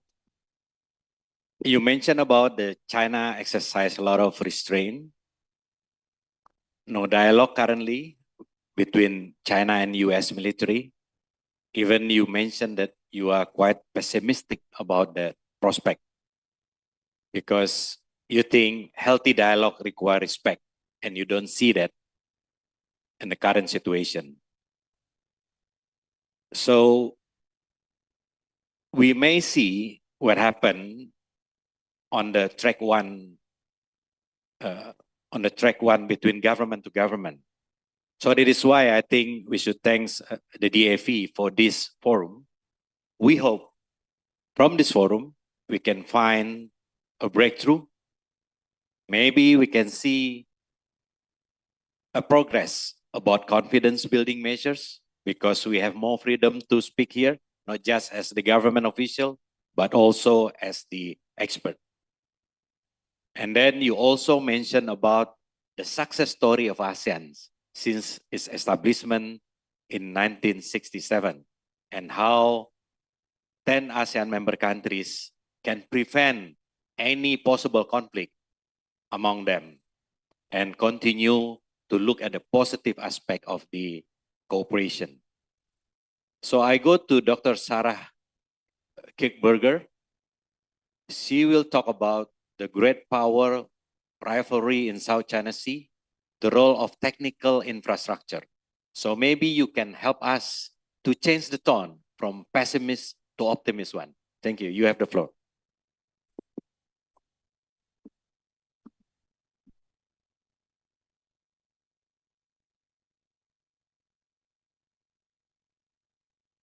Thank you very much, Ambassador, for the kind introduction. I'm afraid I'm not much more positive or optimist than my previous speakers, but well, let's see. Many thanks to the Diplomatic Academy of Vietnam and to the Konrad Adenauer Foundation for hosting this excellent event. It's a great honor to be here again after last year, so thank you.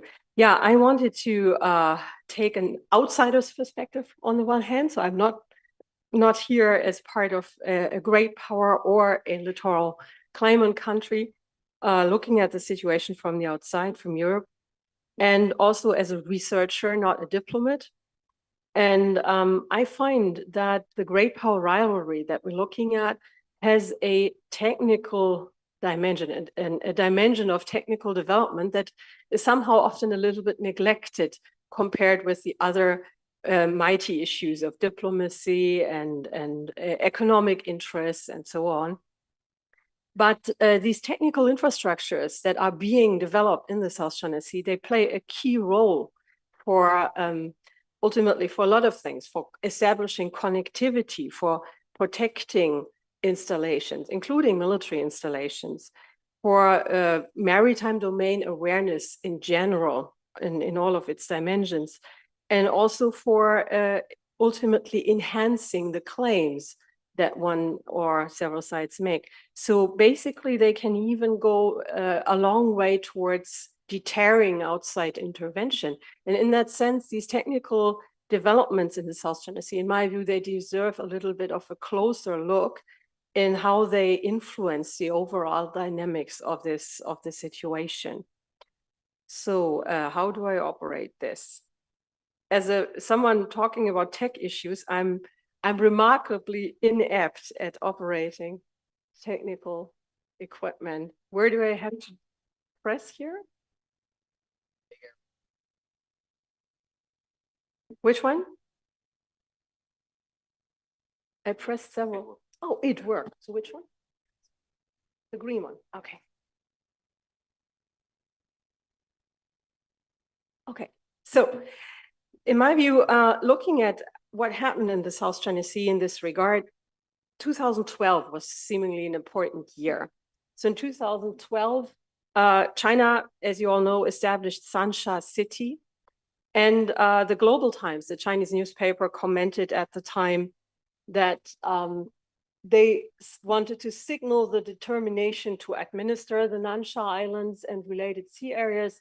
And this new level of management carries more weight than the law of Vietnam, and that new measures would be necessary basically to enhance and solidify China's sovereignty over this entire area. So what kinds of measures are we talking about? So I don't expect you to be able to read this, but let me explain what this is. I try to make a timeline and look at the events from 2012 as they relate to technical developments and look at it from the perspectives of the great powers. So the part above is what China did on its side, and the part below the timeline is United States and other claimant countries in the South China Sea. And in 2012, basically in 2011, President Obama proclaimed the pivot to Asia, as you know. And in 2012, China occupied the Scarborough Shoal, wrestled control of Scarborough Shoal from the Philippines. So these were two, I think, key events.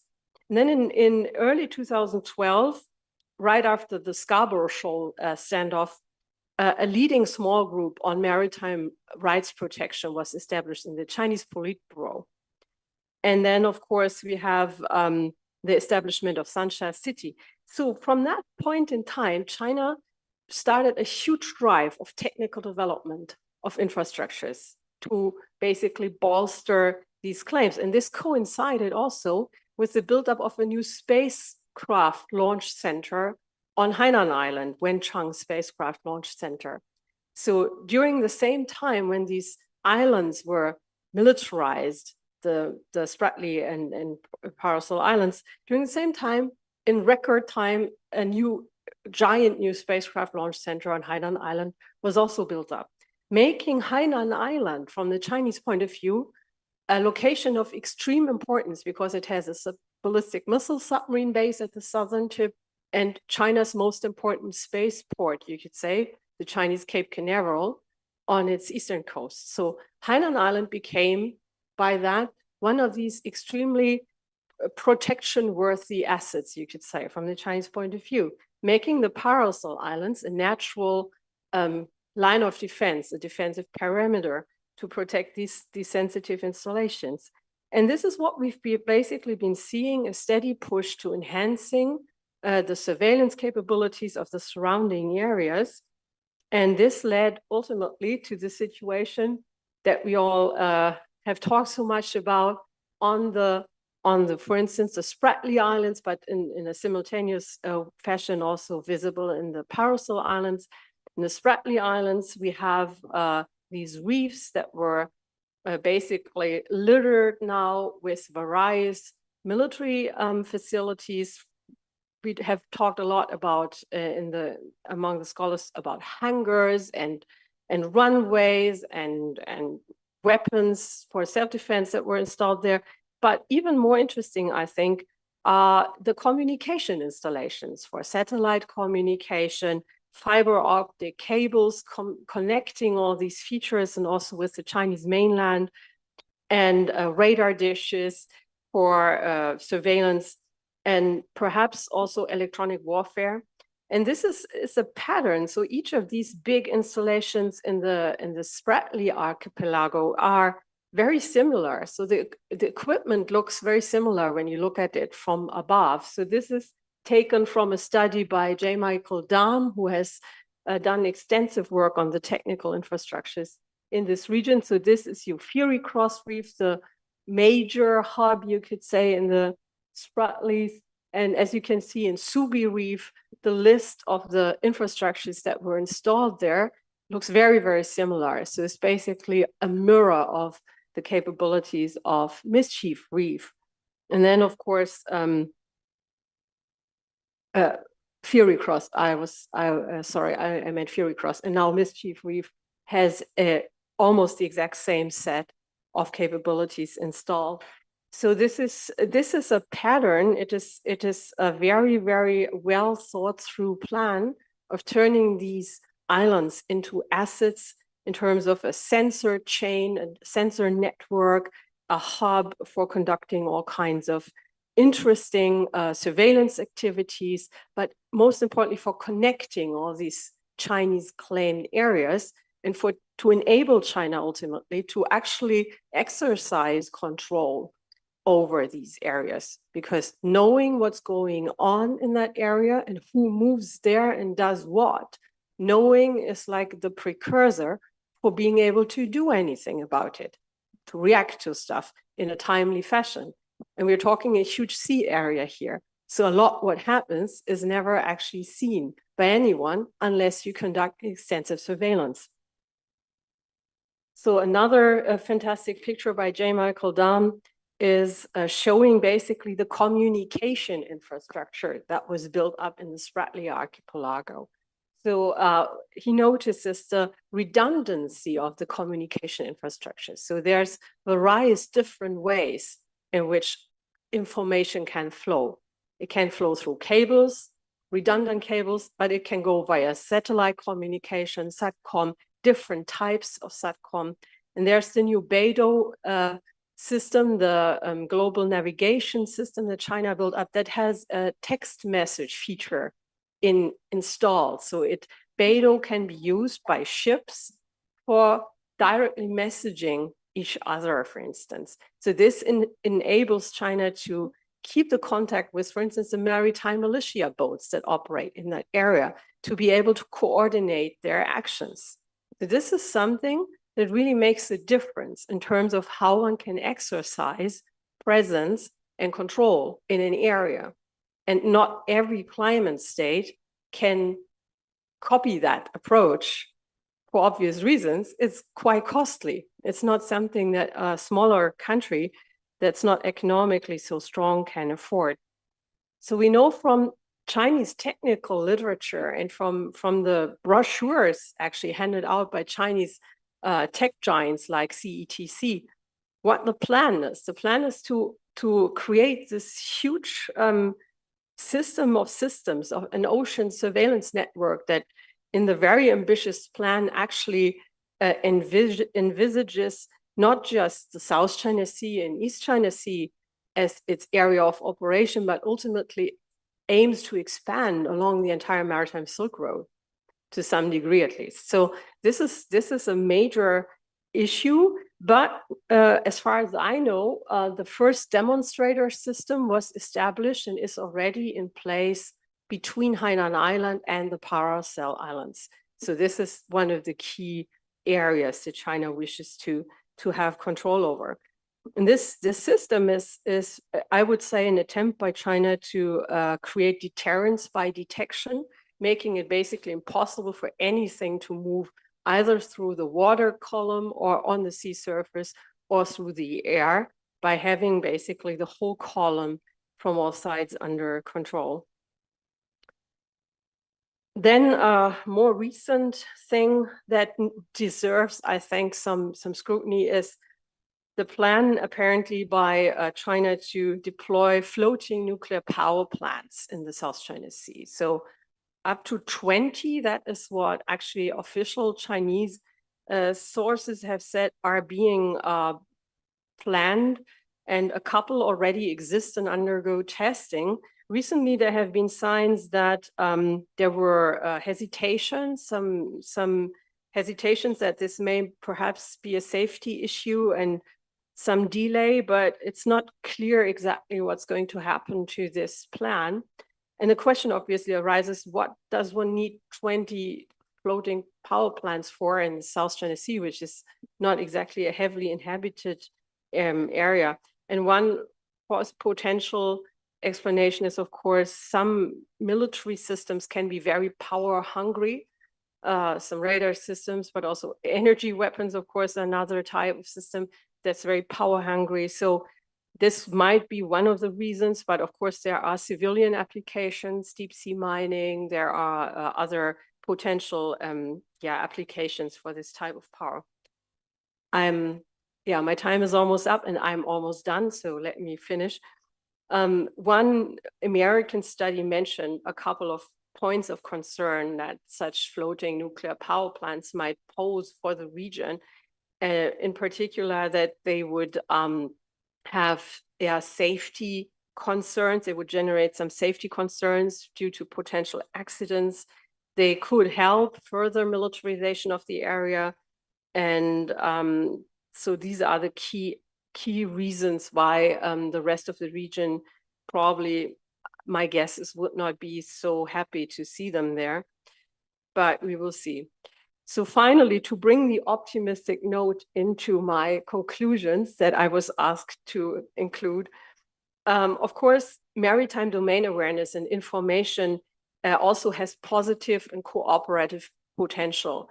And I find that this information fusion center that Singapore has is hosting, and that is actually a site where a lot of countries, including China, including Russia, littoral states of the South China Sea, but also European states, where they cooperate and try and fuse information to solve common problems, common concerns, anti-piracy, for instance, trafficking, and so on. So maritime safety and maritime security concerns of common interest that do not touch so much on a great power rivalry, but that concern is all. So there are ways that this type of cooperation could probably be enhanced, where sources could be shared and pooled, and where the new types of technologies that are built up by different claimants could maybe be brought together to create, on the other side of the equation, a little more transparency. Thank you very much.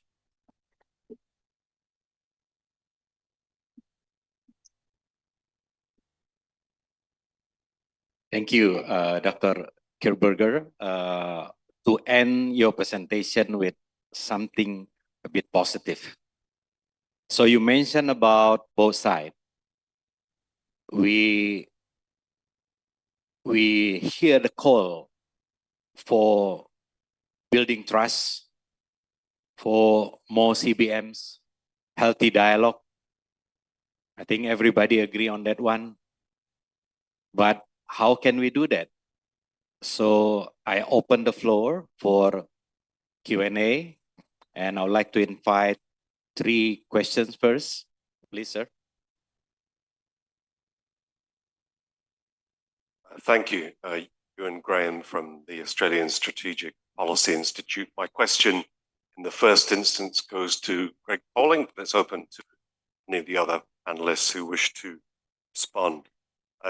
Greg, I'm glad that you flagged a quote by President Marcos, so I don't have to do that. I think it was one of the most interesting interventions by Southeast Asian leader on any security context recent years, let alone on the South China Sea, on misleading narratives, as the president put it, around strategic competition, denying independence and agency to the Southeast Asian claimants. It was interesting in the context of who he was speaking to, which was the ASEAN leaders retreat. I think that's an important point to flag, that he was pointing out that this narrative has taken hold in Southeast Asia. But I'd put it to you that it's not just a Southeast Asian or a Chinese fanned narrative. Strategic competition is also how the United States officially frames its security dynamic with China, perhaps in ways that actually unconsciously or unintentionally encourage this problem that you've talked about Southeast Asian countries taking a view of themselves that they are proxies in a conflict that really is about a tug of war for power rather than something more complex than that. And it occurs to me that it's not simply misleading in terms of the proxy point, but also it frames the things in terms of a 50-50 between China and the United States in power terms, rather than a more complex argument and contestation around norms and rules, as you put it, on law of the sea and other issues. So should the United States and others also rethink about how they actually use the terminology of strategic competition? Because I think it is having that undermining effect, not simply in Southeast Asia, but with some of the US's other allies in the region. I noticed this too, the Australian debate, perhaps elsewhere. Thank you. Thank you. Yes, Indian Ambassador, you have the floor, sir. Thank you very much. I think India was dragged into one of the presentations in terms of its position on the ratification declaration by India. I thought I will complete the whole story. What is also true is that India accepted an arbitration tribunal award and ceded thousands of kilometers of maritime EEZ to Bangladesh as a result of that outcome. So that was a recent phenomena. What is also true is that India has not expanded its EEZ to cover existing facilities which are used by other countries in its declaration or revision of declarations of its EEZ. So that completes the picture. The declaration largely relates to conduct of military exercises in India's EEZ. So that's the full story of India's adherence to UNCLOS. Thank you. Thank you. So this is more on your explanation than questions, right? Okay. Yes, Ambassador, please.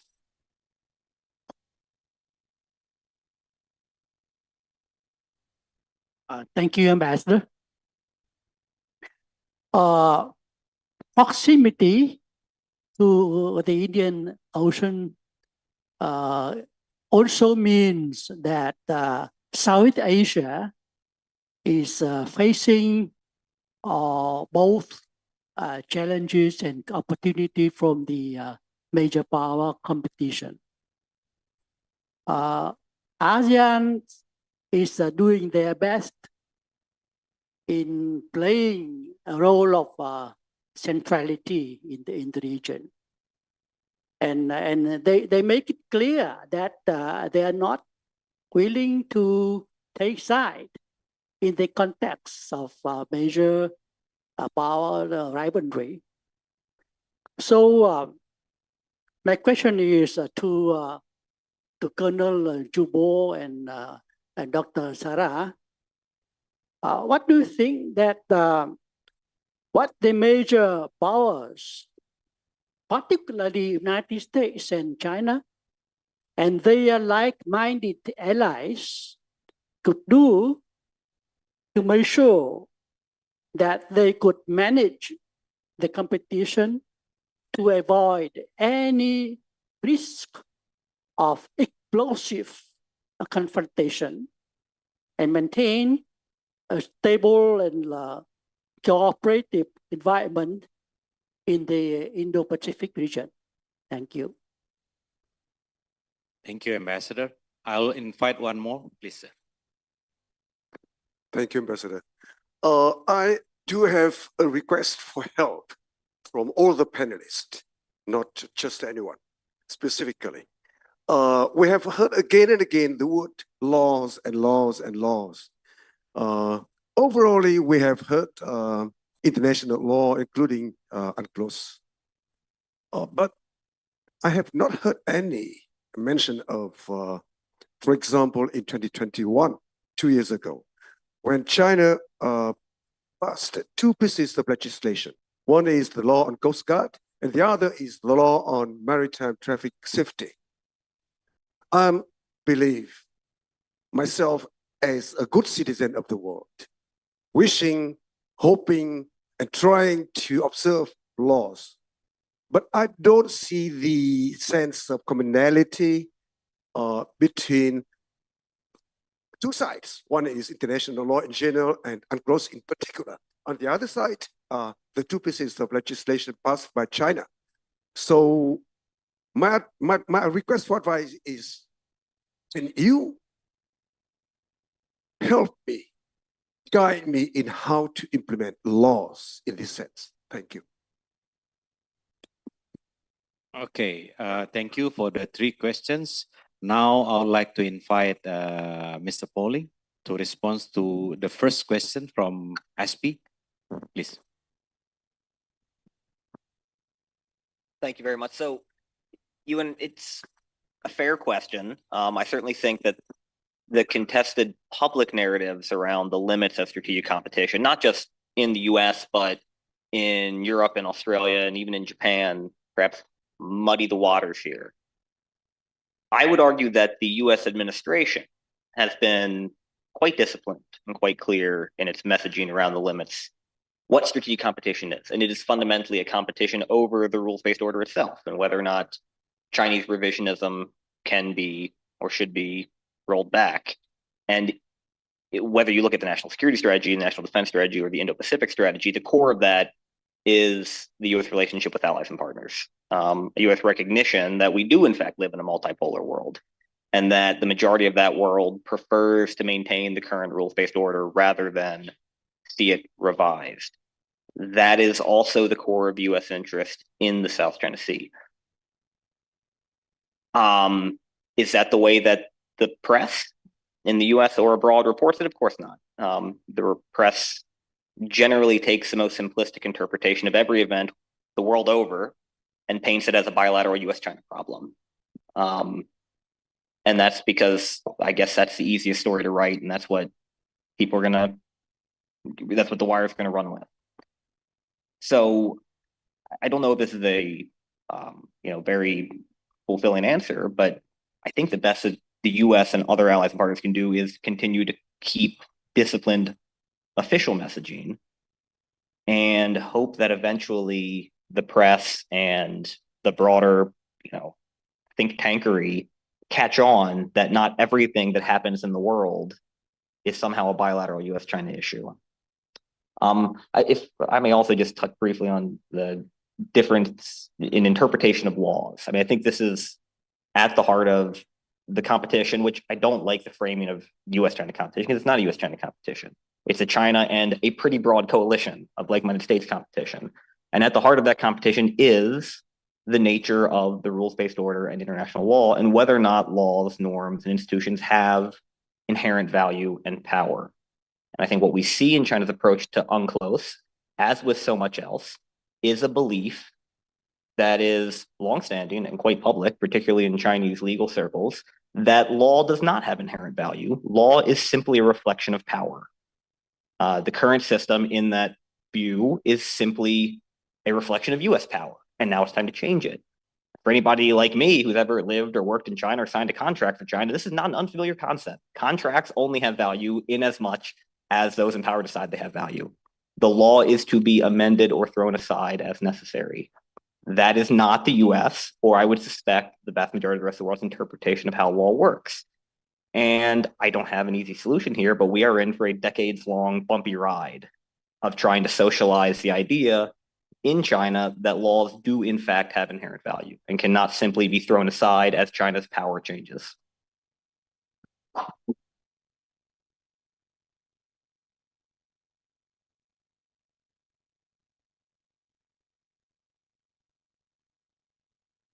Thank you. Yeah, on the question, what could the major powers do? The problem that we have is trust is created in international relations, at least. I think even in interpersonal relations, it's created over experience of repeated interactions with another party, and that other party acting in a reliable and consistent way. And that's how you create trust. There has not been trust from the beginning. Problem with behavior that could be classified as rogue behavior is that it disrupts this process of building up trust. If you negotiate with a party and then that party says it will do certain things, and then it will just turn around and do something completely different or exactly the opposite of what it promised it would do. And let me give an example. There was this famous moment when the Chinese president Xi Jinping in America said publicly that China would not militarize the South China Sea Islands. And then within the time span of, I don't know how much time it was, but it wasn't much, the exact opposite was done. And this is not how you obviously create trust. Now, so this is one thing. The major powers, they act not only on behalf of themselves, they also set the tone and give example to smaller powers that are observing their behavior. So in Germany, we say the fish begins to stink from the top. So if a rotting fish begins to smell from the top. So if the great powers give a bad example of behavior, of rogue behavior, for instance, and this has an effect, trickles down the entire system and erodes the potential for trust and also for cooperation. So this is my outsider's perspective on what could major powers do. Be conscious of their role, of their function, and try and behave at least consistently and not say one thing and do another. And the role of laws, well, I'm not a lawyer. I'm only a lawyer's daughter. It's not the same thing, I know. But laws do not exist in a vacuum. Laws came into existence usually because of a problem that occurred, and then a law was made because one recognized this problem needs to be regulated somehow. So the most important laws that the world has overwhelmingly accepted, like human rights and the United Nations basic foundational rights that are recognized, they came into existence after World War II when civilization had basically broken down and atrocities had been committed on such a large scale that the world recognized it needed to be governed by a different set of rules. And it's very easy to see how national laws that contradict, for instance, UNCLOS have conflict potential, but that does not mean that national law can take precedence. In Europe, we often have individual European countries making a law, and then the European Union finding that it contradicts something that the European Union as a whole has agreed to. And then this national law has to give way. That's the way it is. So of course, every individual country can codify something in law, but if it contradicts something higher that they voluntarily signed up for, like UNCLOS, then automatically follows that that national law cannot supersede UNCLOS, particularly not as it pertains to other states. I mean, this is basic logic, right? So otherwise, we don't have any sort of options of interacting in a meaningful way. If everyone goes, you could say, narcissistic and says, the world is only as I see it and nobody else has any say in that. That's not how we can create cooperation. Thank you, Dr. Sarah. I would like to invite Senior Colonel Chopo to respond, but and after that, maybe Professor Lukyanov, you also want to say something. If you want to respond to any of the questions, I'll give you the floor after Senior Colonel Chopo. Please, sir. Well, a number of questions were asked, but the biggest question is about how the China-American competition would look like in the future. You see, China always stressed on cooperation, while United States would talk about a competition. We're not talking on the same side of the things. But let me give you a very simple example. If we talk about, everybody would agree, we have to cooperate on climate change. This seems to be the only area of cooperation during Trump administration. During Trump administration, if you read anything, you would find, okay, climate change is the only area China and the US could cooperate, or would have to cooperate. Then my question is, why should we cooperate? The answer is very simple. We cooperate to survive. But if the answer, according to America, is we cooperate to survive so we can compete again, this is a sad world. You know, this kind of competition just to make people feel nervous. Well, cooperation, of course, makes you feel pleasant. And if you listen to President Biden, if this kind of relationship is one of extreme competition, you feel more nervous. My question is, if the competition is already extreme, how far is it away from a conflict that nobody wants, right? Then the other question is about trust. Just now somebody mentioned trust. It is said by so many people, even by so many Chinese people, that we need a trust, yeah, to build better this relationship. My argument is no, not necessarily. Why? Because it's almost like a chicken and egg question, yeah? But the history of the Cold War tells us that even two enemies that have no trust at all could still, out of fear of mutually assured destruction, have a kind of a cooperation, right? The United States and the Soviet Union had a cooperation in outer space and in joint efforts in eradicating smallpoxes. And China and the United States are not enemies. So theoretically, we have more areas of cooperation. And things are moving in this direction now. Seeing, so many American, senior officials visiting China and a working group meeting being set up. What has that proved? That proves China is right. Yeah, this is what I want to say. Regarding what the Indian ambassador said just now, I totally agree with you and thank you for your clarification.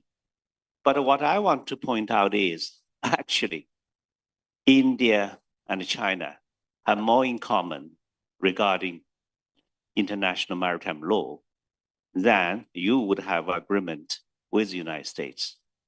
Don't forget, in the year before last, the USS John Paul Jones, the ship, went into your exclusive economic zone and challenged your excessive maritime claims. The Fifth Fleet read a protest against you, and you read back a protest, right? So you're not really birds of the same feather. That is what I want to say. Thank you. Okay, thank you, Colonel.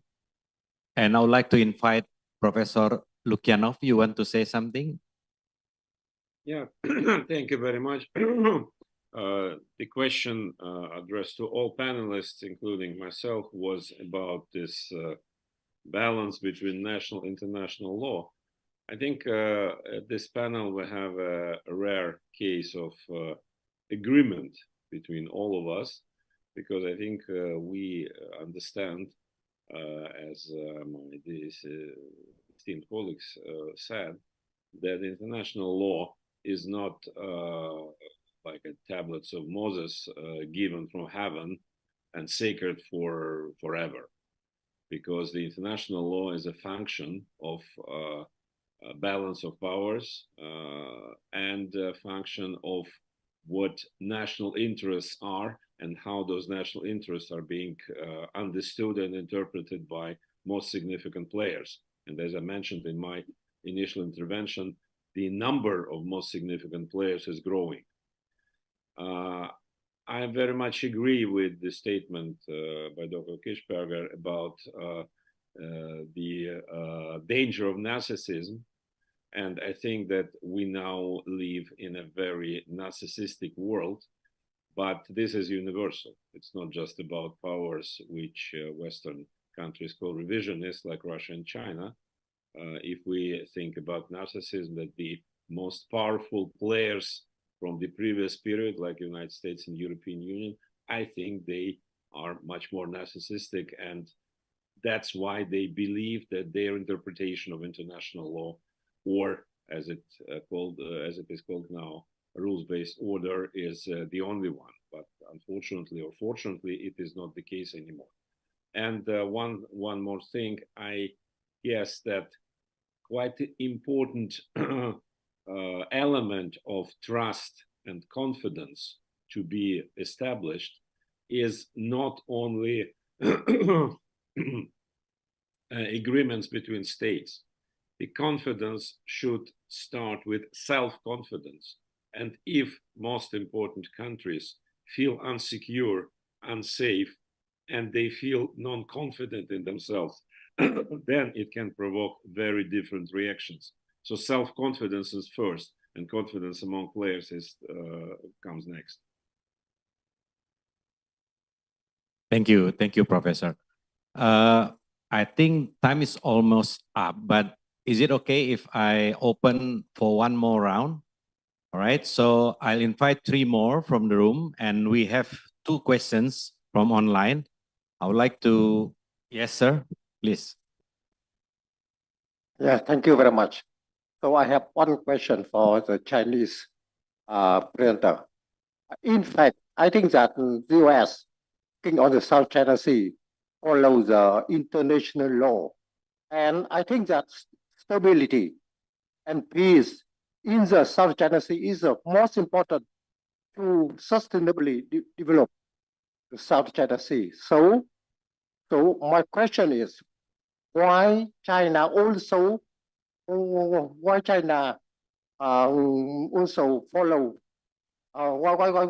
don't China also follow the international law, including the customary international law, and cooperate with the US?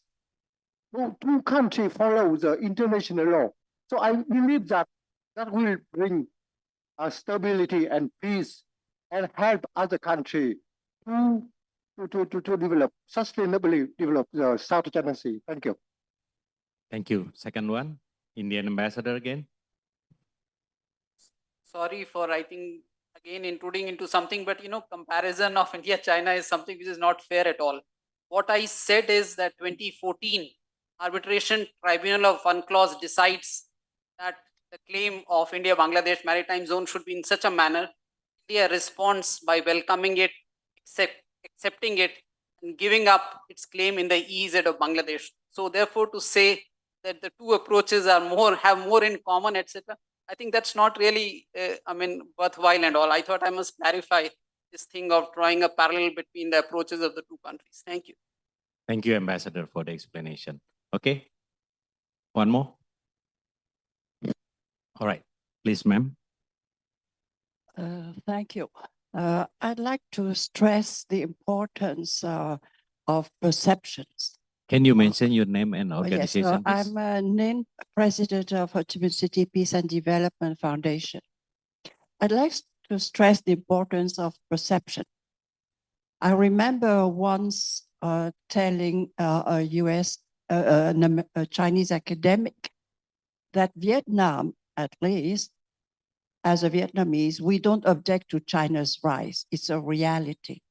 But in today's world, the perception about the way China rises matters. The US had the advantage when it rose that nobody had anything to say, really. But the world has changed, so people notice and have an opinion about the way a second superpower rises. So in the near environment of the South China Sea, China has to take into account the perceptions of the members of ASEAN. And although from the legal point of view, of course, it's got to be mostly settled bilaterally. But I don't think it serves the region nor China to discard the importance of the role and the voice of ASEAN as a grouping.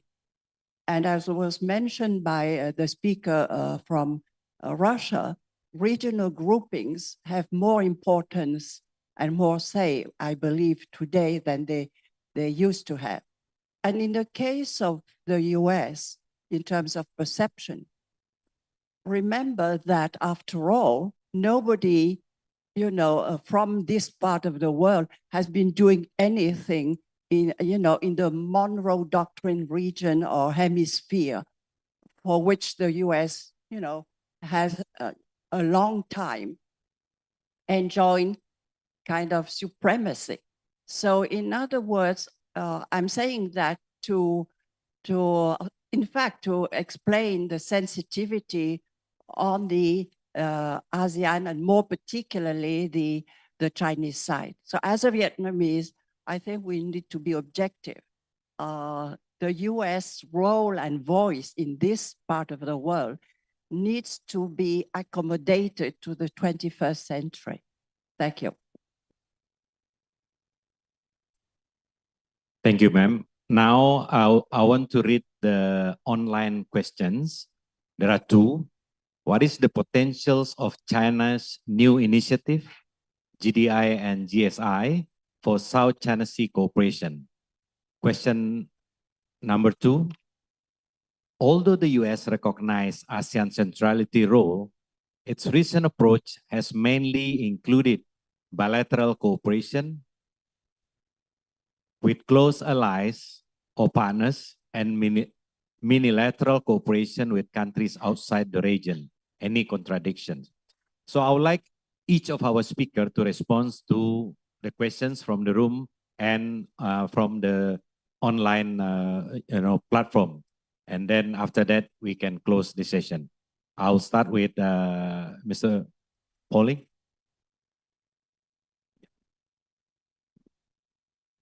Let me begin with the online question. So yes, the US recognized ASEAN centrality in the same way that the ASEAN members themselves recognize ASEAN centrality, which is the US writes it into all the relevant statements, and it works through ASEAN on those issues on which ASEAN is actually working. But ASEAN does not take up the vast majority of issues relevant to the 21st century, at least not. ASEAN is a wonderful economic body for solving 20th century issues in a 21st century world. But whether it's the South China Sea or the Mekong or the wars in Ukraine or the Middle East or the crisis in Taiwan Strait or AI or digital trade, data flows, supply chains, ASEAN is not central to the efforts of its own members on any of those issues. The US works with ASEAN where it can, but when Filipino and Vietnamese and even Indonesian often voices come through Washington, they are not asking the US to work more through ASEAN. They're asking the US to do more bilaterally and in other coalitions. So as soon as ASEAN begins working on those issues, the US will be more than happy to work through ASEAN mechanisms. I would also note that I have absolutely no idea what minilateralism means. ASEAN is a minilateral institution. So is the Five Power Defense Arrangement. So is BIMSTEC and ECMEX and the MRC and the Lansing Mekong River Commission. As far as I can tell, minilateralism is just what we use when certain capitals in ASEAN feel uncomfortable with something. So it's minilateral if it makes you feel uncomfortable, and it's multilateral if it doesn't. But I have no idea as an academic what exactly we mean. If it's not the UN, it is by definition minilateral.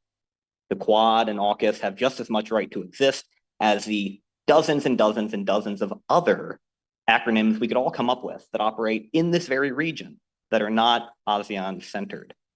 And the other point I would make on the Monroe Doctrine is it's a wonderful point, except that James Monroe was the president of the United States 215-ish years ago, and the world has moved on. The Americas are not organized under a unilateral US imposed Monroe Doctrine. They're organized, among other things, in the Organization of American States, in which all countries, big and small, have a voice. And any effort to establish Chinese hegemony in the Indo-Pacific today would be just as absurd as any effort by the US to reestablish a Monroe Doctrine in 2023.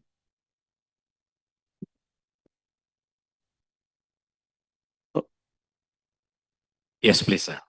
Okay, on the question raised to me virtually, how China's GDI and Global Security Initiative and Global Development Initiative could be applied to South China Sea. I wish to say that these two initiatives are really, really interesting in that don't underestimate the Chinese very abstractive initiatives. Look at BRI when it was proposed in 2013. Even few Chinese understand how it might develop, but now it is around the world. And now there are many, many competing initiatives. The most recent one would include Europe, Middle East, and India. And I can tell you, it will fail very quickly for two reasons. Number one, these countries do not have money. Number two, this project will lose money. That's it. Because it is economic speaking, it would not make sense for you to upload something on train and then by ship and then go through ports. That doesn't make any sense, mathematically speaking. That's it. And then about the Global Development Initiative, there is under it BRI. Then on the Global Security Initiative, there is a PLA now doing all humanitarian operations around the world, mainly in peacekeeping, counter-piracy, and disaster relief. That is something I really want to stress. Apart from China's sovereignty issue with some other countries, PLA is just doing humanitarian aid overseas, elsewhere, because all the operations are humanitarian. Then, when it comes to South China Sea, I would say because of all the entangled problems, certainly development would become easier than security cooperation for everything that we have mentioned in the morning. So that is why I hope actually COC could be negotiated satisfactory to all. I don't know how it would look like. I don't know whether it would have teeth or not, but because this is bilateral, or multilateral agreement, so I hope it becomes satisfactory to all. Then we take it as a guideline and to do some concrete, cooperation. Remember one thing: in the Taiwan issue, China wants to resolve Taiwan issue peacefully, but still we have three conditions that we have to apply when we have to resolve it with military means. But between China and other claimants of South China Sea, we have never talked about use of force or even threat of force. So this is where we should have confidence. Let's hope for the best. Thank you. Thank you, Dr. Sarah.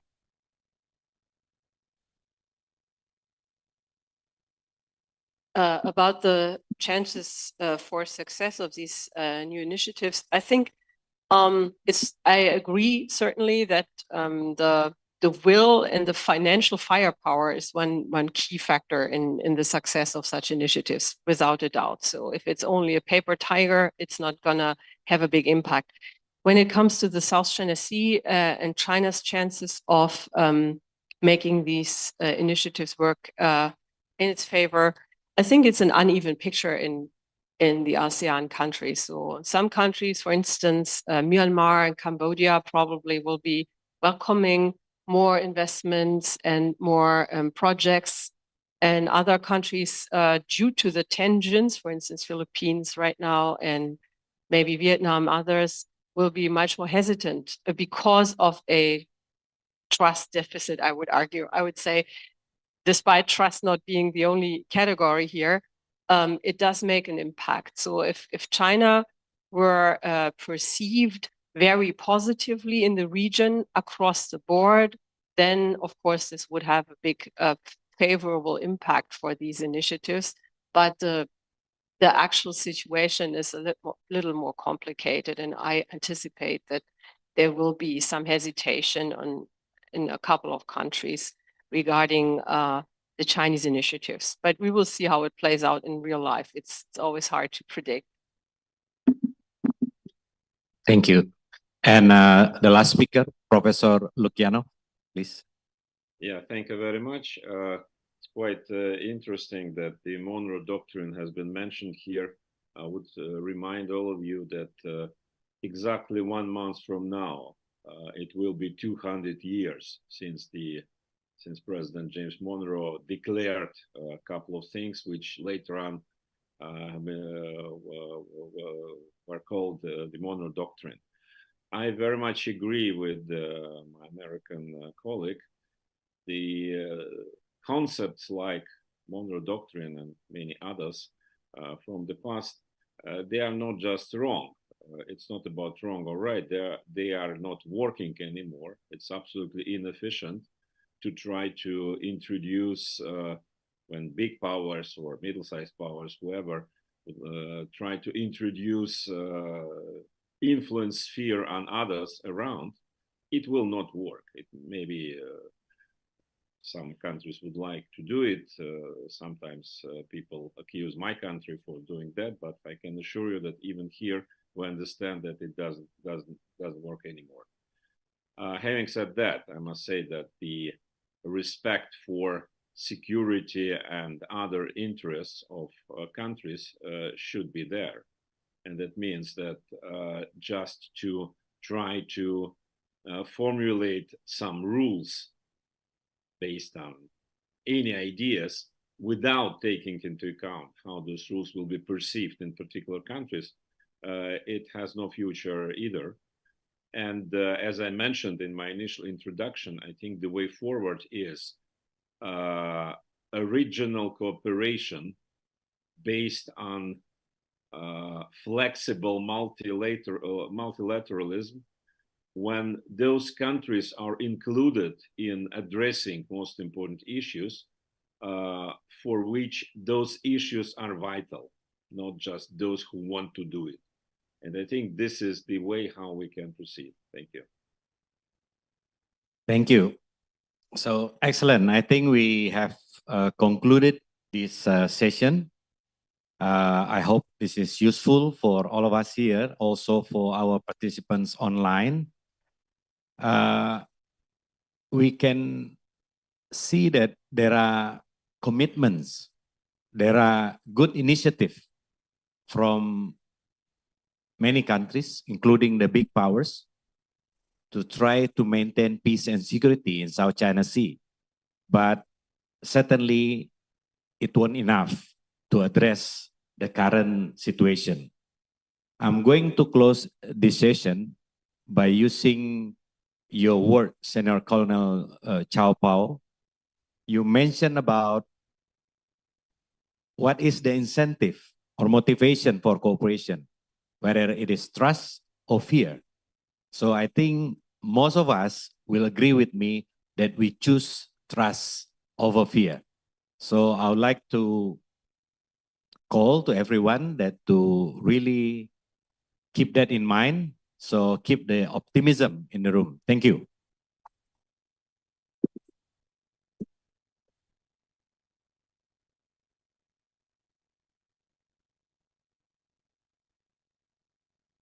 Okay, thank you, Ambassador, and thank you, our distinguished speakers. And now it is time for lunch. So the lunch is readily served at a restaurant. Well, pardon my French, à la Brasière at level 2 of this particular hotel. So just follow the reception people out there. And also just to keep in mind for our on-site delegates, we are going to have a luncheon keynote with Mr. Martin Thammel, the Commissioner for East Asia, Southeast Asia, and the Pacific from the Federal Foreign Office at 1 p.m. at the lunch. And also we are going to have a live commentary regarding the first two sessions with Dr. Nguyễn Nam Dương from the East Sea Institute and other honorable guests here live on stage at 1:30 p.m. And the next session, session 3, is going to start at 2 p.m. sharp. Yeah, that is all of the housekeeping notes. Enjoy your lunch. And our online audience, I know that there's a lot of questions left, so feel free to drop any comment and feedback on our live feed on Facebook or emailed or on our social media. Thank you.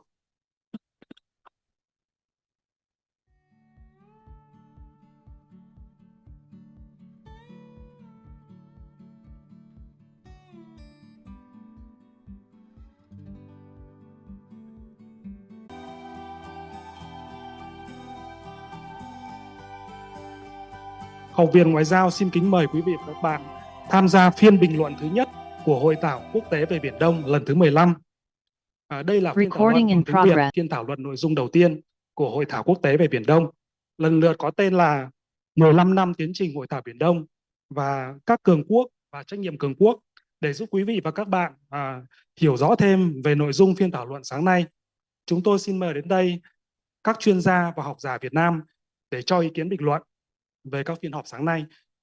Thứ nhất, ông Phạm Quang Vinh, nguyên Thứ trưởng Bộ Ngoại giao. Thứ hai, bà Hoàng Thị Lan, nghiên cứu viên Viện Biển Đông, Học viện Ngoại giao. Và thứ ba, ông Bùi Thế Giang, nguyên Phó trưởng Phái đoàn Thường trực Việt Nam tại Liên Hợp Quốc. Xin cảm ơn các ông bà đã nhận lời tham gia vào phiên bình luận của Học viện Ngoại giao hôm nay. Tôi xin phép hỏi các ông bà câu hỏi đầu tiên. Các ông bà có nhận xét gì về nội dung thảo luận tại hội thảo sáng nay? Và các ông bà quan tâm nhất đến ý kiến của diễn giả nào? Và tôi xin mời ông Phạm Quang Vinh. Đối với cá nhân tôi thì cái hội thảo sáng nay nó đã cho chúng ta thấy một cái khung nhìn nhận về các cái vấn đề liên quan đến Biển Đông cũng như cái đóng góp của cái hội thảo về Biển Đông lần này. Thế thì cái điểm thứ nhất chúng ta thấy rất rõ rằng là câu chuyện Biển Đông, hòa bình, an ninh, an toàn, tự do hàng hải cũng như hợp tác ở đây là cái câu chuyện quan trọng, không chỉ với các nước trong khu vực và với cả thế giới. Cho nên rất nhiều diễn giả đã đề cập đến cái tầm quan trọng phải duy trì được cái môi trường hòa bình, ổn định và hợp tác ở khu vực này. Cái hai nữa cũng phải thấy rằng là trong khu vực này còn rất nhiều những cái biến động và những cái phức tạp, bao gồm cả những cái hoạt động người ta cho rằng là có cái sự vi phạm đối với luật pháp quốc tế và công ước luật biển, xâm phạm vào những cái vùng biển thuộc cái quyền hợp pháp của các quốc gia ven biển. Và chính vì vậy người ta nhấn mạnh cái yếu tố là cái câu chuyện phải xây dựng lòng tin, phải kiềm chế và đặc biệt là phải thượng tôn pháp luật quốc tế, trong đó có cái tôn trọng công ước luật biển.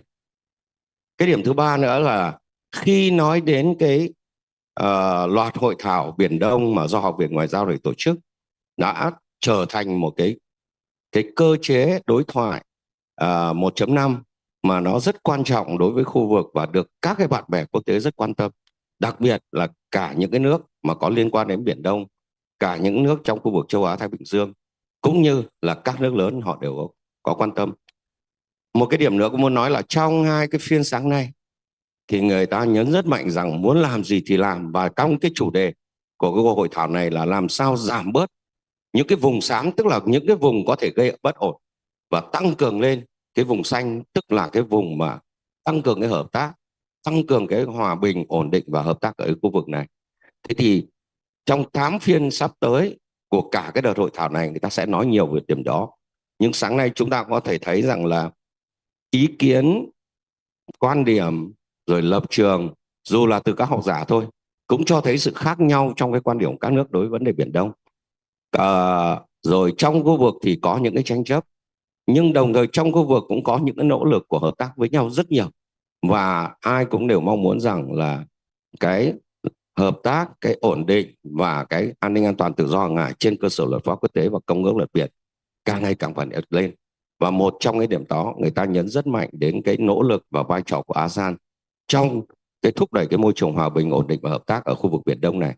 Trong đó có đối thoại với Trung Quốc làm sao thực hiện cho tốt cái DOC và hướng tới một cái bộ quy tắc ứng xử ở Biển Đông COC cho nó thực chất, hiệu quả và mang lại cái hòa bình ổn định ở khu vực này. Vâng, xin cảm ơn ông Vinh. Xin mời bà Lan ạ. Cảm ơn câu hỏi của anh Nam Dương.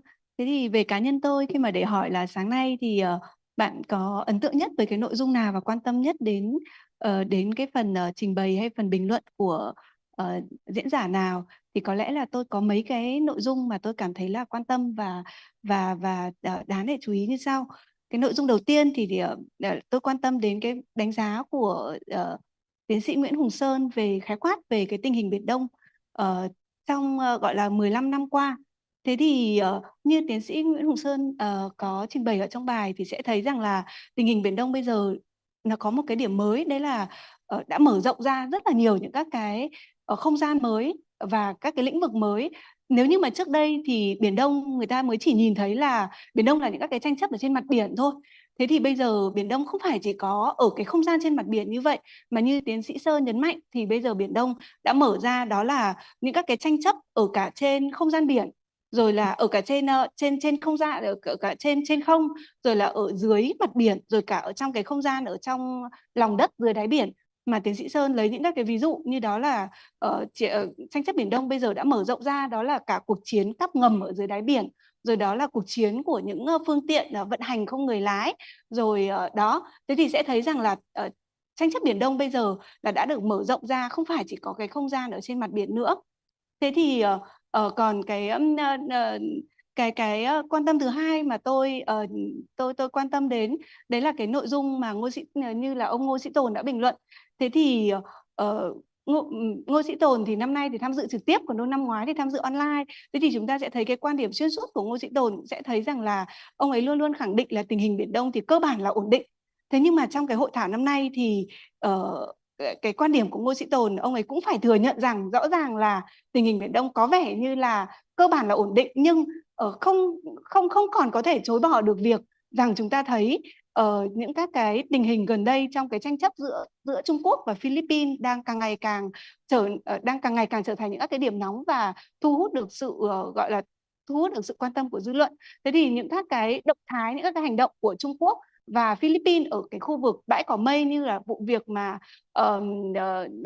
gọi là phun vòi rồng để ngăn các cái tàu tiếp tế của Philippines khi mà vào tiếp tế hậu cần ở khu vực bãi cỏ mây, thì liệu có xảy ra những các cái tranh chấp và có thể trở thành những các cái tiền lệ và gọi là kích hoạt lên những các cái cuộc tranh chấp, những các cái xung đột nóng ở trên Biển Đông trong tương lai hay không? Thì đấy cũng là một cái vấn đề mà để ngỏ của Ngô Sĩ Tồn.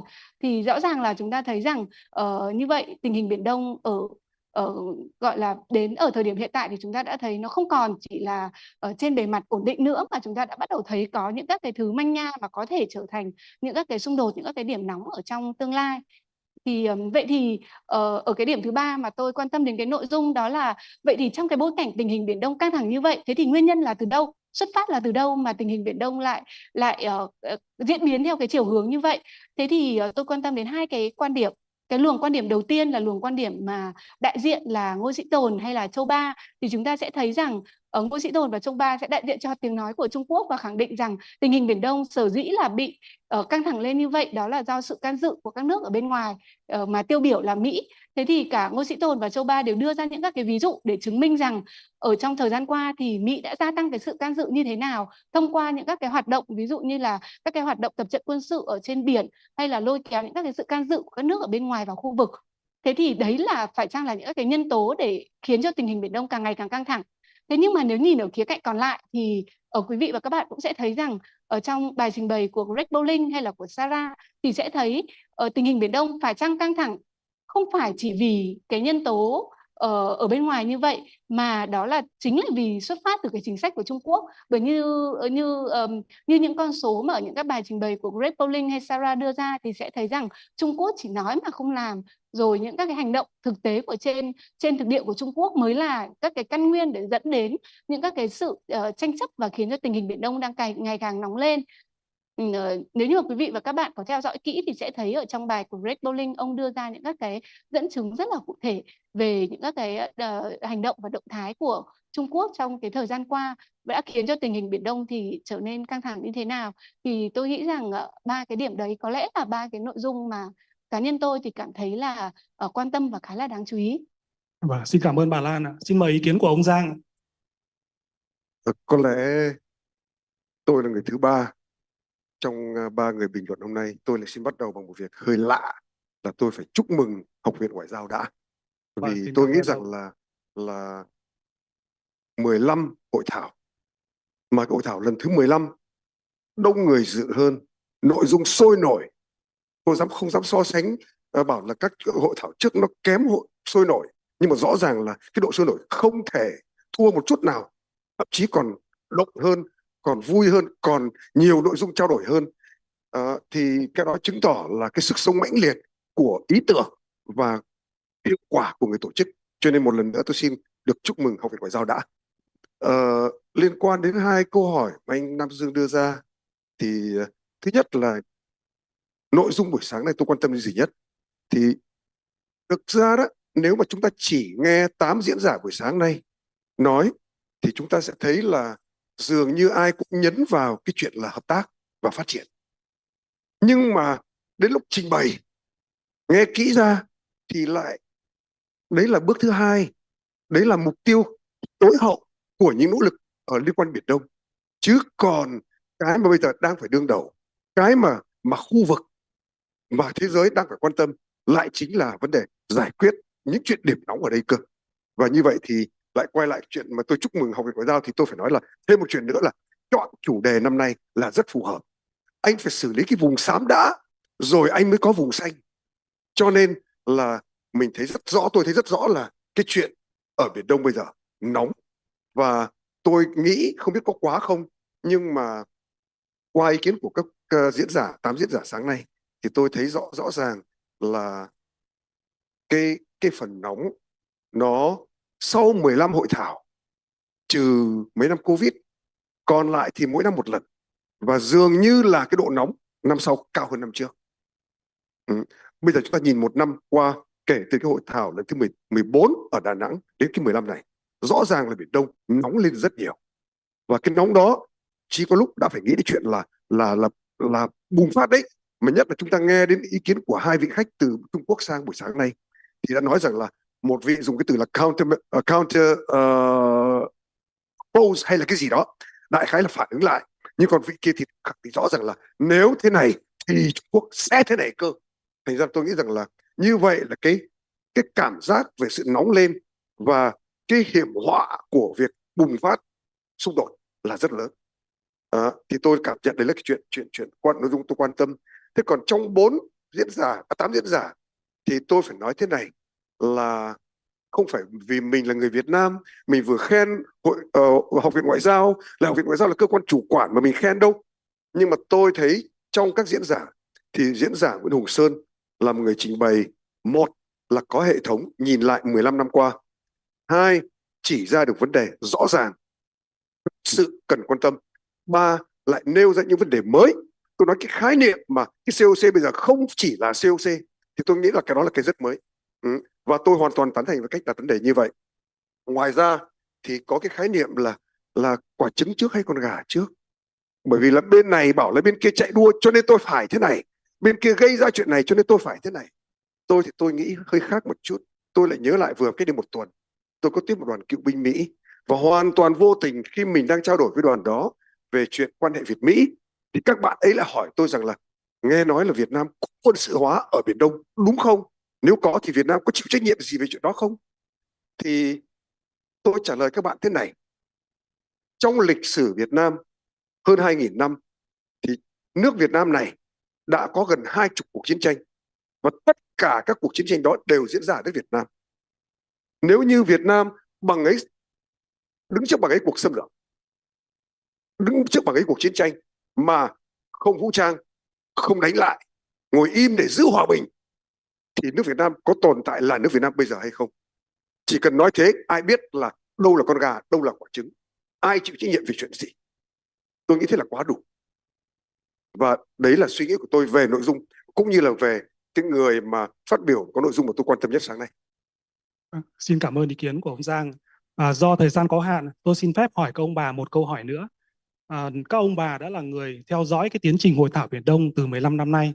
Vậy tôi xin hỏi ông bà rằng là trong thời gian tới thì cái tiến trình hội thảo Biển Đông này cần có những đổi mới gì để có thể tiếp tục đóng góp cho hòa bình và phát triển ở Biển Đông? Tôi xin mời bà Lan cho ý kiến trước ạ.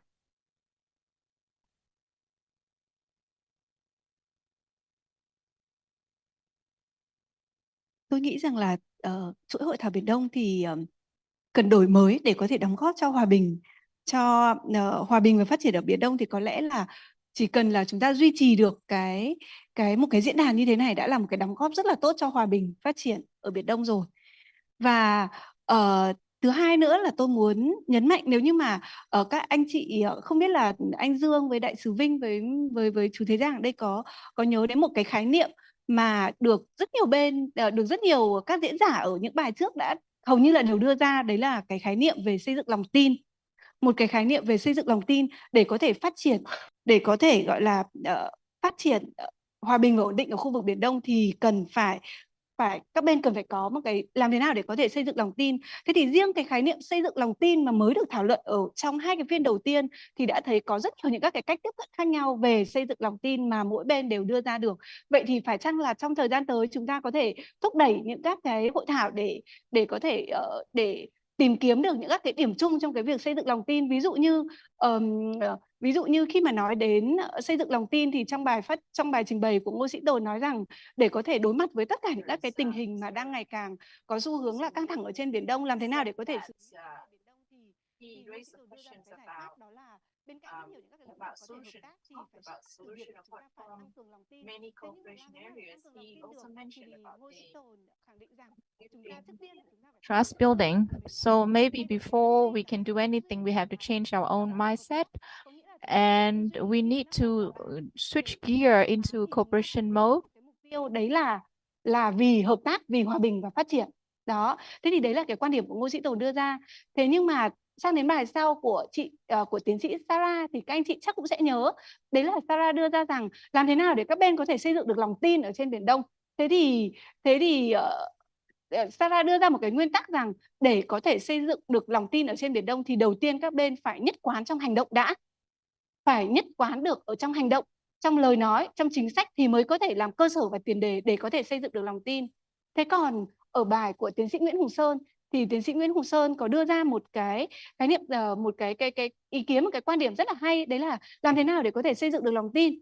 Các bên muốn xây dựng được lòng tin thì các bên sẽ phải tuân thủ được cái hành động của mình, phải tuân thủ theo được đúng luật pháp quốc tế thì mới có thể thẳng thắn và thực chất để ngồi xây dựng lòng tin với nhau. Thế thì đến cả một cái khái niệm xây dựng lòng tin là một cái khái niệm hướng tới hòa bình, phát triển và ổn định ở trên Biển Đông, thì đến bây giờ mỗi bên đều đang có những các cái quan điểm, các cái cách tiếp cận khác nhau. Vậy thì phải chăng là hội thảo Biển Đông chúng ta có thể trong những năm tới chúng ta có thể tiếp tục phát triển để xây dựng, để có thể hướng đến những các cái điểm đồng trong cái quan điểm về xây dựng lòng tin để hướng tới hòa bình, phát triển và ổn định ở trên Biển Đông. Vâng, xin cảm ơn ý kiến của bà Lan. Xin mời ý kiến của ông Giang ạ. Tôi rất là thích cái việc mà chị Lan vừa đưa ra vấn đề lòng tin. Chị làm cho tôi nhớ là khi mà một người láng giềng chung biên giới với tôi ngồi ở dưới cử tọa, tức là anh ở Sở Ngoại vụ Thành phố Hồ Chí Minh, anh có nêu vấn đề và anh dùng cái từ là lòng tin, cái trust là bedrock, anh dùng thẳng tư thế như thế là cái nền tảng thôi. Thì tôi định giơ tay nhưng một lúc đó chủ tọa cắt tôi rồi, bởi vì hết giờ mất rồi. Tôi định nói về chuyện đó. Vì theo tôi đó, bảo là lòng tin là bedrock thì tôi không tán thành. Là vì thế này, Thứ nhất là trên đời này không có một ai, đừng nói là cộng đồng, đừng nói là quốc gia nào tin nhau một tuyệt đối 100%. Người ta còn nói đùa, nhưng mà thật tôi chắc đến 50% là thật. Vợ chồng cũng có đạt được 100% lòng tin với nhau hay không còn là câu chuyện cơ mà. Làm sao bắt như vậy? Thế cho nên là tôi nghĩ rằng là cái chữ lòng tin chỉ là bước thứ hai thôi. Bước thứ nhất mà thực sự là bedrock của cả thế giới này, đó phải là luật pháp. Đó phải là luật pháp đã. Trên cái nền ấy rồi thì mới có được các thứ khác.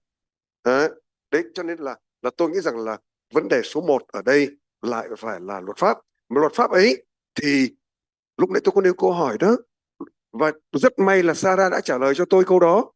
Mình kém thì mình hỏi thôi và được diễn giả trả lời rồi, là khi mà luật của một quốc gia mà vênh với luật của khu vực hoặc của quốc tế thì đương nhiên luật của khu vực và quốc tế phải giữ vị trí cao hơn chứ, đúng không ạ?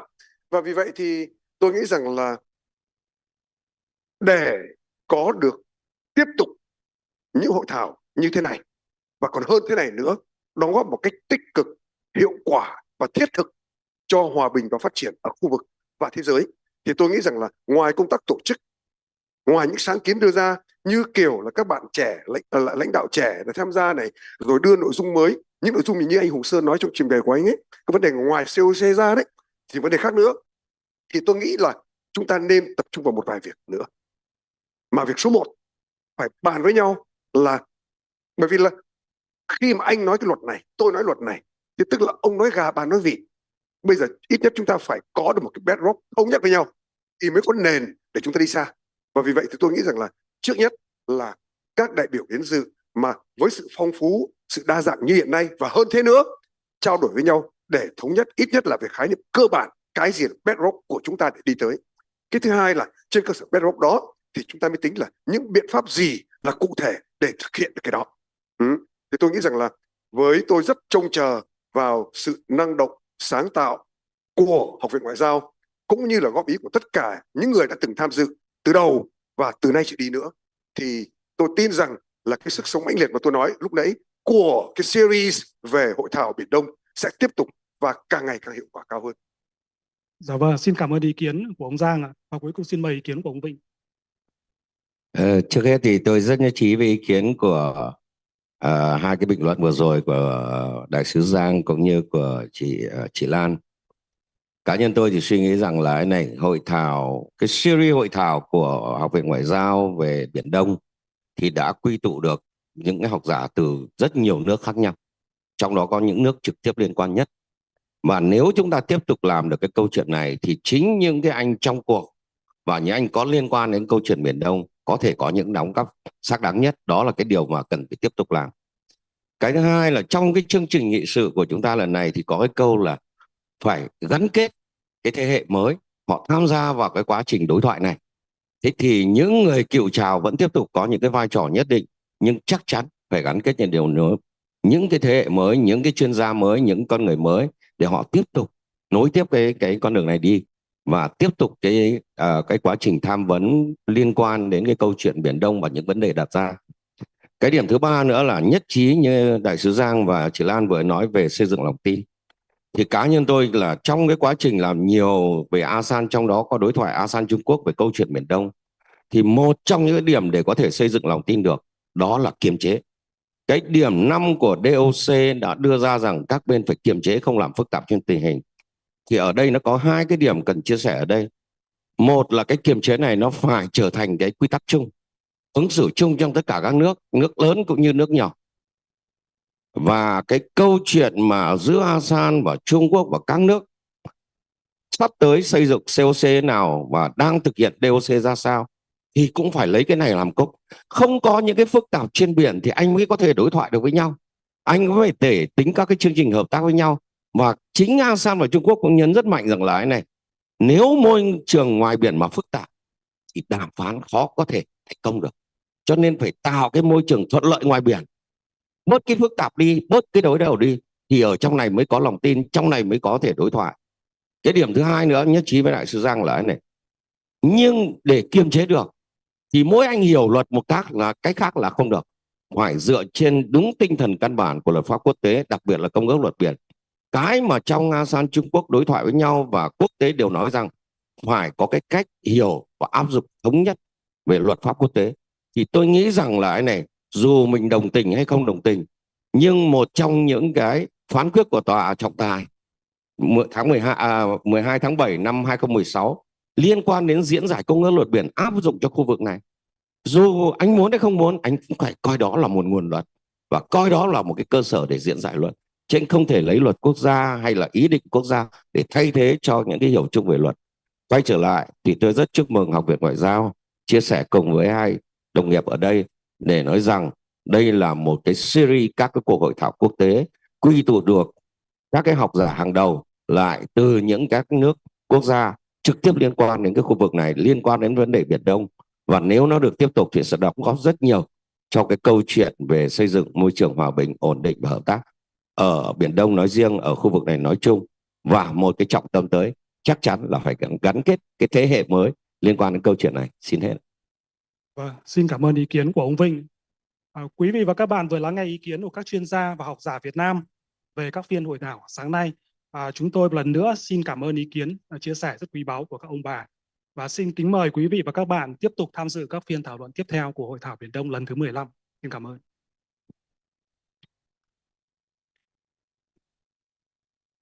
We did it in Vietnamese for the community here.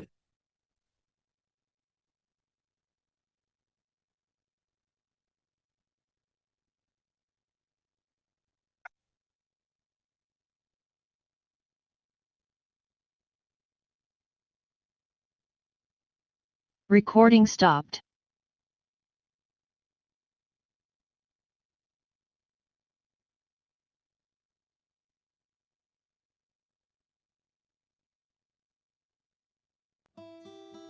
Recording in progress.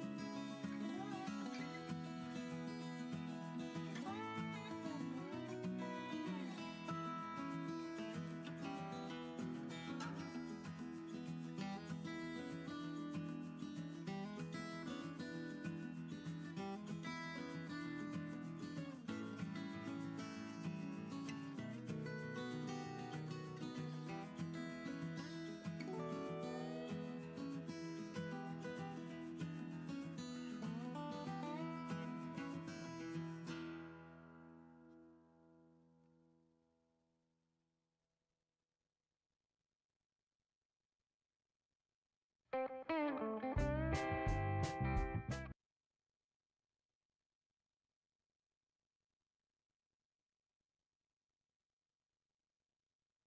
afternoon, everyone. Please be seated. Online audience, welcome back to the 15th South China Sea Conference hosted by the DAV, Diplomatic Academy of Vietnam. So our next session, session 3, titled A Multilateral Approach to the South China Sea, is going to be moderated by His Excellency Julien Guerrier, Ambassador of the European Union to Vietnam. We have the honor to invite His Excellencies and the distinguished speakers to come on stage.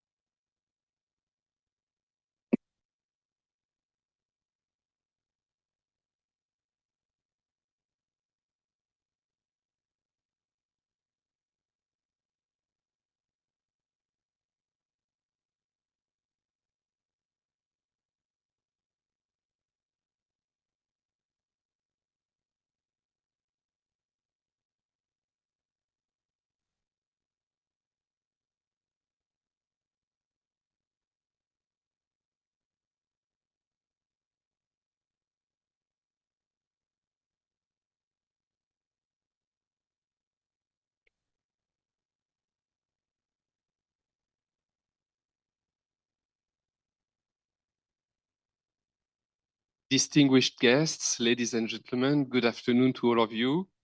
It's a great pleasure for me to be here with this distinguished panel to moderate this session. Điều hành cái phiên này tiếp theo của chúng ta. Đây là một cái sự kiện mà chúng ta biết là được hỗ trợ bởi phái đoàn Liên minh châu Âu tại Việt Nam, và nội dung của chủ đề của chúng ta chiều nay là cách tiếp cận đa phương đối với Biển Trung và đối với Biển Đông, và chúng ta sẽ xem cách thức mà đa phương có thể đóng góp vào cái sự phát triển của tiến triển của Biển Đông và có thể xem xét một số cái cơ chế đa phương nó có liên quan tới cái hoạt động của hợp tác ở khu vực Biển Đông này và ở khu vực ASEAN, vì chúng ta còn có một số những cái học giả và diễn giả China Sea. And as far as others like us are concerned, how can extra-regional powers like the EU or more global groupings like the G7, the United Nations, contribute also to the peaceful management of the South China Sea?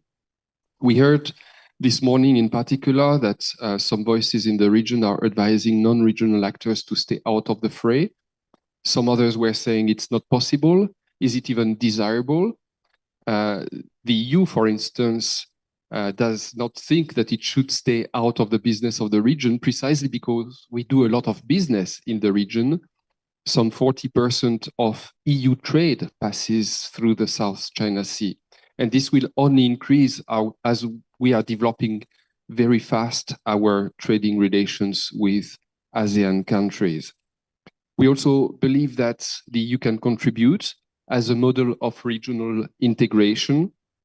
We have something concrete and substantial to offer this region from our own sometimes difficult and long-standing experience of integration and overcoming national and international disputes.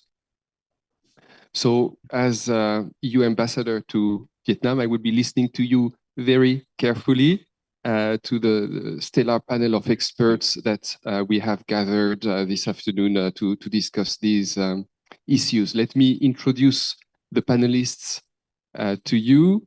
Dr. Eva Pešová will join us online. She is from Czechia. She's Japan Chair at the Center for Security, Diplomacy and Strategy of the Brussels School of Governance at the Free University of Brussels. She's also an Associate Fellow of the French Foundation for Strategic Research. We have Professor Kwik Cheng Chui. who is a professor of international relations and head of Asian studies at the Institute of Malaysian and International Studies at the National University of Malaysia. Captain Dr. Hasachai Mangkang, who is lecturer in the Department of International Relations at the Faculty of Political Science of the Chulalongkorn University in Thailand. And we have Mr. Murray Hebert, who is the head of research for strategic consulting company Bauer Group Asia, and also a senior associate in the Southeast Asia program of the Center for Strategic and International Studies in Washington, D.C. Without further ado, let me give the floor to our first panelist, Dr. Eva Peshova, to present her remarks. The floor is yours. Thank you very much, Ambassador. I hope you can all hear me. A very good morning from Paris. It's a great pleasure to be addressing such a distinguished audience. Although I must say I deeply regret that I'm not there in Hanoi with you, because I'm sure there's plenty of friends from Vietnam and the region that I have not seen for a very long time. I have not been back to the South China Sea region since COVID, since 2019. And when I was updating myself and thinking about what to say in this conference, I realized that there hasn't been much progress since the time I have followed the region very, very closely. In fact, things have gotten worse, but this is nothing new. Things have gotten worse due to the US-China rivalry, which really has this pervasive effect on everything we do and the way we cooperate in the region and globally. And things have gotten worse in Europe. Again, no need to remind you of the many burning security challenges that Europe is dealing at its doorsteps. So I thought that while I'm the only European speaker at this panel, it is a bit of my duty to reassure you, and that would be, I suppose, the main point of my intervention, is to reassure you that the European interest in the region has not waned. And I will do so by also explaining some of the recent developments and how they can contribute to the South China Sea tensions, hopefully positively, of course. So I will share my presentation. That's okay. Yes, I have to say I did not originally foresee to do a PowerPoint, but then I realized you see me on the big screen, so I thought I would spare you just looking at my face on a big screen for 10 minutes. So it will be very basic. I guess for a start, just to remind you that as Ambassador has said, the EU has an interest and it has become much more involved in the region over the past years. It's not a new Indo-Pacific power as of now, with some countries, France being one of them, are being residential powers in the Indo-Pacific. And maritime security really is the key driver of the EU's engagement in the region. For all the reasons, for trade, for all the reasons that Ambassador has mentioned, the EU and European member states have really a vital interest to actually contribute and try to uphold freedom of navigation and a safe and stable maritime environment. We now have an Indo-Pacific strategy since 2021, which builds up on the strategies of its member states. France, Germany, Netherlands have really contributed to this build-up, but also smaller countries, including mine, that do not have a sea, like the Czech Republic, have joined. And I think that reflects a consensus among the European member states of the importance that they see in the Indo-Pacific as being the future of being where the future is going to be really shaped of global affairs. You will find all the keywords of freedom, openness, inclusivity, focus on functional issues, multilateralism. Of course, ASEAN centrality is inbuilt in all these strategic documents. And in that sense, it actually very much is in line with the ASEAN outlook on the Indo-Pacific. And to be fair, having studied the process of elaboration of this strategy, the ASEAN outlook was actually one of the inspirations for the European Indo-Pacific strategy. When it comes to maritime, obviously you will find freedom of navigation, rules-based order, UNCLOS, all again these keywords that we hear when we talk about the Indo-Pacific, with a lot of emphasis on good ocean governance and environmental issues. So the global commons, the need to protect the global commons, or the vision of maritime environment as a global commons, is really omnipresent in all those strategic documents. When it comes to the toolbox, as you know, the EU is not a traditional security player in the sense that it does not have an army or a standing naval force of its own. So it needs to be a little bit creative.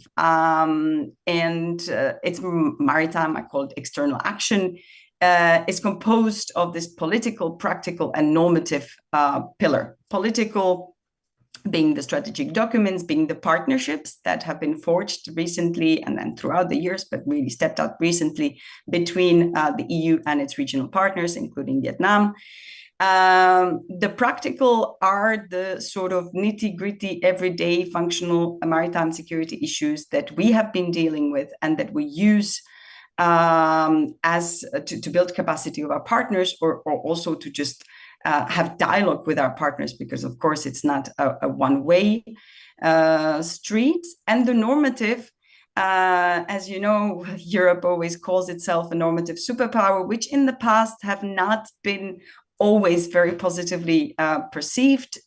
We didn't want to be patronizing anyone, but it seems to me that against the current geopolitical background and the US-China rivalry and what we see, the need to uphold the rule of law is frankly much more important. And I will get into these specific parts a little bit more in detail. When it comes to the South China Sea, more specifically, when we zoom in, two major strategic documents come up: the EU Maritime Security Strategy and, of course, the EU Strategy for the Indo-Pacific. And I thought I would just, these are just few snapshots to remind that although the member states' naval activities are often dissociated from the EU, they are in fact connected, because the EU's Maritime Security Strategy recalls and encourages the member states' navies to play a strategic role in defending the freedom of navigation and fighting criminality on behalf of the trading bloc itself. Now, of course, they also recall the importance of the South China Sea. You will find all of this language. And on top, of course, of these whatever strategic documents that we may call, there are also regular statements by speakers, etc., by the member states that can be taken at the face value every time there is an incident. And I will not be reading my slide because I see that time is running out fast, but just to be sure that, of course, Europeans are watching. What you may have noticed in the region is the increased presence of European navies. And that's why I was also wanting to make the link with member states. The French are, of course, always present in the region, but the way they operate is slightly different from the Americans. And this is the difference that I guess I want to emphasize as well, and we can discuss afterwards. Deployed a submarine mission already in 2020. The Germans have joined in 2021. The Dutch have joined a British-led carrier strike group also in 2021, really putting a much more concrete face to these political documents that have been issued before that. And recently also the Italians. Now, on the EU level, and this is something that you'll see on the screen, there has been also a decision to extend a concept that is called the Coordinated Maritime Presences, which is basically information sharing system that now enables the EU to have eyes and ears at sea in the region. And you may have heard about a possibility to, of course, go even further beyond the Indian Ocean. Now, what does it mean? It has been too little to some, too much to others. And I understand you have been discussing this also previously. How is it accepted? Southeast Asia, from the research I've made, has mixed feelings about it, quite obvious again. On the one hand, it is seen somehow as an alternative, but not perhaps strong enough. And on the other hand, logically, of course, if you have too many ships in the region, it may exacerbate to a certain extent or trigger accidental clashes. The Chinese reaction, no doubt, has been negative, but here I would like to say that even for analysts, it was very interesting to see the different reactions that China had to the different member states' navies, because they operate in very different ways. And it allows us to test also Chinese reactions and to see the red lines, because we know that with this filter of US-China rivalry, anything that is connected to the US is going to be, there is a cognitive bias and is obviously going to be perceived in a much more negative way. And we need to expand this middle place. We need to see where we can still find ways to engage with China. What I call the like-minded partners is basically Japan, Korea, the ones that have been, frankly, the primary destinataire of these deployments, to make sure that the Europeans are there. The navies have held joint exercises, have joined multilateral naval exercises. So there is, of course, a lesson of interoperability and confidence behind these exercises. The US keep seeing it as too little, but we do not pretend to be a game changer in terms of navies, in terms of military force, of course, in the region, because that is simply not the EU's what the EU is about. But frankly, I think it deserves some credit that you have, if you have a country that does not really have an ocean-going capacity and takes the pain and the political and the financial burden it represents to send it all the way to the other side of the world, is something that really is to remind you of the commitment. Now, the practical cooperation is perhaps the most important. And I'm sorry, I'll be a little bit over time. Maritime domain awareness is something that I'm sure colleagues that are probably in the room with you have been talking about. That is one of the things that the EU has been trying to promote in the region, in the Indian Ocean originally, but also further east, with locally owned, free, for everyone, information sharing systems such as the IORIS that you see on the screen on the right. Piracy, transnational crime, IUU fishing, which really is a key concern in Southeast Asia, are all things that the EU has been working very actively in Africa, in other parts of the world, and that we are more than happy to discuss and be much more involved in the region. Recently, hybrid threats, gray zone operations, I mean, that's the kind of words of the day. No need to remind you that this is something that the Europeans are fighting every day in the context of Russia and other powers. So again, this is something that we can discuss together. It doesn't mean that we have to teach anyone. It is something that we have in common. Since we're talking about multilateralism, we have seen this fragmentation of the regional multilateral structures, which has led to this emergence of minilaterals. And I'm not talking about AUKUS, and I'm not talking about Quad. I'm talking about functional, smaller scale minilateral groupings. The EU could work with Philippines and Vietnam, for instance, when it comes to understanding of UNCLOS. I tuned in for the rest of the previous session, and I understood that we need a common understanding of international law and UNCLOS. I mean, this is something that we surely can provide. And I know my time is up, so this is it. When reading the latest State of Southeast Asia opinion survey by the Yusuf Ishak Institute, I was happy to see that the EU is still a trusted partner. I suppose to some extent it does give us a little bit of legitimacy, precisely because we are not EU, US or China. We do not have a stake in the region, but we do have a very interesting, important interest. Again, UN was at the mentioned in the abstract of this session. There are things we can do to coordinate within the UN. You have seen the example of the note verbal that have supported the PCA ruling, submitted by France and Germany and the UK.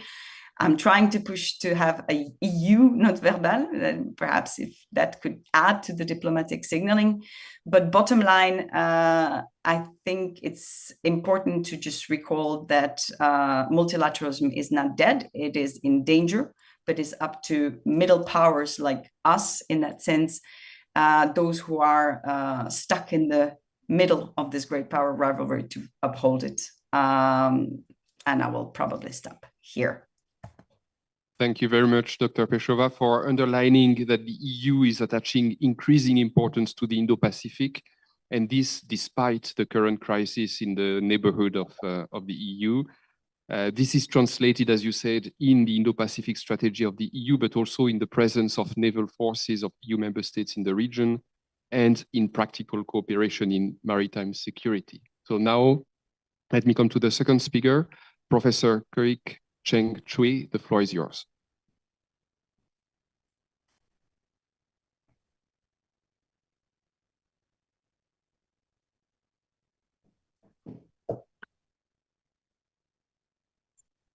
Thanks very much, Your Excellency, for your kind introduction. And also thank you, the organizer, DAV, not forgetting EU delegation, CAS, and also all the call sponsors for having me here. Good afternoon, everyone. Such a pleasure to join this distinguished group of experts and also panelists. And I think the tasks from the organizers are very straightforward, which is to present a perspective about the role of multilateralism about South China Sea. So since we have a moderator and also the first speaker before me, both are from European region, from EU. So I thought as someone from ASEAN region, let me pay tribute to EU by emphasizing the very term that we know come up not from US, not from Asia or elsewhere, but from EU, and the word is de-risking. We do know that de-risking is a term that very much come up from EU, European actors, for the reasons that many in the region, I think in Europe and also in Asia, are not comfortable with the term decoupling. And therefore, the term de-risking is being presented. So let me focus on that de-risking. Of course, let me also clarify, if any one of you are getting uncomfortable about the term de-risking, because of perhaps this word is being perceived as a code word for anti-China. If you're getting too uncomfortable or you are getting too excited because you think the word de-risking, it's a code word for pro-US or pro-Indo-Pacific, let me clarify at this outset that that is not in my intention to make anyone uncomfortable or to make anyone very excited. Definitely not in this occasion. My role is very simple. My reason of focusing on de-risking, precisely because of I thought that is a keyword that will help us to present Southeast Asian perspective, smaller countries' perspective about the role of multilateralism, but especially ASEAN multilateralism in the context of managing South China Sea. And the very keyword here, you could see the title, right, is about the logic and also the limit. And limits indicates that I'm a person of a half glass full, but also a half glass empty. So I'm not going to say all the negative, pessimistic, or optimistic stuff about multilateralism, especially ASEAN multilateralism, but I'm trying to unpack how Southeast Asia see both the roles and also limitations of ASEAN-based multilateralism in the whole process of managing South China Sea. So these are the 3 points that I have in mind. First, of course, I would provide the word de-risk and what sort of a risk. Clearly, there is a plural form. It's not just one type of risk, but multiple risks. And let me also clarify that we do understand that the word de-risking is very much economic de-risking in the current narrative. But the word itself, de-risking, meaning that mitigating, neutralizing, and also offsetting a risk, certainly applies to those areas beyond economic. Maritime security definitely is one very irrelevant one. So we are going to look into de-risking and what risk from Southeast Asia's perspective. And I'm going to focus on the ends and also a means of de-risking in the context of South China Sea. And finally, I'm going to focus on the ASEAN-based limited, ASEAN-based multilateralism. So de-risk, what risk? What risk? Certainly, I think this is a first point, one risk, one danger, one undesired consequences that are in the mind of everyone who first focus on South China Sea. And this is a big power aggressiveness. And many would refer directly to China and saying that China's action over the last 1 decade or so is posing the biggest risk when it comes to South China Sea. So let's present a Southeast Asia perspective here. I know there are multiple perspectives, but one common denominator from Southeast Asia region is that, yes, China's action certainly is a part of the big power, the risk of big power aggressiveness, because it will harm sovereignty, territorial integrity, so on and so forth. And what is going on between China and Philippines in a way emphasize and also reinforce how countries in the region, especially from ASEAN region, see the risk of big power aggressiveness is there. Perhaps it's also growing. And Vietnam, and the case of Vietnam and also other claimant countries are certainly additional examples. But it would be wrong and it would be a dangerous policy. We would assume that South China Sea issue is all about big power, the risk of a big power aggressiveness. Why is that? This is a blind spot. A blind spot in the sense that when it comes to a management of South China Sea, this is one risk, but there are other risks that very much Southeast Asian countries have in mind. And it's complicated in the sense that we can group them into two big groups of risks. And that is about external and also internal. Externally, there are a number of possible dangers and also harms that countries, especially weaker and smaller countries in the region have in mind. So we do worry about the first type of risk, which is big power, aggressive action. But we are also, that is not the only risk that we have in mind. There are many other type of risks that we have in mind. We are worried about entrapment. As a big power, and that's US and China intensified their competition, many in the region, especially Cayman countries, are worried that we'll be entrapped in the big power armed conflict that no one choose. We are also worried about ASEAN as a regional group being marginalized as more and more non-ASEAN mechanisms are being assuming greater role, not to mention Quad and also many AUKUS and many other regional arrangements. Minilateral arrangement have been put forward. So we are also worried that as more pressure put on smaller countries, countries in the region will be polarized. They'll be either you are with us or you are against us. And again, ASEAN countries are worried that we'll be entrapped in the game that big power plays. Finally, we say that all politics is domestic, is local. All domestic politics in the sense that ruling elites, they wake up every morning. They are not thinking about what really is going on about South China Sea. They are thinking about domestic, domestic, domestic. Whether it is a democratic system, whether it is authoritarian system, ruling elites in all ASEAN capitals, they wake up every morning thinking about the domestic legitimacy, domestic authority. How can I continue to rule my own country? And this is how they see the ongoing dynamics in the South China Sea. And the next slide, and I'm not going to read out, everybody can read, but I do want to highlight a number of points that it is where the ends and means are very relevant for us to assess what are the limits and what are the role of multilateralism, that the one based on ASEAN. So there are a few things that need to be highlighted about both the list of ends and the list of means. So it's not, none of these lists is exhaustive, meaning that you can add any ends and also means.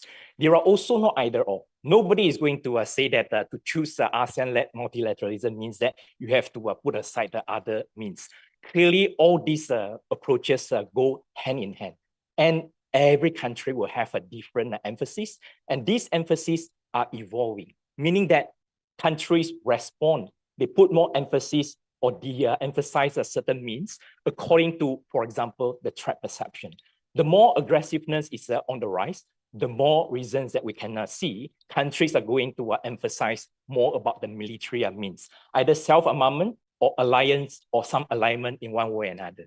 And the greater the risk of entrapment, the greater also the emphasis on diplomatic arrangement. And this is where I think ASEAN and also ASEAN-led mechanism will come into play. And this is my final slide. And this is where I think we can show, I think, panelists before me and also a moderator mentioned about ASEAN centrality.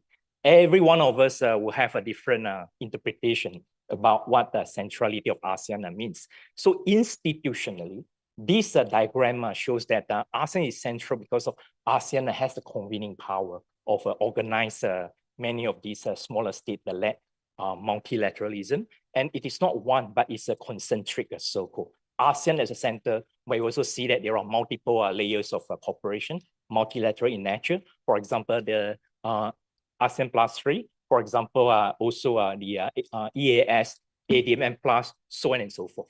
So those are also the platform that we do know that the ASEAN Maritime Forum was very, very much introduced. So the key point here, and to get back to the earlier points of a list of ends and means, is that since none of these means are either or, so countries pursue them concurrently.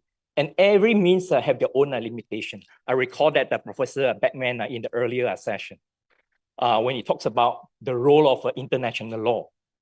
International law, it's certainly legally binding, but doesn't have the enforcement power. So this is one indicator to show that every of the means that on this list, there are performing some roles, they are performing some purposes, but they have their own limitations. And therefore, countries would choose to pursue them concurrently and try to complement each other based on how a situation evolves. And this is where the ASEAN-led mechanism is indispensable. They are imperfect. They are also insufficient, but indispensable. Indispensable in the sense that they still provide a number of key roles that we cannot expect from other means. For example, the intra-ASEAN issues. So I think many have taken for granted that the current calm, stable relationship among ASEAN countries, but forgetting, not overlooking that the ASEAN-led mechanism clearly play a role, an institution for countries within ASEAN region to complement each other. So that is one indispensable aspect of ASEAN-led mechanism, despite all the limitation and also problems that we are seeing. And there are other indispensable aspect of ASEAN-led mechanism in the form of it provides almost the only platform where allow all big powers in and out of the region to come and also to interact. And you can say that these are just talk shop, but again, talk is better than war. And they are continuing processes, at least keep the platform ongoing. And finally, we could also say that with all the limitation, ASEAN-led mechanism certainly provide a kind of collective platform to manage transboundary problems that no one single country, no one single entity can manage. And that's not about the non-traditional security problems that might not necessarily have to do with the big power action, but certainly affects every countries in the region. And with that, let me end my presentation. Thanks very much. Thanks a lot, Professor, for having respected your allocated time, but also for having presented to us your concept of de-risking in the field of maritime and security, and also the role that ASEAN mechanisms can play. You underlined also an important element to reduce risks, which you described as balance of powers. And in a sense, that is an answer to the question that we are debating here in this panel session, which is the role of multilateralism. So let me turn now to our third speaker, Captain Dr. Hasachai Mangkang. The floor is yours.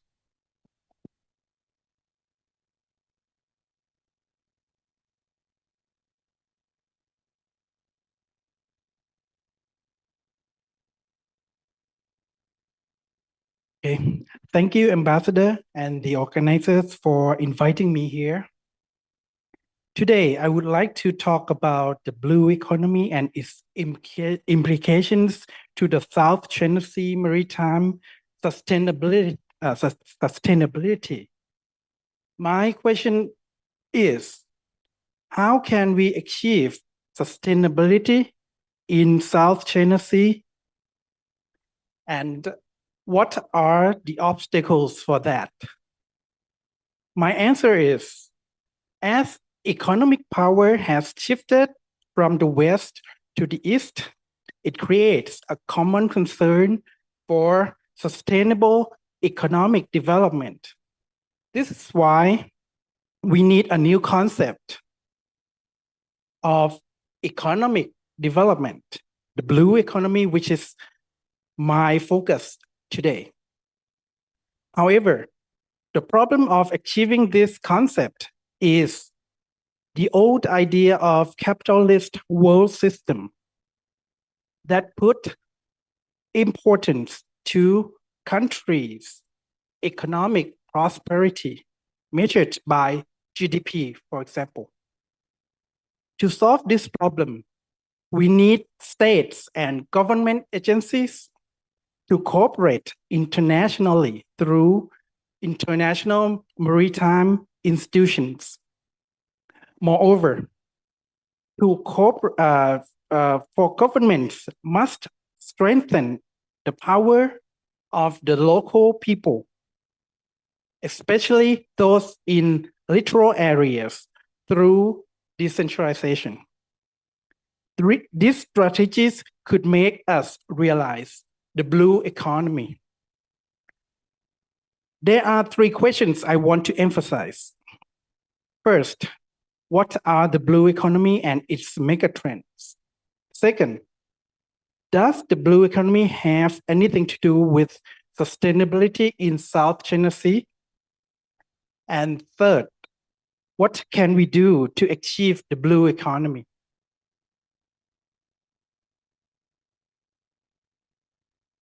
My first question, what is blue economy?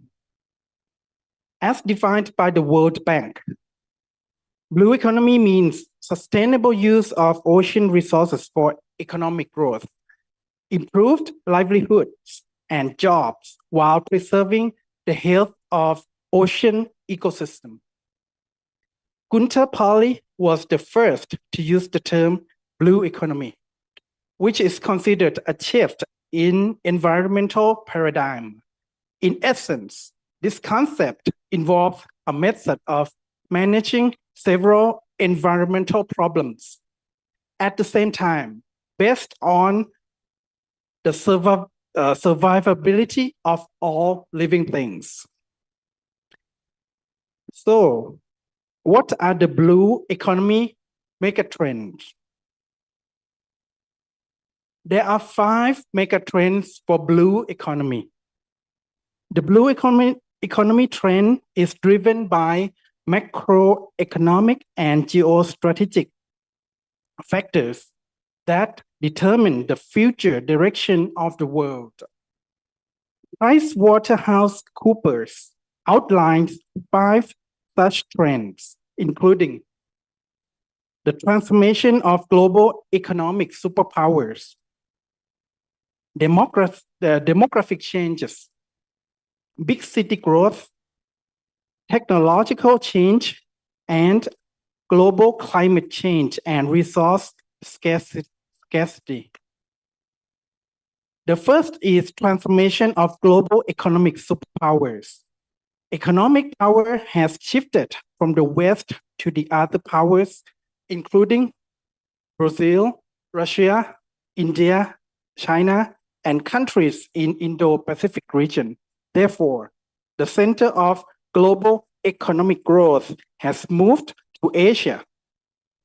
Such high levels of economic growth in Asia will accelerate consumption and use of the sea in unsustainable manner. The Western dominance of the world economy is a historical phenomenon that is fading. And the current development in world economy is the rebalancing of the world economy. The second is demographic change. It's about rapid population growth in cities amid migration from arid areas that have resulted in everything from shifting economic power centers to resource scarcity and changing social norms. The third is the growth of the large cities, and the fourth is the technological change. Let me mention the last one, which is quite important for blue economy. The last one is global climate change and resource scarcity. Since the world entered the Industrial Revolution, people want more energy and clean water. As a result, the climate change has changed more violently. Sea level will rise. This makes traditional farming and fishing even more difficult or impossible. This means that traditional management practices will be increasingly challenged by changes in geographic environment. We come to the next question. Does the blue economy have anything to do with sustainability in South China Sea? Of course. It's about the change in paradigm from modern capitalist economy into blue economy. Today's capitalist economy emerged within the context of the modern international order and reached its post-Cold War peak with the triumph of liberal democracies, liberal economic order. How does the capitalist world structure work? As you know, capitalism is an economic system in which individuals or business units own the goods and gain through investment. At the same time, business owner or capitalists will hire workers only through wages. And how do the aims of blue economy conflict with principles of capitalism? The capitalist system has developed along with the modern world, which has the Industrial Revolution as an important element. This makes every economic activity possible in pursuit of maximum profit, which will lead to further expansion of the industrial production base.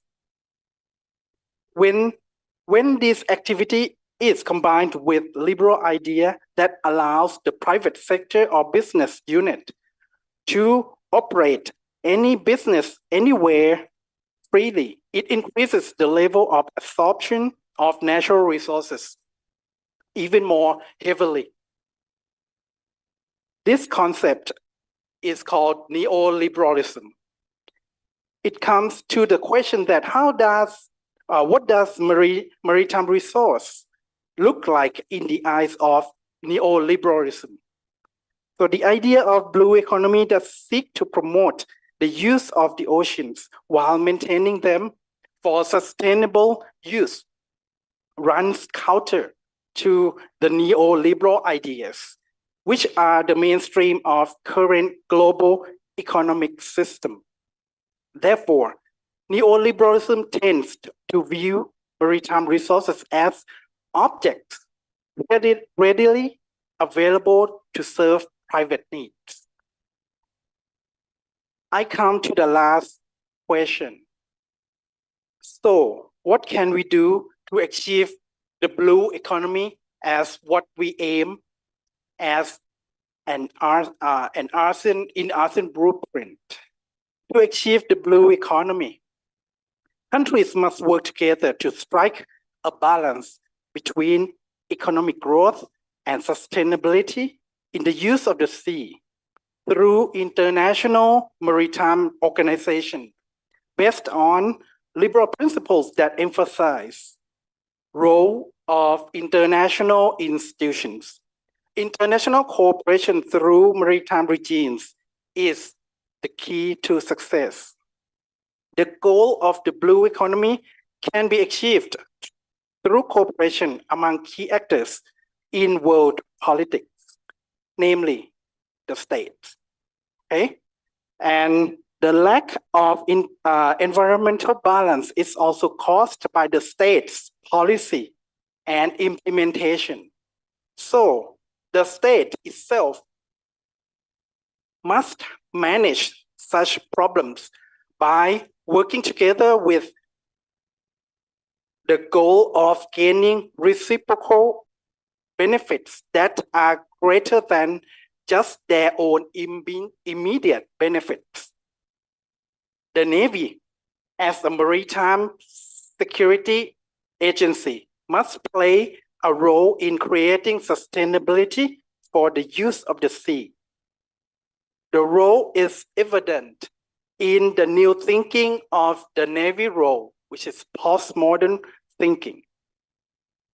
Now I want to conclude by stating that by nature, countries can cooperate in maritime domain because the ocean has no border. We do not have to play a zero-sum game where some countries win while other countries lose. By aiming at sustainability of the East Sea or South China Sea, together under ASEAN Plus mechanism, we can achieve what we hope for, which is the balance between economic growth and ocean sustainability. Thank you for your attention.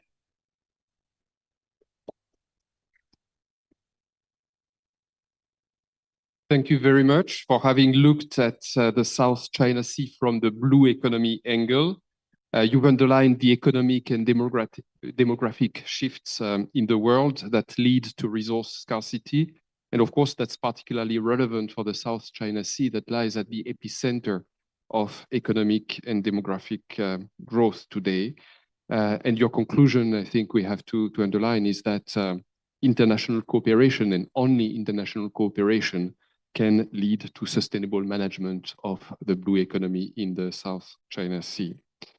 We are coming now to our last speaker for this panel session, Mr. Murray Hibbert. The floor is yours.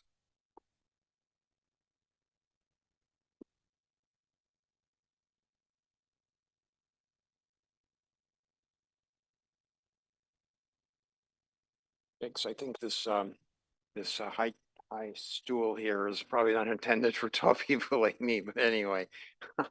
I'd like to, like my colleagues, thank the organizers, thank the chair, thank my panel colleagues for my ability to be here and participate in this conference. I was charged with writing "Can ASEAN maintain centrality to really address the challenge in the South China Sea?" And this is the third panel. I am probably the 13th person that will address this issue.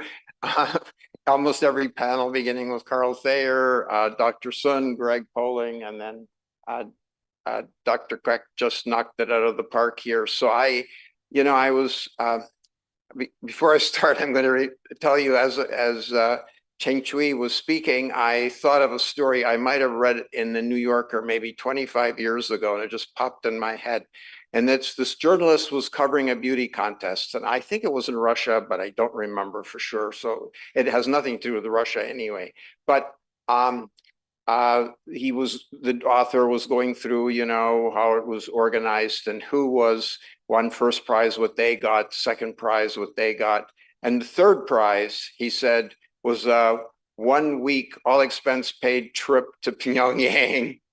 And the guy ends, there's no prize for coming in third in whatever country that was. And I feel a little bit like that. I'm not going to go off to Pyongyang yet, though, this afternoon. My answer to this question is really quite simple.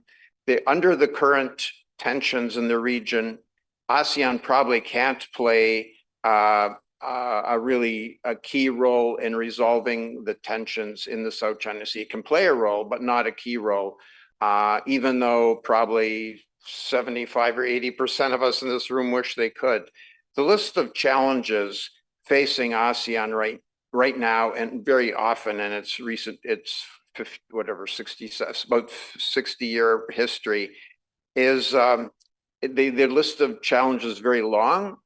They're trying to recover from post-COVID economic challenges. They're trying to figure out how to manage water shortage in the South China, in the Mekong, caused by El Nino for sure, but also by 11 dams on the Chinese side and 2 in Laos and 1 in Cambodia that are holding back water.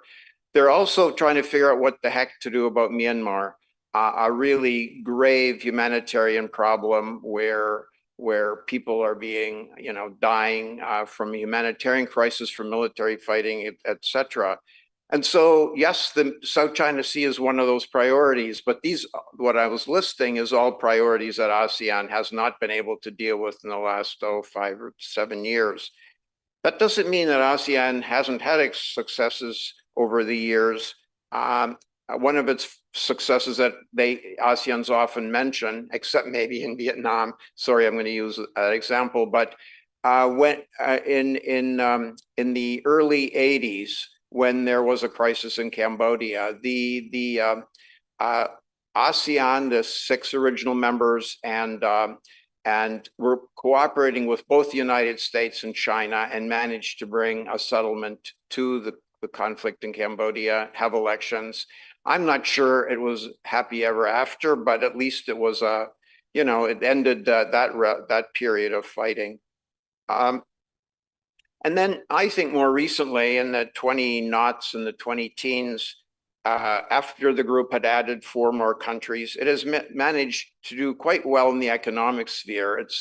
It managed to negotiate ASEAN-wide ASEAN Economic Cooperation Agreement, in which it slashed tariffs and reduced barriers to trade, which was really quite significant. It negotiated a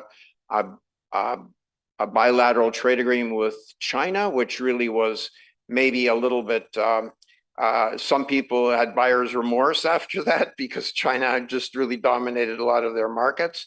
And then more recently, though, it was the Regional Comprehensive Economic Partnership, RCEP, which ASEAN negotiated with China and a bunch of other countries in the region.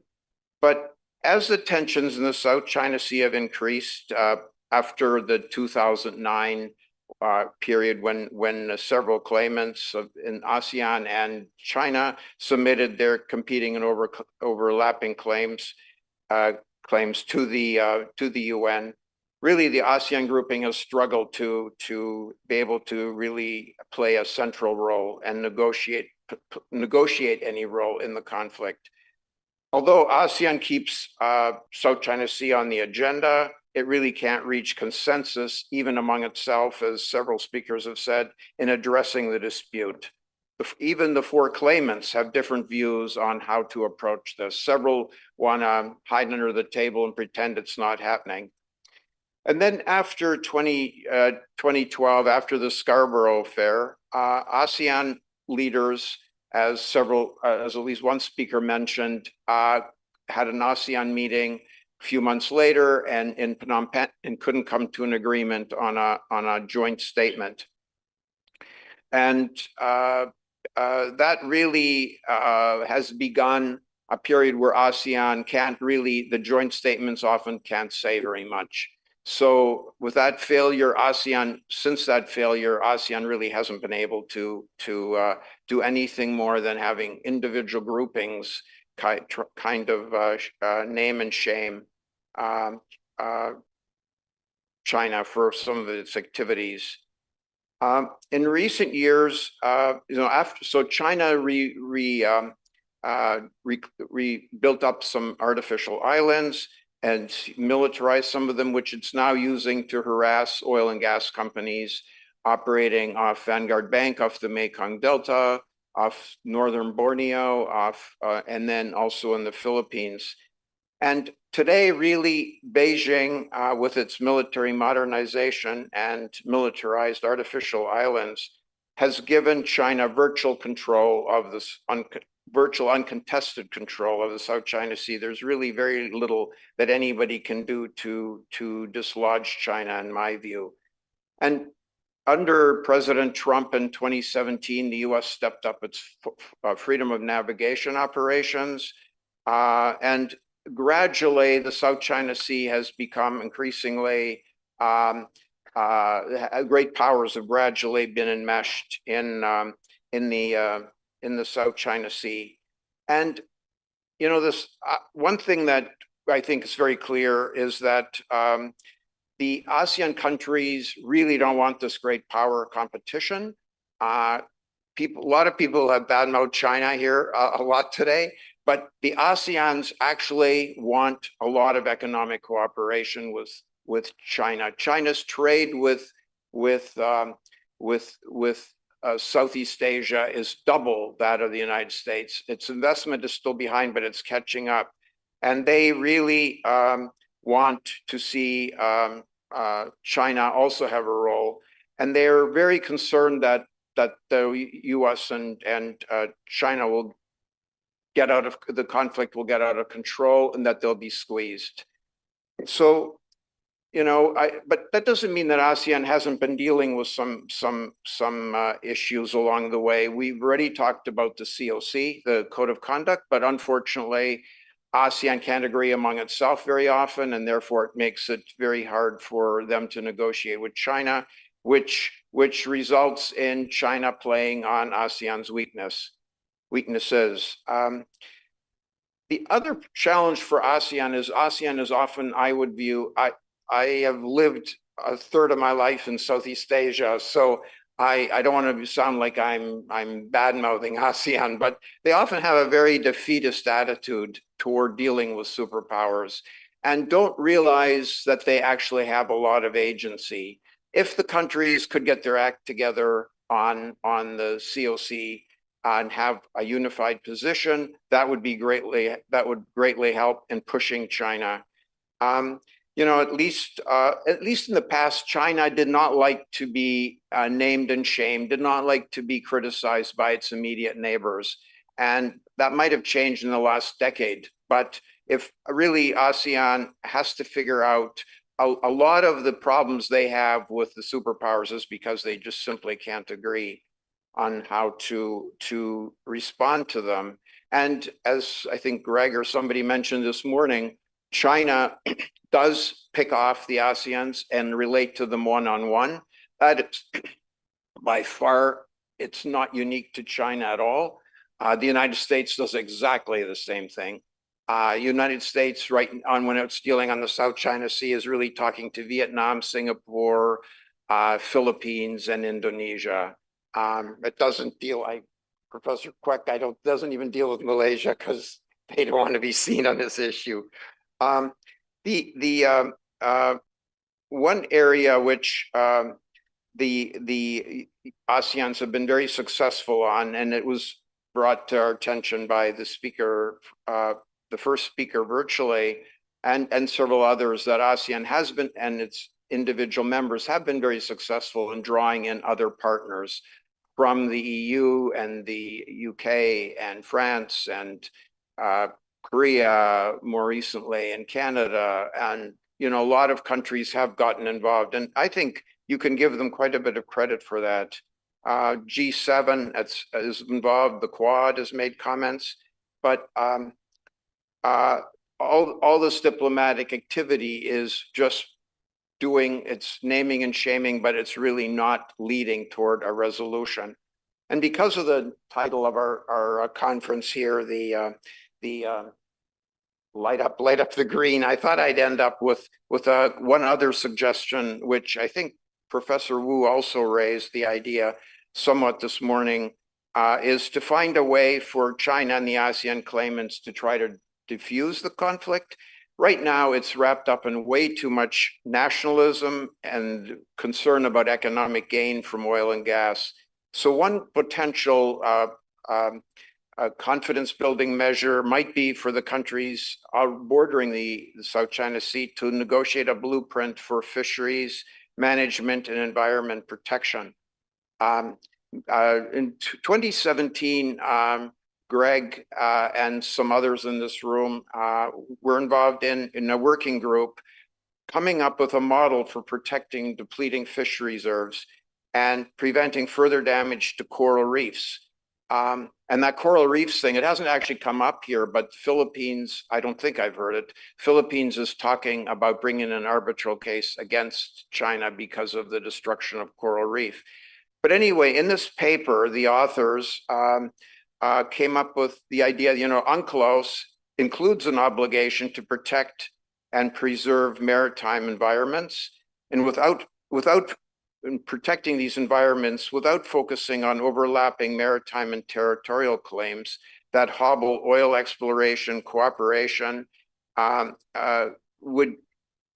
fisheries could, by taking it away from the most high profile conflicts and tensions, and working through some of the guidelines of UNCLOS in Article 192 and Article 23, you could start to figure out how to negotiate or how to move forward with more confidence without giving away any territorial and maritime claims. Thank you very much.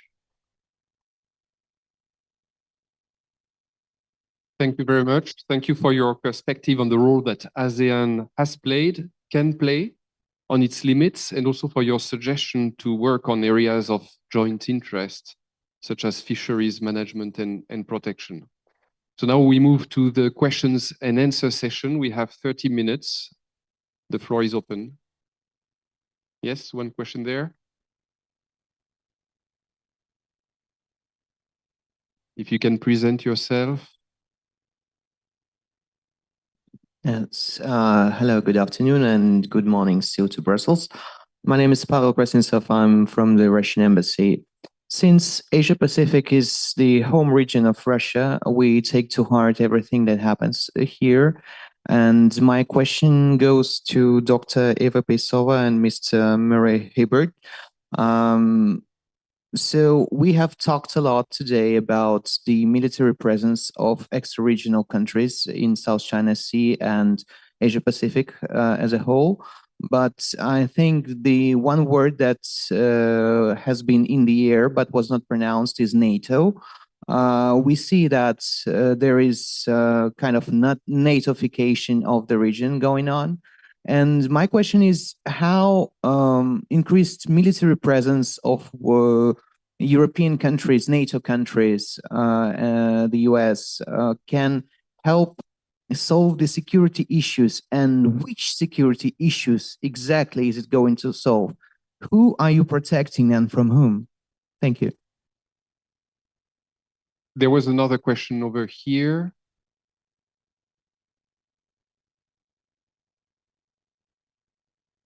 Yes, thank you.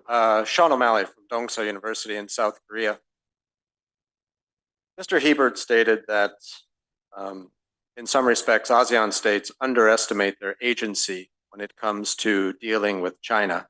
And I would say the same in many ways applies to South Korea and the way that they try to deal with China as well.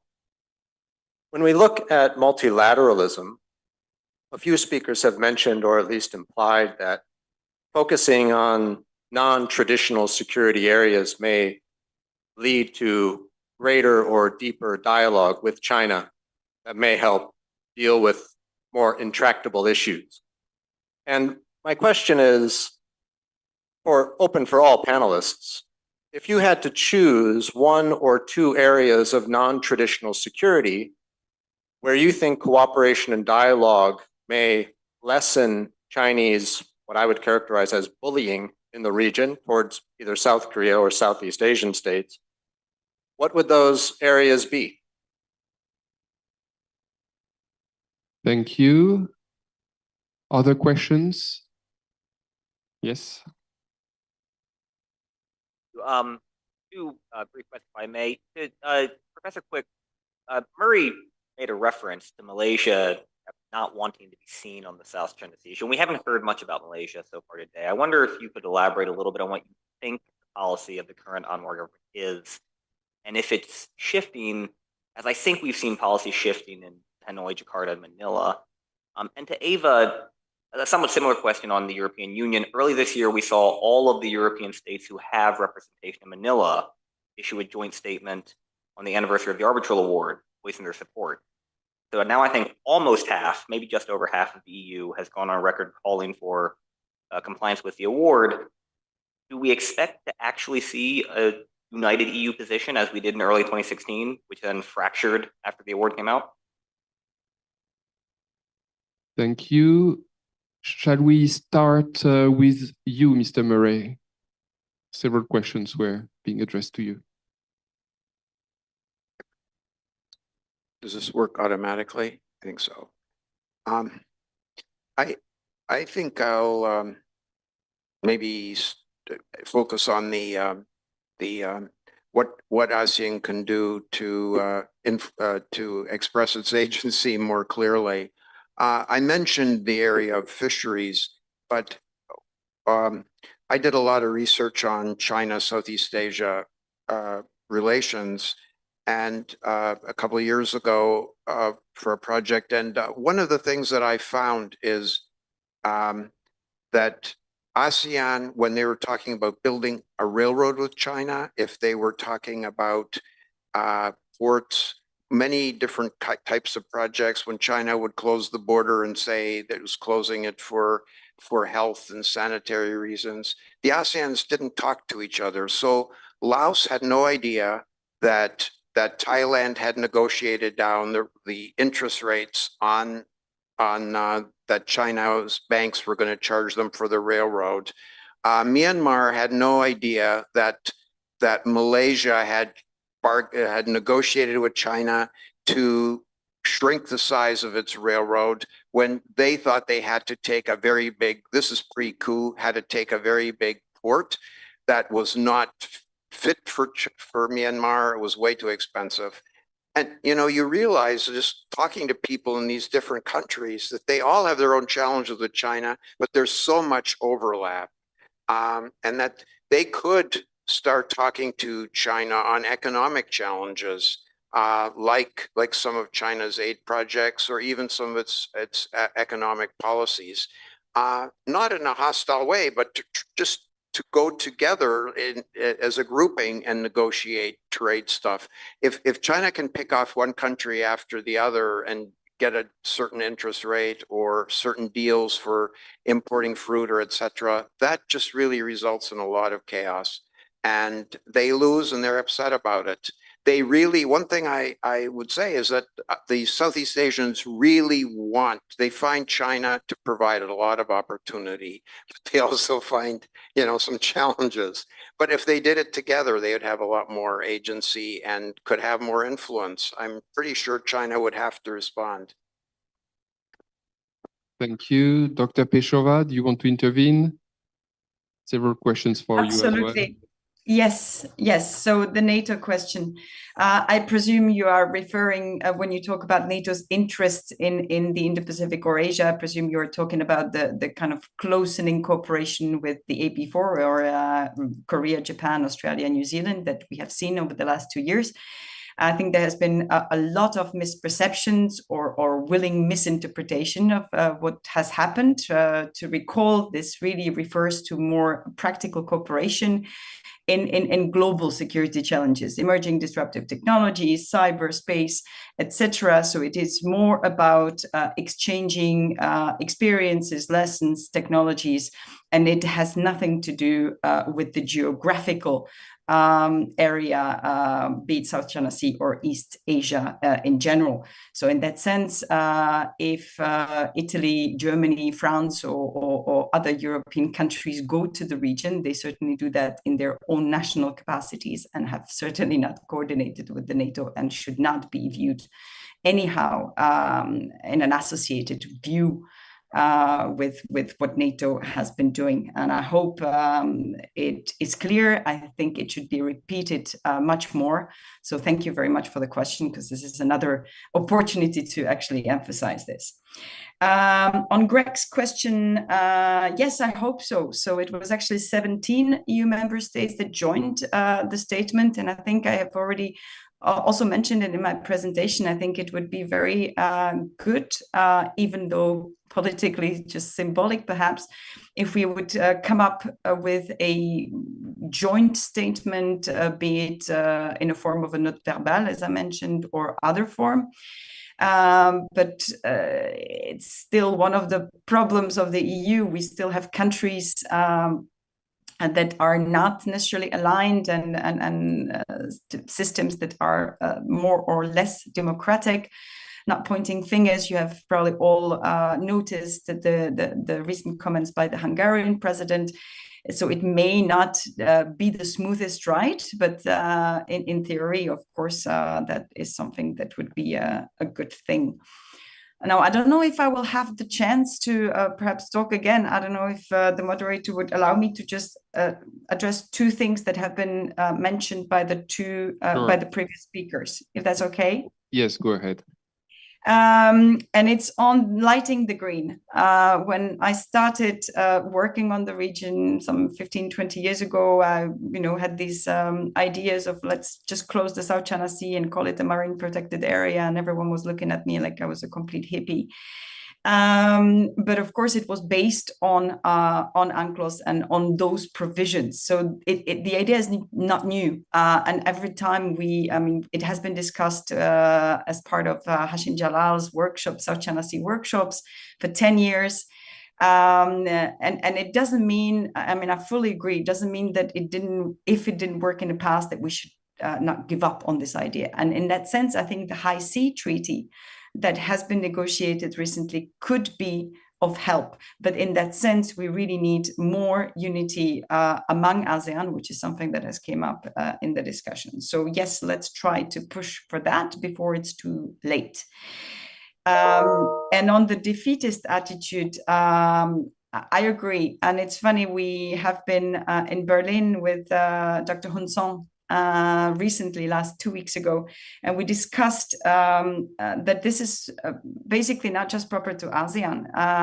If you talk to individual European countries or African or Southern American countries, this defeatist attitude is always there if we talk separately. Or if they talk to us separately. But there is really, I think, more than ever a need to come up with a joint narrative that would perhaps seduce all those smaller and middle-sized countries around the world, that the great power competition does not take place in a vacuum, that we are all agency and perhaps need a more common narrative. That's it. Thank you. Yes, Professor Cheng Chui. All right, thanks very much.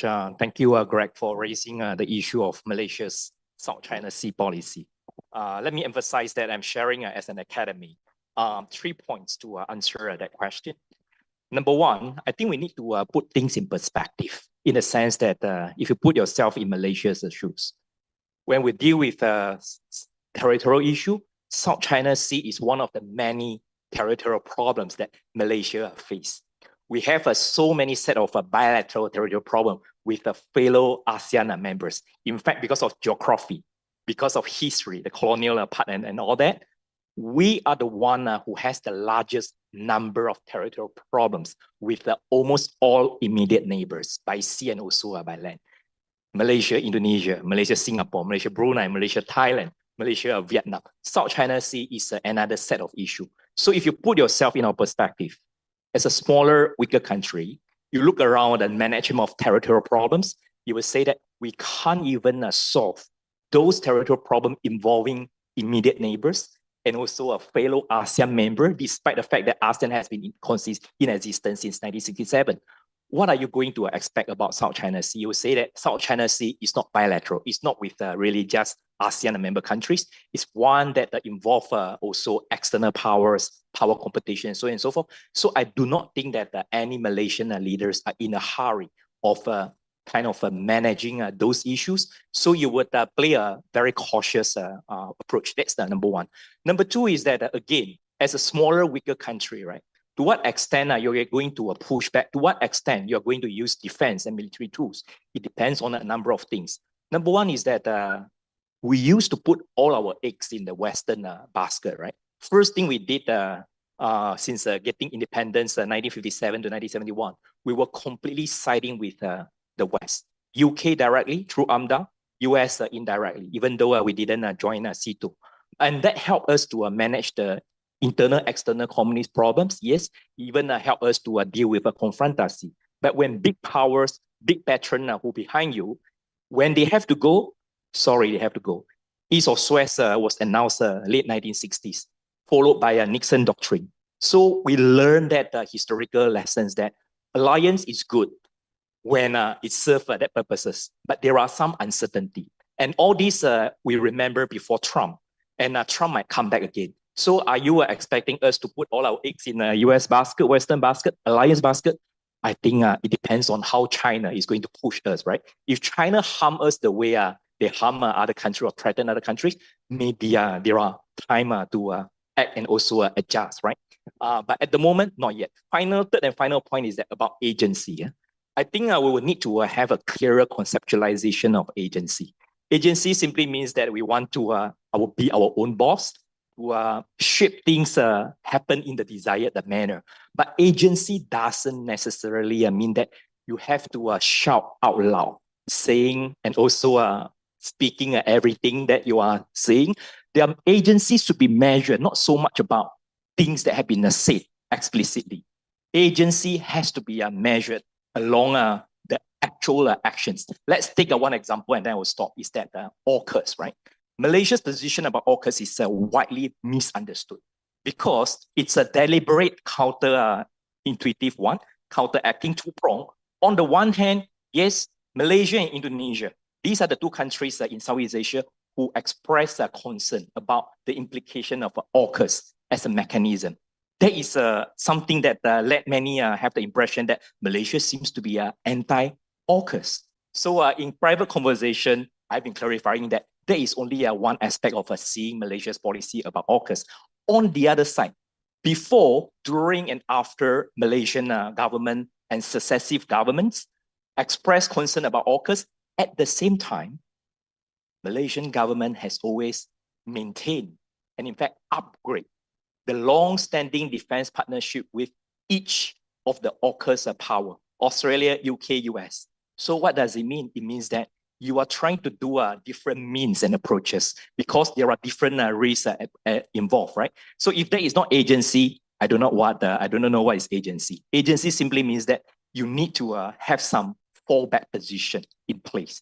You don't have to say it because saying it out loud might not be helpful. Saying it out loud might increase the risk and also uncertainties. I will stop here. Thank you. There was the question on non-traditional security areas where ASEAN, South Korea, others could play a role. You want to take it? Okay, sure.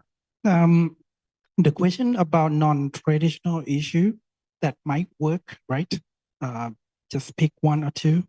For me, I think the first one, I think about the threat that could cause survival of the countries, every country's economy. That is the safety of the sea line of communication, the ship going in and out of the port of every country. That might come from the threat from the piracy, for example, and some other transnational crime that really affect the flow of communication at sea. The second one what I might pick is about the healthy ocean. It's about it does affect too, but it might not, you might not see it right away compared to the economy of the country. For example, it's the threat from not the eco-tourism, the fishery does not control, the unregulated fishery, for example. That is another issue that we might forget because we focus our attention on a lot on sovereignty at sea. Like I said before, if you were if you were in the Navy, like I used to, you see that the sea has no border. It's not like the land. The land has border. You have something that mark that it is the land. But the sea, we share things, you know, and it's a good place to start cooperation. It's at sea because it's a lot of things that we share the interest, and I hope that if we could start cooperation at sea first, and I hope that the low political issue could spill over to other issues and create a sense of cooperation or even collaboration among countries. And then the conflict in the sovereignty conflict might not, countries might not see as that important that it is right now. Okay. So that's my answer for you. Thank you very much. We have time for a very short last round of questions, if there are still questions. There are 2 online from the room. I see no hand raised. Yes, over there. Hello, thank you, Chair. I have 2 questions. One for Captain Hassan Chai. So, blue economy concept, blue economy development in ASEAN and the South China Sea, right? Do you think, usually historically, for ASEAN concept to successful, they usually want particular leader. So with that blue economy concept, do you think there should be a leader within ASEAN to sort of spearheading that? And how do you assess the blue economy framework that ASEAN has agreed with China? And for Eva, so you talk about naval deployment and naval presence as a part of the practical cooperation, right? And then in the next 1 or 2 years, we have seen plans from some of the European powers to bring back their naval assets to the Indo-Pacific. So what do you expect there would be anything different from their deployment this time in comparison with their deployment in 2021, and how to make such deployment both more strategic and also more meaningful for South China Sea deployment? Thank you. Thank you. And let me read the 2 questions online. One is about the role of the Navy or Coast Guard that can be played in the blue economy development. And the second one is about the impact of the proliferation of multilateral groups or cooperation with other partners like the US on ASEAN coherence. Who wants to start? Yes, Captain. I don't quite get your question. Could you ask again? The spearhead, some country could spearhead. It was what kind of, should someone take the leadership in ASEAN on blue economy matters, and how do you assess the prospects of the blue economy initiative that has been taken under ASEAN, right? With China. Okay. Normally, cooperation among countries take place if you have great power to start first. But for the blue economy, I think it's the initiative from the United Nations and the EU, and then we implement it, and we have the blueprint for that. It comes up with something that is kind of natural, because we face this the common threat from environmental degradation or something like that. So it's kind of hard to pick to say that great powers. What I say is it's US or China or India or Russia would come and lead. So it's going to be us. And if you want me to pick one, I would say that countries that have the most their interest depends a lot on environmental degradation. It could be the maritime states.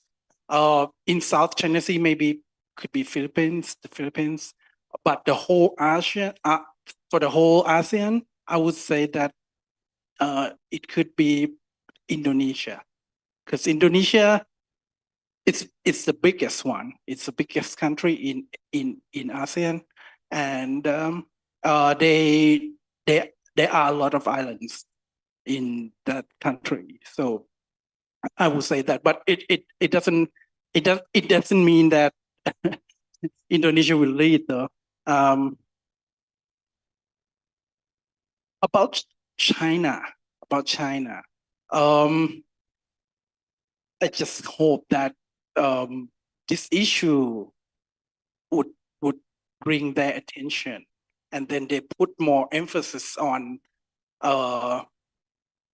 environment rather than the growing economy, developing and emphasizing the string of pearl, emphasizing the maritime Silk Road. That is the old thinking, but it's the role of China is quite important in making this blue economy to be realized. Also, because, like I said, China is a great power and the rising power. Okay. Thank you. Since you have the floor, do you want to say a very brief word on the role of the Navy or Coast Guard in the blue economy? Sure.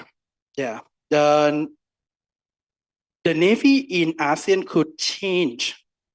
First, they need to change their paradigm from what I call, but not Jeffrey Till call it, modern Navy, to be post-modern Navy.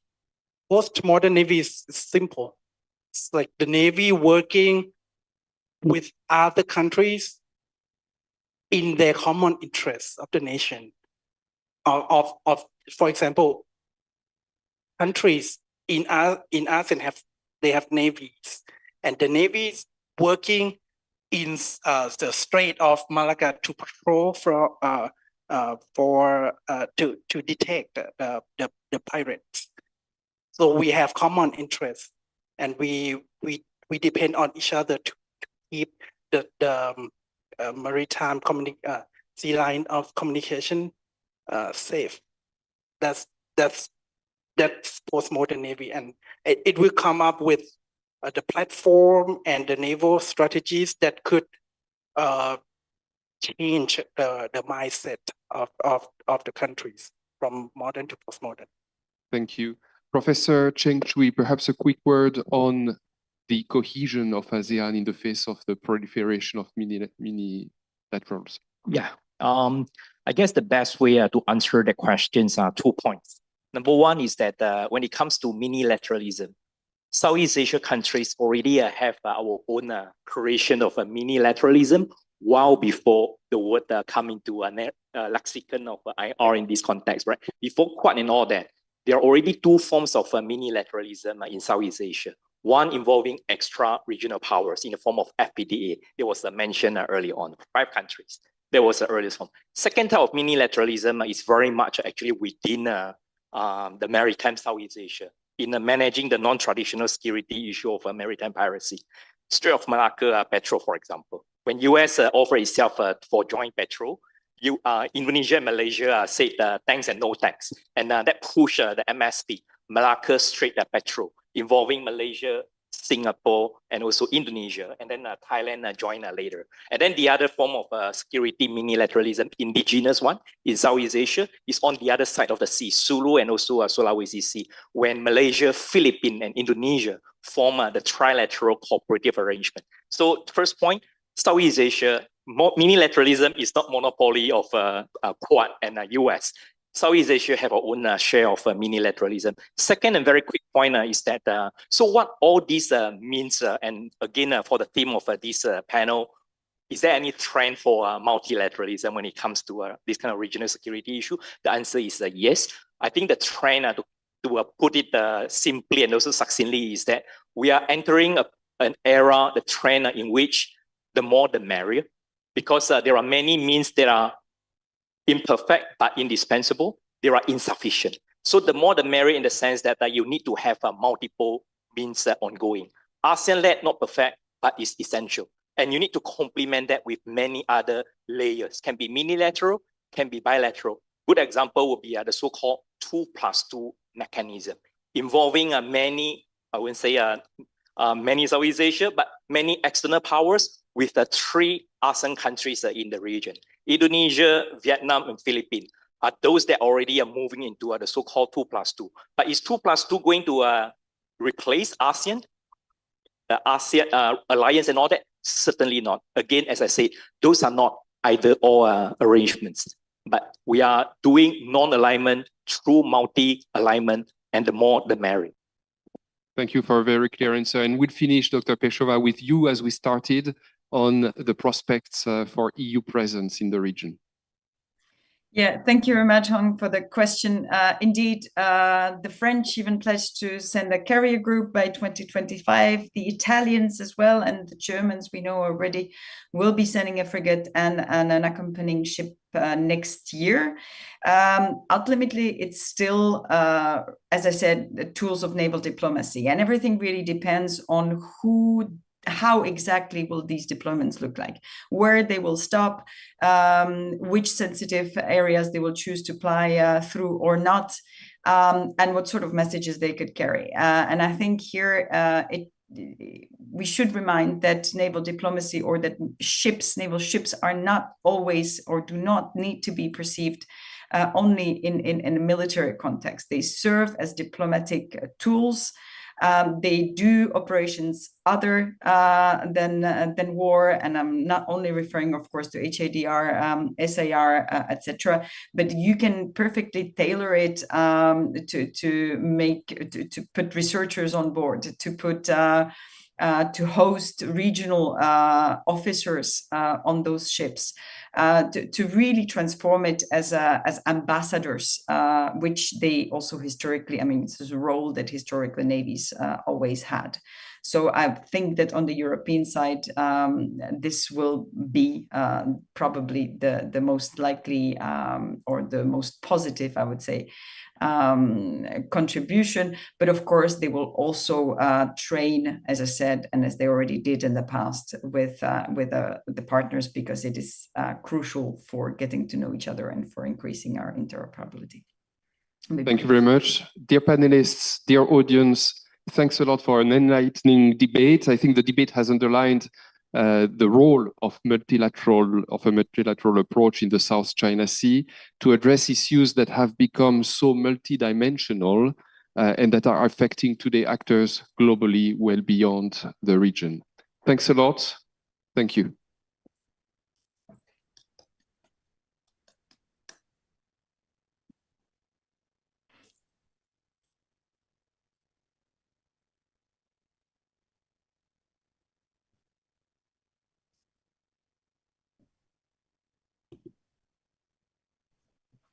All right, thank you, moderators and distinguished speakers. So now we're going to take a 15-minute coffee break. Coffee is readily outside. And for our online audience, please come back in 15 minutes. And we're going to start session 4 on legal matter regarding the South China Sea issues. And don't forget that you can catch the live stream on our Facebook in Biển Đông, or catch the live tweet on our Twitter, South China Sea Connect, and also on our YouTube, South China Sea Connect. And feel free to drop any comment or feedback or questions in any of our social media platform, as well as shoot us any questions in the Q&A chat box on Zoom at any given time.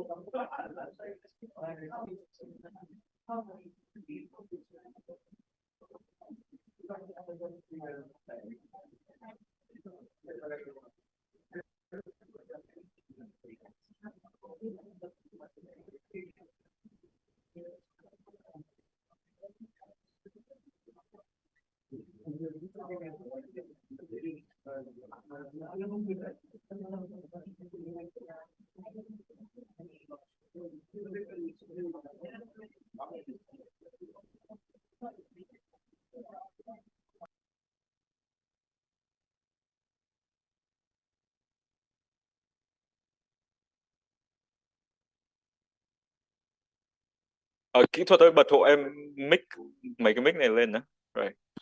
Okay. Okay, good afternoon, everyone. Welcome back to the 15th South China Sea International Conference hosted by the Diplomatic Academy of Vietnam. And per traditions, we usually dedicate one sessions to, legal affairs, the legal dimensions of the South China Sea issues. And today, our sessions, number 4, title, Must There Be a Law on Lawfare, will play such role. And our pleasure is to have His Excellency, Mr. Andrew Goled-Cizanowski, the Australian ambassador to Vietnam, to chair these sessions. So take it away, Ambassador. Xin chào, good afternoon. At every international conference, there's one boring session. I'd like to thank you all for participating. It's an honor for me to be invited back to moderate, and it's a great pleasure for Australia to continue to support this important international conference. I have the honor now to introduce you to our 4 distinguished panelists. Starting on my right, online, we have Professor J. Batong Bakal from the Institute for Maritime Affairs and Law of the Sea at the University of the Philippines. On my left is Professor Robert McLaughlin from the College of Law at the Australian National University. On his left is Professor Antonios Tsanakopoulos from the University of Oxford. And finally, but not least, is Professor Ian Chiang Chung from the Dalian Maritime University in China, and who has kindly agreed to also be addressed as Gavin. After a brief discussion with my panelists, they've allowed me as moderator just to say a few words about the definition of lawfare, because it's not entirely obvious, even for someone like myself with a legal background. I think at its simplest, it could just mean the use of international law for national objectives. But I would put to you that the better view, probably, and the one suggested to us by the abstract in our program, is that it should properly be understood as the misuse or abuse of international principles in order to undermine international law. Although all of that also is in the eye of the beholder.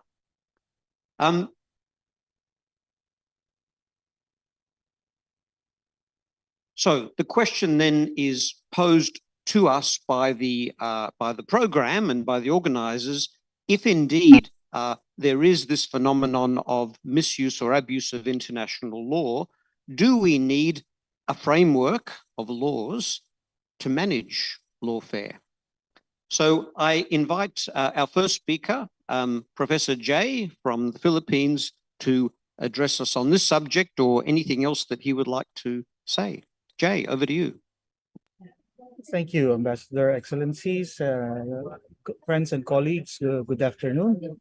Thank you for allowing me to participate only virtually in this conference, although I would have really preferred to be there in person, but as you know, certain things get in the way. I would love the chance to catch up with friends and colleagues at this annual conference.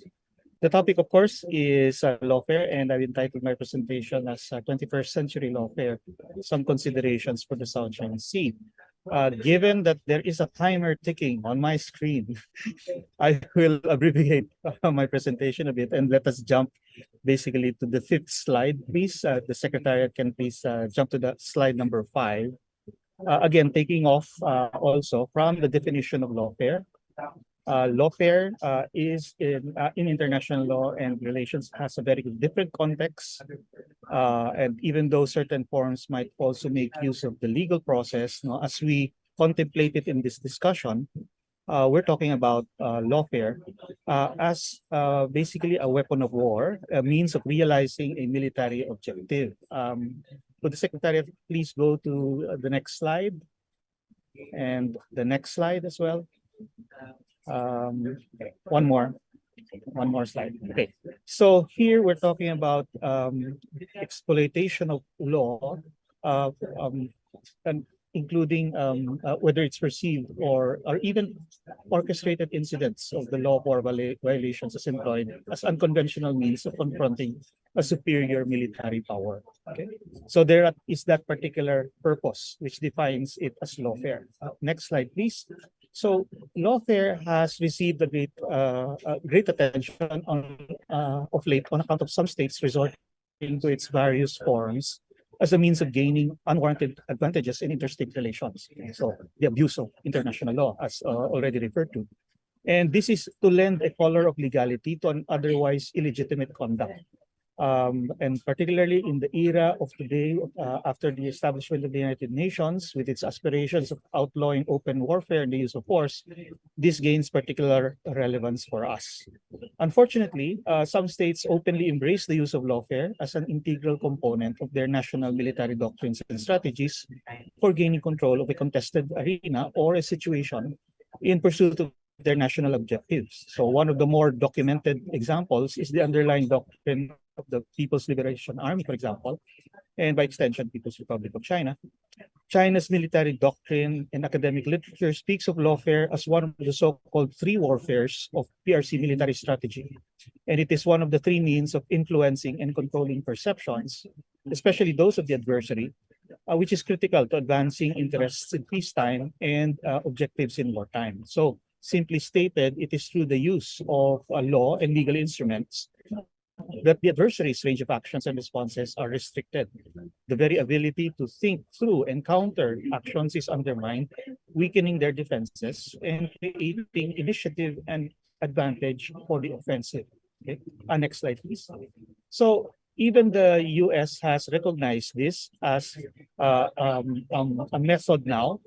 The US Indo-PACOM has accepted the need to address lawfare as an area of competition. So they define lawfare as well. This definition brings to the surface this arena and challenge, that lawfare poses. It defines it as the purposeful use of law to achieve a particular strategic, operational, or tactical objective against a particular adversary, or to bolster the legitimacy of one's own and thereby weaken the adversary's strategic, operational, and tactical objectives. So in the first instance, that is the use of law itself as a weapon. And in the second one, it is the use of law to support other means or weapons, perhaps. Okay, so in either case, lawfare is perceived as an adjunct of military strategy and warfare undertaken in the preparatory stages or phases of a competition short of armed conflict. It presents the advantage of enabling the accomplishment of objectives without the use of kinetic actions, winning the war without fighting, so to speak. So that is what we're looking at now. Next slide, please. In the South China Sea, every day we now see the PRC, for example, employing lawfare visibly and overtly despite the illegitimacy of certain actions. Lawfare is used in both principal and supporting roles here. The enactment and unilateral enforcement of the China Coast Guard law against Philippine government vessels, particularly the Philippine Coast Guard and the Philippine Navy, as they carry out their legitimate activities on Ayungin or Second Thomas Shoal, a submerged feature that is not subject to illegal territorial claims and indubitably part of the Philippine EEZ and continental shelf. China deploys its maritime law enforcement and militia forces against Philippine patrol and resupply vessels, which are exercising legitimate rights and jurisdictions under the UN Convention on the Law of the Sea, as validated by the South China Sea Arbitration Award. We see China's employment of lawfare in its principal aspect when it insists on its claim to sovereignty over the open sea, seeks to apply Chinese law against sovereign immune vessels of another state, use an overwhelming array of potential coercive force to make another government act in a way that it does not want. And China uses lawfare as well in a supporting and supplemental role when it attempts to justify these actions through official statements and statements of its media, describing this part of the South China Sea as being part of their sovereign territory, invoking Chinese law to portray Philippine activities and actions in its EEZ as illegal, and glossing over its use of provocative and dangerous maneuvers in violation of basic good seamanship to set up situations for collisions between smaller Philippine vessels and their much larger Coast Guard and militia ships. The China Coast Guard particularly shows its true colors here in the South China Sea, where it appears to be not a maritime safety agency, but a provocateur and instrument for creating maritime hazards. Next slide, please. So, from China's actions here, in this particular sample, we can derive some observations. Simply stated, China's lawfare in the South China Sea is stark evidence of the emergence of modern colonialism and imperialism. Regardless of the absence of the overt use of force, China's unilateral imposition and attempt to carry out enforcement against the sovereign immune vessels and agents of another state clearly violate the underlying principles of the United Nations Charter, which embodies the principles of respect for sovereignty and sovereign equality among all nations, big and small. China's attempts to enforce its laws against the Philippines, exercising its legitimate rights and entitlements to marine resources allocated by international law, are nothing less than an attempt to subordinate and subjugate the Philippines. It is the modern version of political and legal domination by a colonizer over the colonized. Its demand for its own national interests to prevail and preempt those of smaller neighbors is today's version of political and legal domination by the colonizer over the colonized. It's often repeated accusation of the Philippines as a mere puppet of the United States, as if a country with a population of over 110 million cannot have its own independent views and interests in today's complex world, smacks of a colonial mindset that disrespects the existence of sovereign peoples. Its reference to spurious and revised historical facts and justification for special preemptive rights echo the rationalizations of old European colonial powers, such as Spain's claimed mission of evangelization in the name of Christianity, or Great Britain's claimed benevolence for bringing civilization back then. China's need to secure marine resources that legally belong to other countries under the terms of a multilateral convention that it itself signed and ratified, but now seeks an exemption from, on the basis of its excessive and expansive claims, is nothing more than a modern version of practices and policies of exploitative colonialism that peaked in the 18th and 19th centuries. Its offers of development aid under agreements that largely benefit itself, such as the generation of employment for expatriate Chinese workers, burdensome interest of Chinese loans, exclusive choice of contractors, leaving the supposed beneficiaries with the burden of loan repayments and without assurances of the economic viability of development projects, are the modern methods of creating economic dependence and institutionalizing inequality. So the use of lawfare here is not exclusive to the Philippines. It's also employed systematically against every other Southeast Asian country for the sake of advancing China's excessive and expansive claims. It seeks to influence other countries and international institutions to accept the superiority of its status and merely watch as it takes away the legal rights and entitlements of smaller neighbors. China's lawfare, therefore, is nothing less than the pursuit of an imperialist enterprise, a modern imperialism with Chinese characteristics. Next slide, please. So what then are the implications of this lawfare to the South China Sea Code of Conduct negotiations, a significant norm-making exercise that has been dragging on for a quarter of a century? These rights protection activities of China, the lawfare that it continues to employ, by which it seeks to enforce excessive claims on the strength of domestic legislation, the China Coast Guard law, against not only civilians, but particularly government vessels and personnel of other countries, fall within the various definitions of lawfare. And the active conduct of lawfare is inherently inconsistent with the holding of talks to settle disputes through the creation of norms and rules. It is incompatible with sincerity and undermines confidence in negotiations which should be free of coercion. So the continued lawfare will color the COC negotiations and tend to show that the participation in negotiations are mere distraction intended to cover up other actions, which will always give rise to questions about its good faith and intentions. So to conclude, with the last slide, please, I believe that the burden now rests with the smaller, independent and sovereign nations of Southeast Asia. That burden is great and clear, especially for claimant states. It is important for claimant states to resist this lawfare, this imposition of unilaterally established laws and rules that preempt their legitimate interests under international law. They can do this by calling out such lawfare tactics and describing it truly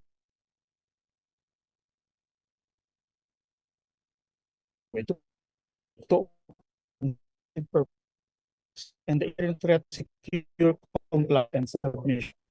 Southeast must learn the lessons of the regional front against the threat poses to their autonomy and independence of states.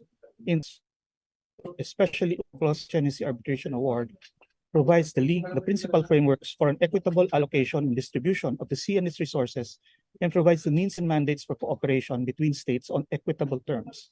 Southeast Asian claimant states must band together and counter this colonial and imperialist enterprise and abide and uphold international law and the South China Sea arbitration, because that is the best option they have for protecting their autonomy and independence. Thank you very much.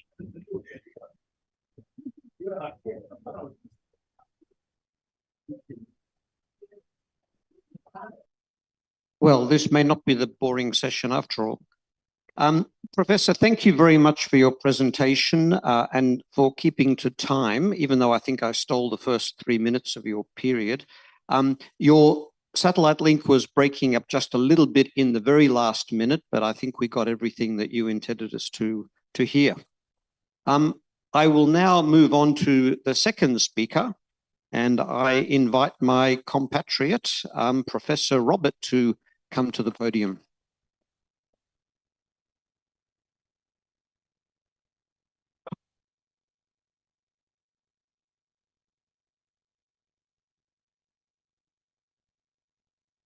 How about now? Oh, yes.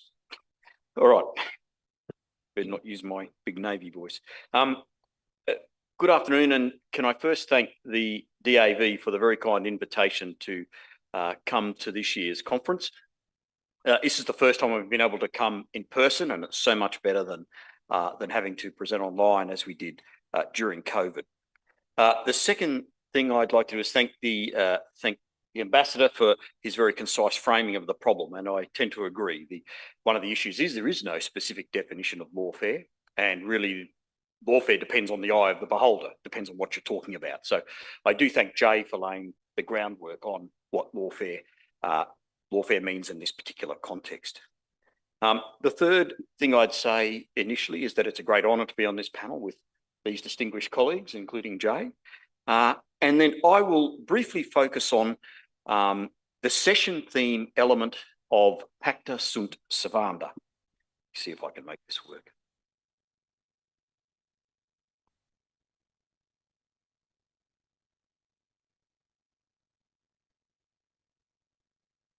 Okay, so what I would like to talk about today is briefly what are the concepts we're talking about. As a lawyer, of course, you want to know what are the left and rights of arc of a concept, what are the definitional aspects, what rules go into understanding, interpreting and applying the concepts. I'm not going to spend too much time on lawfare, but I will briefly look at how lawfare and the grey zone differ, because I think that's an important point for us to think about. And I'll briefly describe what is the doctrine or the maxim of Pacta Sunt Servanda. Then I'd like to look briefly at how Pacta Sunt Servanda can be used in lawfare. And I guess the point I would make at the outset is that Pacta Sunt Servanda can be as equally used to combat lawfare as it can be used to facilitate lawfare. And I think there are two dimensions to that, which I'll talk about in a moment, which is pacta, which is differing views of which law applies, and the other is the savanda, which is the performance of the rule, and there are differing approaches to how you can exploit savanda to achieve a lawfare purpose. So the next point is to describe our key concepts. I'm not going to talk in too much detail about lawfare. Jay has very well laid the groundwork there. The first thing I'd say is that pacta sunt servanda, pacta means rule or treaty in our case here, sunt and servanda, to be obeyed or to be performed. So this is the maxim that we're talking about. You can immediately see that there's two aspects to this and there's two dimensions or two levels. The first is pacta. What is the applicable rule? And so you can see the lawfare utility here of having, if you want to achieve your aim, potentially a nefarious aim or an illegitimate aim, one way you can try and give it the veneer of legal legitimacy, as Jay mentioned, is to actually argue that a different rule applies. The other is servanda, and that's how the rule is performed. And the key issue in servanda, which I'll talk about in more detail in a moment, is that it has two aspects. There's a methodological aspect, that is how you apply the rule, and there is a content aspect, that is what is the content of the rule that is relevant to the weighing or balancing approach that you go through in order to assess how the rule applies. But more importantly, how are lawfare and the grey zone different? The key here is, I think that, as Jay explained, lawfare is about the law. So lawfare is bound by the rules of law. It relies on the definitions inherent in the law and all of that paraphernalia that goes with law as a concept. The grey zone is not a legal concept. And I'll put my cards on the table right away. There is no law of lawfare. There is no law of the grey zone. There is the law of peace, which includes very tense peace, and there is the law of war. There's no third paradigm in the middle where there's a different set of rules that apply to the so-called grey zone. So lawfare is a tool, but only one of the many tools that is used in grey zone operations. Grey zone operations use other tools like misinformation, disinformation, obscuring the identity or the status of particular actors. Those are all grey zone tools. Lawfare is but one tool that is used in the grey zone toolbox. But that does not mean that the grey zone creates its own law. The grey zone exploits existing law to achieve or give the veneer of legal legitimacy to a particular outcome that is being sought by that particular actor. It doesn't mean that when the law is applied in the grey zone, the content of the law changes. The law is the law. It doesn't shift as a matter of law just because I'm now looking at it in the so-called grey zone.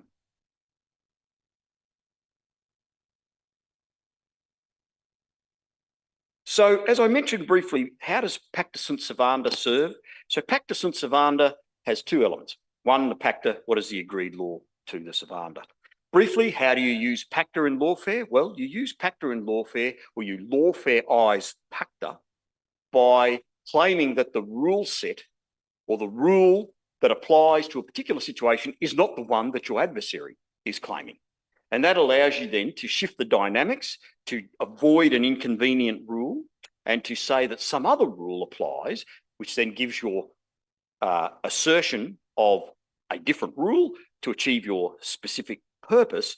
It gives that assertion a degree of legal legitimacy. So that's how pacta sort of works. The more interesting one, I think, is servanda. How does servanda work? The rule performance issue. And I was going to look at an example of due regard in the EEZ, but I'm not going to dig into the example too much because I want to save a minute or so at the end to address some issues that came out of the second panel today. But in brief, the servanda approach to lawfare exploits two things about servanda. One is method. Okay, so how do you apply the rule? How is the balancing conduct that you engage in order to work out how the rule applies in a particular situation to be done in that unique, as may be argued, situation? One example that you'll see in relation to the EEZ obligation of due regard is a claim by some scholars and some states that there is a not explained requirement of appropriateness when balancing the military activity state or the intelligence, security and reconnaissance performing state with the EEZ coastal state. This idea is not in the Law of the Sea Convention EEZ due regard obligations. There is an obligation to balance, but the Law of the Sea Convention sets out the parameters of that balancing act, which is contained within the Law of the Sea Convention. So that's a methodological approach to lawfare. The second approach is content. And the most common place that we see this is where states or individuals, commentators will assert that there's a whole nother set of rule content that needs to be considered because of the specific situation. And when you're talking about security in the EEZ or non-interference and those sorts of things, when you're trying to weigh this up against the EEZ due regard obligation, this is the importation of extraneous rule sets that should not be incorporated into that assessment process. But when you do want to change the outcome of the assessment in your favour, one way to do it is to say, well, the performance of this rule and the content of this rule is different in this situation because of some issue, such as security. So that's really the essence of what I wanted to talk about in my brief time in relation to Pacta Sunt Servanda. I'd like to just finish with a couple of comments on some things that came out of the second panel today, and I suspect some of my colleague panelists might want to say something as well. Look, there are a couple of comments on the second panel that talked about, I'll be honest, it sounded to me like the irrelevance or the discardability of international law based on balance of power shifts, for example, or that a rule became inconvenient for a particular power purpose that a state or a rising state or any state might wish to pursue. And this, I think, needs to be challenged. First, the purposes of international law, there are many purposes of international law, but the ones that might be, or some of the ones that might be relevant to this situation is, yes, international law is inherently political. No international lawyer will argue with that point. But international law within that context serves several purposes. One is, it is the language of framing disputes. So if you throw out the international law, you throw out your ability to dig into and frame a dispute accurately at the outset. Two, it provides dispute resolution mechanisms that are designed to help resolve or freeze a dispute or a contest without resort to serious force. Okay. Three, international law provides a level of predictability to state relationships and, importantly, to reactions. So these are three of the purposes of international law that we need to think about if we're talking about the discardability of international law or a particular rule set. So from that, I would make just four final points. One, international law is actually born in crisis. That's how international law develops. International law evolves due to crisis. So to say that it's not suited to crisis is completely the opposite end of the stick. Two, therefore, international law exists precisely to help put boundaries around crises, and in particular around systemic upheaval. And so to say that international law needs to be jettisoned, or a particular important constitutional rule set needs to be jettisoned because there is some sort of systemic upheaval, is exactly the wrong way to approach it. Third, international law does have inbuilt evolutionary measures. It has mechanisms that allow the law to evolve, not rapidly necessarily, but nonetheless to evolve. And it has those inbuilt measures precisely to mitigate and manage systemic challenge. Finally, if you dispense with the language of international law and the mechanisms of international law, how do you frame the dispute adequately? So the law is meant to be inconvenient sometimes, and it's meant to be inconvenient exactly to preserve predictability and stability. So we sometimes need to respect the inconvenience because it actually serves a systemic purpose. Thank you.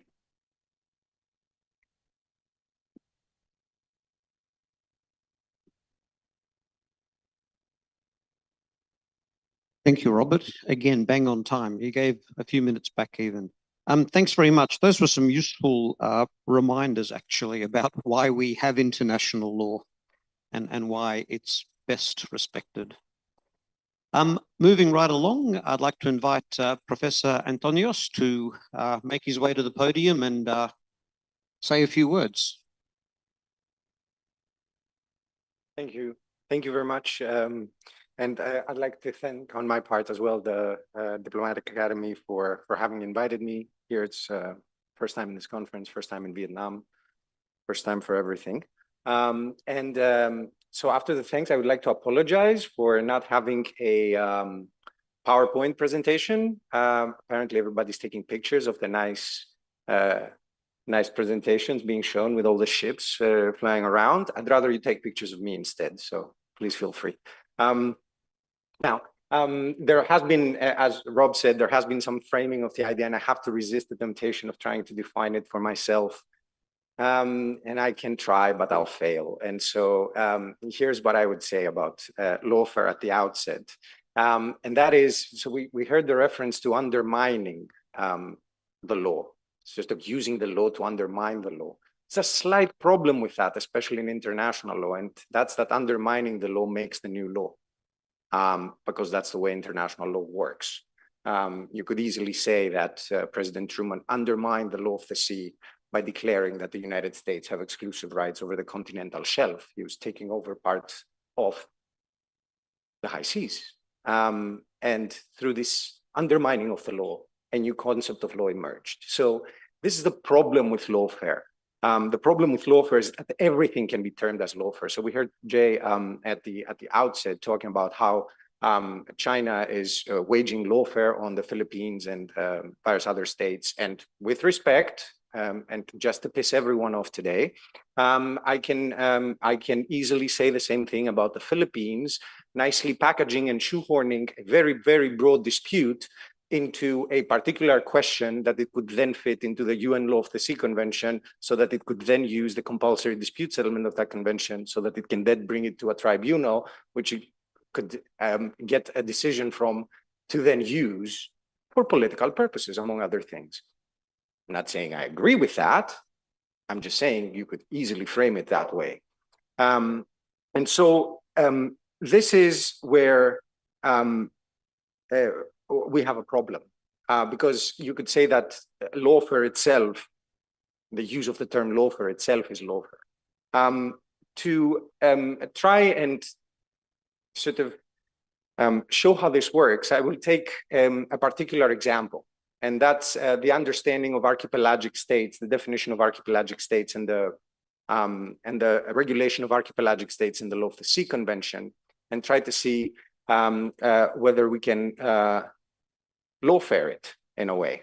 And I'm not going to connect it specifically to claims of states that have been made, but I'm sure you know that there are claims of states that have been made in that respect in the South China Sea. So what am I going to do? First of all, I'm going to introduce archipelago and the archipelagic states, also because I'm Greek by descent, so I have to give you some Greek definitions, and talk about the Aegean Sea in the middle of the South China Sea, because why not? And then I will also try to show the arguments about going beyond the Law of the Sea Convention, beyond the regulation of archipelagic states in the Law of the Sea Convention, with respect to what is sometimes called offshore archipelagos or outlying archipelagos. And then discuss relevant arguments for that. For example, that the Law of the Sea Convention doesn't actually cover outlying archipelagos, so this still remains to be covered by customary law.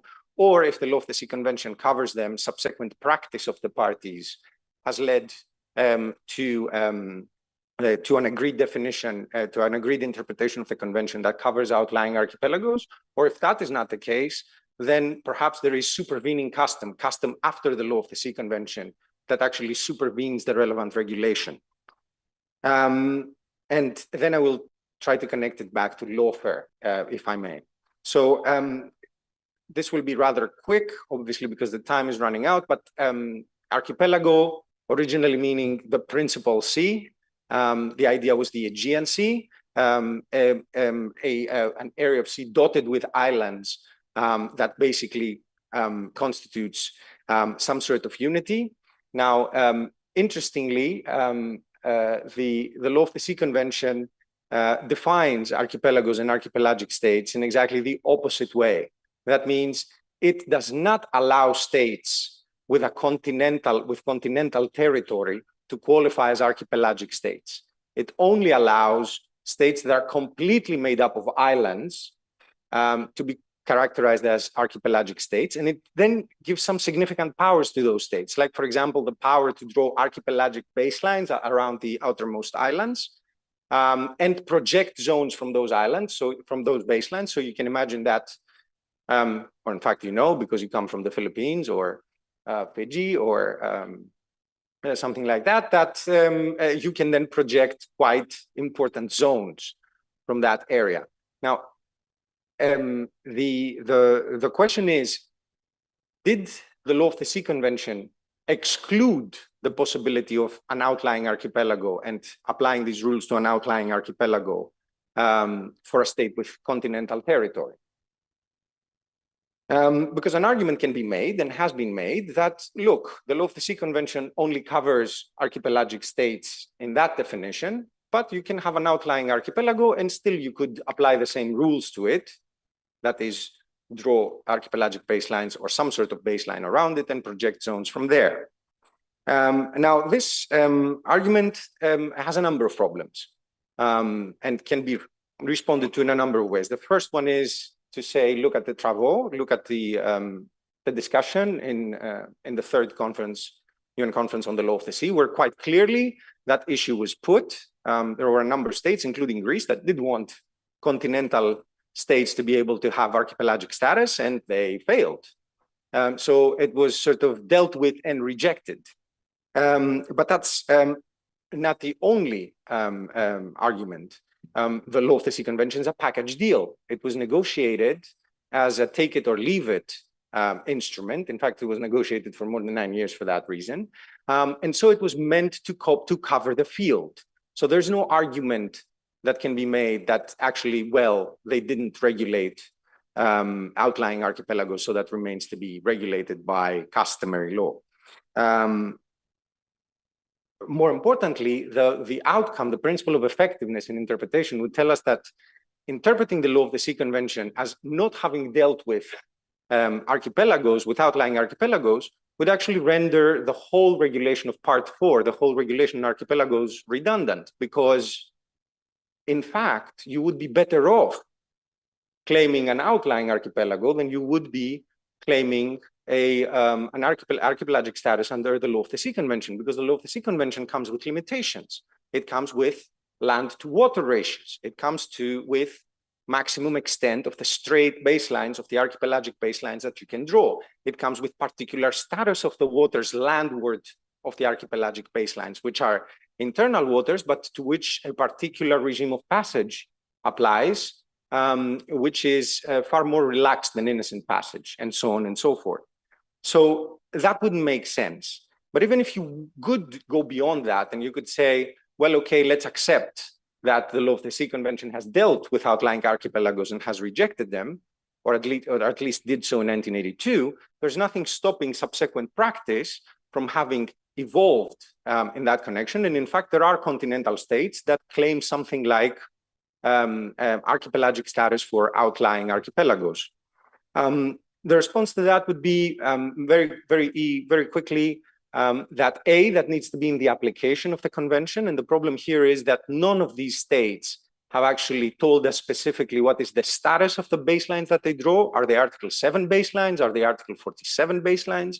What is the status of the waters that they claim? The landward lying waters, is that internal waters? Is that internal waters with a right of innocent passage?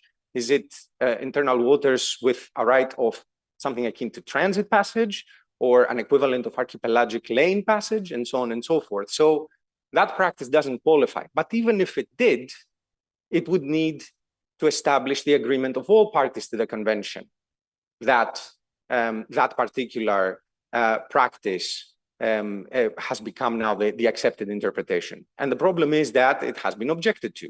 And once it's been objected to, it can no longer qualify, according to the International Law Commission, as subsequent practice in that sense, a subsequent practice that establishes the agreement of parties as to interpretation. But even if that is not the case, then you could argue that since 1982, okay, there is no subsequent practice, but a new customary rule has emerged that supervenes the UN Convention on the Law of the Sea on that matter. I mean, it is possible. And of course, there are also answers to that. And the answers to that are similar to those, or the objections to that are similar to those with respect to subsequent practice. Well, where's the opinio juris? Where's the legal claim? You haven't told us anything about the status of the strait baselines. You haven't told us anything about the status of the waters. How could this be the case? But also, supervening custom does not actually mean that the relevant part of the convention all of a sudden is disused. It just means that there's a good faith obligation to renegotiate, which would be quite a different thing from claiming, oh, a new customary rule has emerged, and so we're in the clear. Now, what did I say all this? First of all, because I think archipelagos are very interesting, but also because it is a good example of lawfare, or potential lawfare, whatever that means. And I'm also going to refer, like Rob did, to some things that were heard earlier. There's nothing inherently valuable in the way that this matter is dealt with in the Law of the Sea Convention, to refer to the comments made in panel 2. Nothing inherently valuable about this law. It's just an arrangement, a reflection of power and of horse trading during the negotiation of the convention. And indeed, it can be cast aside if all parties, in fact, at will. It can be cast aside at will. I mean, if you don't believe it, look at what happened to Part 11 of the UN Convention on the Law of the Sea with respect to the international seabed, right? It was negotiated, it was put in the convention, and then all of the Western states were like, well, that's a kind of too communist for us, so we might not do that. So let's cast it aside by adopting an implementing agreement, except it doesn't implement, but it completely changes the convention. So of course you can cast it aside at will. The question is whose will? Time's up. Okay. At the same time, just let me give the other side. The UN Convention on the Law of the Sea may be like a sausage. It may have intentional ambiguities, but in some areas it is not ambiguous. It is not ambiguous at all. In fact, it is perhaps arbitrary, because that's the trade-off, right? You either make an ambiguous rule that is not arbitrary, or you make a perfectly non-ambiguous rule that is completely arbitrary, like you can all vote at 18. That's not ambiguous, but it's very arbitrary. Archipelago is a tough area in which to wage lawfare in that sense, because precisely because of the very strong legal arguments against outlying archipelago. So you should have picked a different area. I mean, take a leaf out of the investment lawyers book and just argue on the basis of fair and equitable treatment. You'll never lose. You can do whatever you want there. That's very ambiguous. So there is a law on lawfare, is what I'm trying to say. We don't need to create one. We already have a law on lawfare, and it is called the law. Thank you.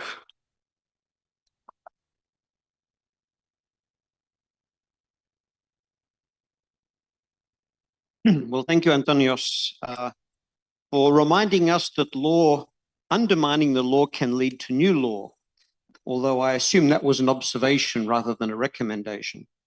And thank you also for saying the word archipelago with a perfect Greek accent. I now invite Professor Ian Chiang, Gavin, to perhaps capture all the thoughts that have been picked up so far in this session and bring some of your own ideas and finally resolve the question that we've been asked. Okay. Thank you, Gavin. Thank you, Ambassador. Thank you for having me here. The topic I'm going to talk about is legal basis for Chinese ships navigating in the South China Sea. The reason why I pick up this topic is that Chinese ships has been constantly accusing intervening easy of coastal stay around China Sea without any reason. And the other reason is that Chinese Coast Guard has been using some kind of illegal force to against the ships from other states. So those are the criticism we receive. But my question is that, as a researcher myself, as a legal scholar myself, is it true? Those so-called the Chinese ship have no legal basis when navigating in South China Sea. So bearing those questions in mind, I then turn to the question, turn to the question that teased out by one of our participants from the floor. Whether or not China has the right, have the legal basis to navigate in South China Sea. So hopefully by the end of my presentation, I will provide some answer for the question from the floor. So basically, when we are talking about the navigation right, different type of ship are subject to different rights of navigation in both international and domestic law. And basically, we can differentiate ships from different category. For example, official ships and private ships. For official ships, including warships and law enforcement ships like Coast Guard. And particularly, I would like to mention some scientific research ships that are operating by the government, and that is also included in the official ships. For private ships, including fishing ships, merchant ships, and the private owned scientific research ships. So those are the category of different ships from China.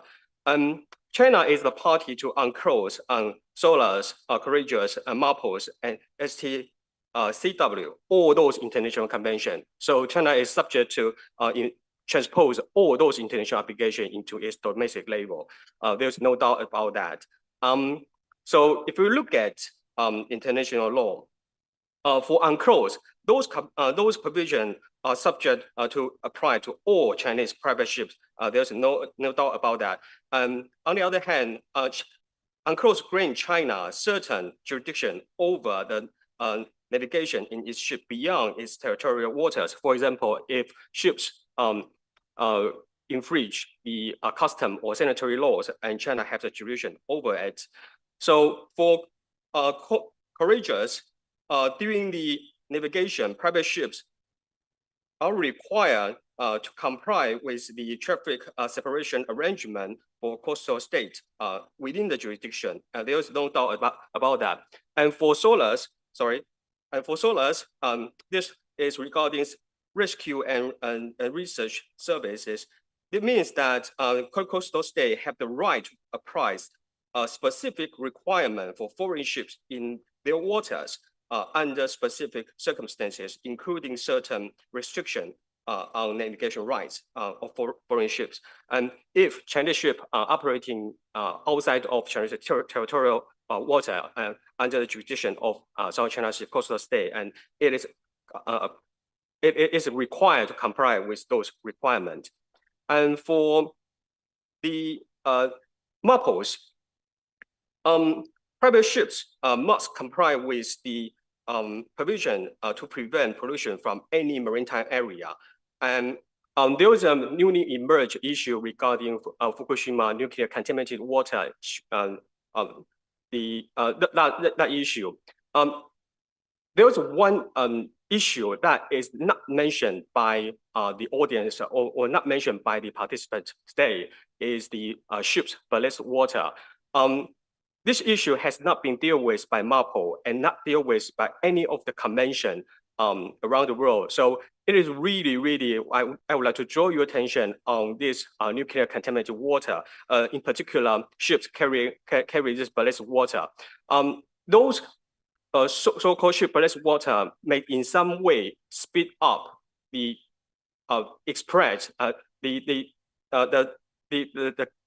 will in some way speed up the contaminated water spread around the world. So it is really worrying situation at the moment. So for navigation regime of private ship in SWCT, the Chinese ship is the crew of the ship are negotiated in the maritime area under its jurisdiction does not meet the requirement of Manila Amendment are subject to comply with this restriction. So let's quickly go to the state practice. If you look at state practice in South China Sea, Vietnam has the rule that require warships need to notify the competent Vietnamese authority before they enter the territorial sea. Whereas the Philippines actually say that if you did not strictly comply with our requirement, you are required to leave our territorial sea. And for Indonesia, they are completely banned nuclear related ship enter its water. Whereas in Malaysia, it does not impose any restriction in the innocent passage of warship and governmental ships. So let me quickly jump to the fourth part, which will be the domestic legal basis for Chinese ship sailing in the South China Sea. There are a number of national legislation not relating to navigation, including territorial sea and contiguous zone law and EEZ law. And earlier I mentioned maritime traffic safety law and Coast Guard law. Those are laws related to navigation. If you look at territorial sea law, we will realize that China is required for warships and governmental ships to notify Chinese authority before they enter into Chinese territorial sea. And that is pretty much the same like Vietnam. For EEZ, that's freedom of navigation. There's no doubt about that. So if you look at the navigation regime of private ship under the Coast Guard law, Coast Guard law actually require the Coast Guard has the right to require a ship stop and change course if they suspect some criminal activity. And also Coast Guard law at various levels, they have the right to set up so-called temporary warning zone in the maritime area under the jurisdiction. So I would suspect people from the audience will raise a lot of questions about this warning zone, but I will leave that part for Q&A. And lastly, the Coast Guard has the right to restrain navigation of ships suspected of violation of law while being investigated. So that is something from the Coast Guard law. And for the regime of navigation, navigation regime for private ships in the maritime safety law. Maritime safety law is the primary legal basis for navigation rules for private ship in maritime area under China's jurisdiction. Therefore, private ship in China must strictly comply with the provision of maritime traffic safety law during their navigation in the South China Sea. There's no doubt about that. And that including accepting inspection, suspension of competing authority and comply with arrangement met by competent authority for traffic safety. And according to the law, its general provision and law emphasize that the scope of application is limited to water under jurisdiction of China and does not have extraterritorial effects. So basically, that is what happened to the private ship. So let's look at the what happened to the public ships. So according to Article 56, a public service ships may be exempt from the restriction of the relevant rules and of navigation, berthing, and operating on the permission of ensuring maritime traffic safety. So that basically that is a rule applied to the official ships. So for the navigation regime of official ship in the Coast Guard law, the Coast Guard enforcement ships itself also belong to category of official ships. So Coast Guard law clarify the enforcement authority and scope of the Coast Guard enforcement ships through legislation. So in the process of law enforcement, the Coast Guard may impose restriction on navigation rights of other type of ships, including other official ships. So in summary, Chinese ships should exercise their navigation rights in accordance with domestic law and the restriction while strictly distinguishing a maritime area under Chinese domestic legislation and those beyond it. And Chinese ships navigating in domestic waters should comply with provision of domestic legislation, including maritime traffic safety law and Coast Guard law, and should not be restrained by foreign competent authority. So basically, that is the legal basis I have found for Chinese ships navigating in the South China Sea. And that concludes my talk today. Thank you.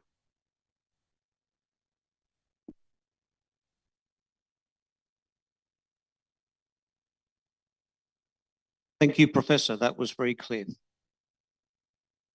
We now have moved into the Q&A period.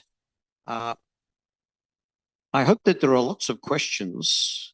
I hope some come from lawyers and some come from non-lawyers. And I'm going to take the moderator's prerogative to ask the first question, which I think is particularly directed to Robert, but anyone can answer it. The Warner Brothers movie Barbie was banned here in Vietnam famously because of showing a 9 or I think it was an 8- line. My question is it reasonable to actually say that Margot Robbie and Ryan Gosling were involved in grey zone operations, wittingly or unwittingly?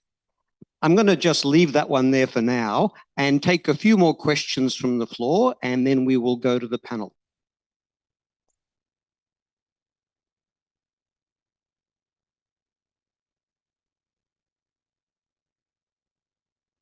Yes, sir, in the third row. Thank you, Chair, and thank you, panelists, for your interesting presentations. And I have 2 questions. First one is to Professor Robert McLaughlin. And in fact, I do not understand very well your presentation, but one thing is usually in principle, when a domestic law is is contradict to international law, so people need to apply the international law that the country is a party. So how can we talk about warfare and in this case? And I have another question to Professor Yan Chang. You talk about the law or the maritime law of Vietnam, but we have another law that is a law of treaty.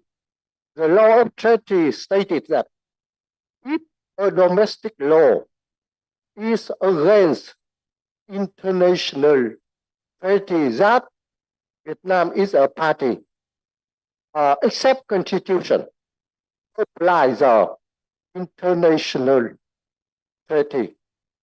So it means that the maritime law of Vietnam is not against UNCLOS. If it's against UNCLOS, so applies the UNCLOS. It does not have any contradiction as you cited. So I have a question. Usually, I heard that all cases relating to China that people criticize, relating to China violation of international law, especially UNCLOS. So what do you explain in this case? For Vietnam case, we totally follow the international law, UNCLOS. Yes, thank you. Thank you. I'd like to invite another question or two before we go to the panel. Yes, Greg. Anybody on the panel who might have thoughts. Professor Yen gave us a breakdown of rules governing public and state-owned vessels. How would one think about the legal status, obligations, and rights then of particularly the professional militia vessels, those from Sansha City, owned and operated by a state-owned company, and who are clearly conducting public enterprises, whether that's law enforcement or rights protection or whatever we call it? Are those state vessels, or are they private vessels that could be treated as simply illegal actors?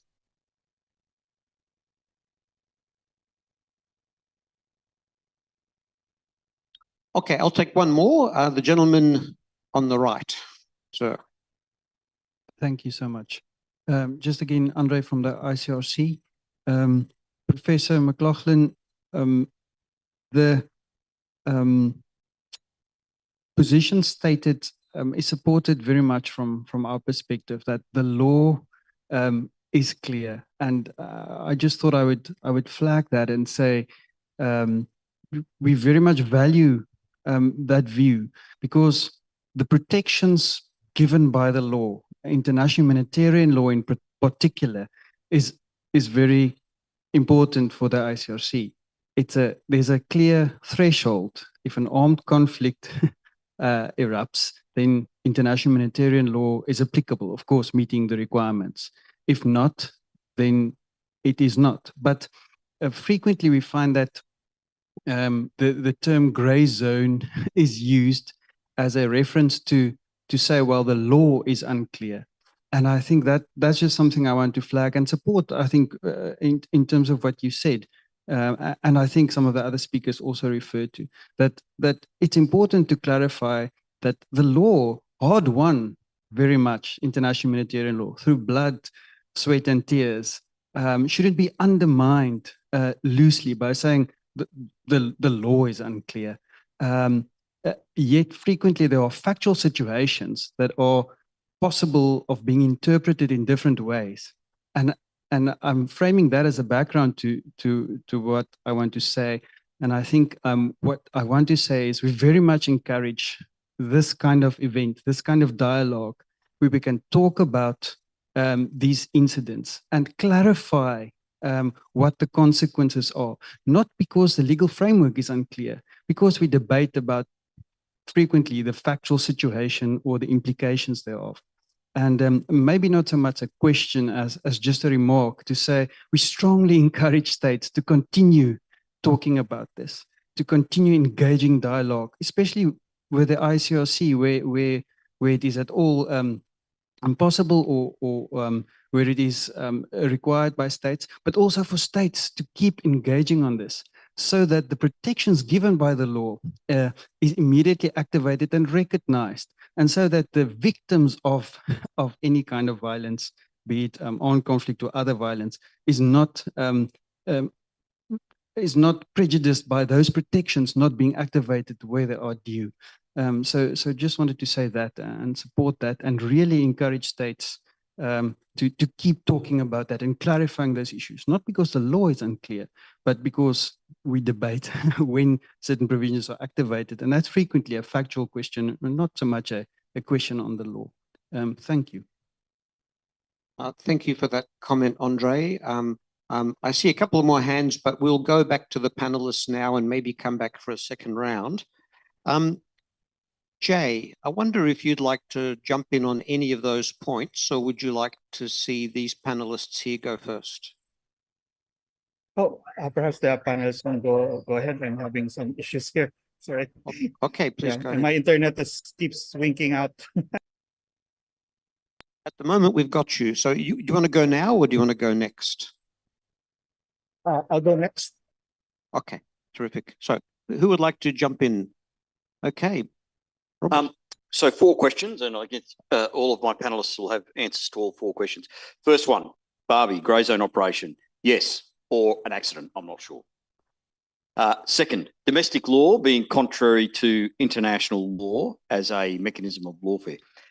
Yes, it depends where you stand, I think, because there are canons of interpretation and incorporation into domestic law. I'm not going to, the approach in international law is always, of course, that international law needs to comply. That domestic law, national law needs to comply with international law. That is 100% clear in international law. Does that mean that states don't sometimes implement them in different ways? No, but there are two types of difference. One is where a state implements international law that is completely, implements a domestic law that is completely contrary to international law. Every state has done that, my own state included. No state is immune from that, having done that at some stage. But the second one, which is trickier, is that just using different words or expressing a point or a principle from international law in your domestic law differently isn't necessarily an inconsistency. And the example I would give is that when my country, Australia, incorporated the Rome Statute, International Criminal Court offences into our national law, we had to change the way we express levels of criminal responsibility. So it doesn't reflect exactly what's in the Rome Statute because we have a whole corpus of domestic criminal law, which approaches criminal responsibility in a different way. It doesn't mean it's inconsistent. It just means it looks different. Greg, your point. I'll give you my answer. It might be a bit controversial, but I think that the maritime militia, especially the Sanchez City militia, are state vessels. As a consequence, I don't think they commit piracy, but I do think that their conduct is attributable to the PRC, and that conduct then needs to be assessed in accordance with the rules on state responsibility. Under the law of naval warfare, in my humble view, the Sanchez City militia are targets. Andre, I of course, in relation to international humanitarian law, I could not agree more.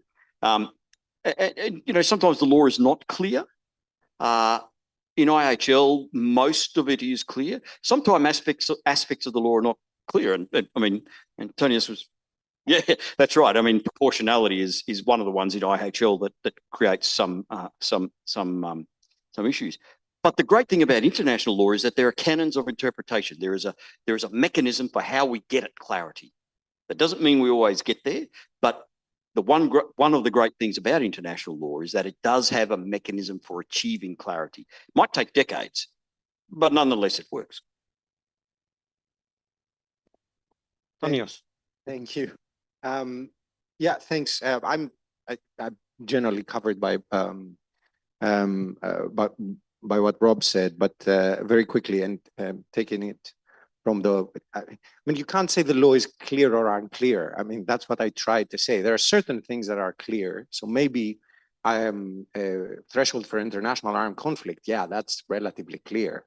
Very few will disagree with that. And of course, I understand from the perspective of the ICRC, this is what you need to say, and I'm all for it and with you. But of course, there are very many rules of the law of armed conflict that are anything but clear. And if you want a current example, you can look at Middle East. And that's where the problem is, and that in a way also connects to that question about the relationship between domestic law and international law, which is very problematic. And I agree with Rob, but what I would like to say is it depends on the rule, right? If we're talking about something like, can I apply Chinese law or Filipino law or Vietnamese law in this particular zone? Well, the question is that zone determined in accordance with international law? States will disagree with that. What are the powers of the state in that zone? And there, the powers, so you have to look at the law, and that's mainly, in general terms, it's mainly permissive. So it permits a particular area of jurisdiction that you can't go beyond as long as you stay as long as you stay within this jurisdictional space that is accorded to you by the international legal rule. You can provide for whatever you want. Right? You can't, you have to respect certain limitations, but you have an area of discretion which you are fully capable of using, including by not exercising jurisdiction, by not legislating, by not enforcing what you've legislated, and so on and so forth in certain circumstances. So we have to be a little bit more specific in order to be able to say that. And then with respect very quickly to, I also consider them state vessels. What I would say in that respect, just to make it clear, is that doesn't mean they don't have to comply with domestic law if they are in an area where the coastal state can prescribe and enforce its law. The only thing that happens with respect to state vessels, warships, and so on and so forth is that they're immune. So in that sense, it can't be enforced against, but their actions being attributable to the state, if they are also in breach of an international obligation of that state, the obligation to respect particular law that the other state has the right to prescribe in that area, then the state becomes responsible. And that's a very complicated way of saying Rob was right. Antonio. Professor Ian Chang. Okay, let me quickly respond the law of treaty issues. Law of treaty, UNCLOS is a product of compromise. So they do have some kind of space or for coastal state to regulate, depends on its particular situation. And that is perhaps something reflected in Chinese domestic law, and so as Vietnamese, and so as Filipino domestic law as well. So I do agree with Robert just say, it doesn't have to be exactly the same expression like UNCLOS.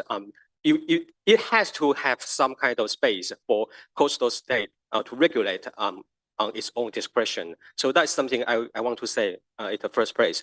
And on the other hand, apart from UNCLOS, China is a member to IMO. So earlier I present quite a number of international treaty that is actually under the IMO framework.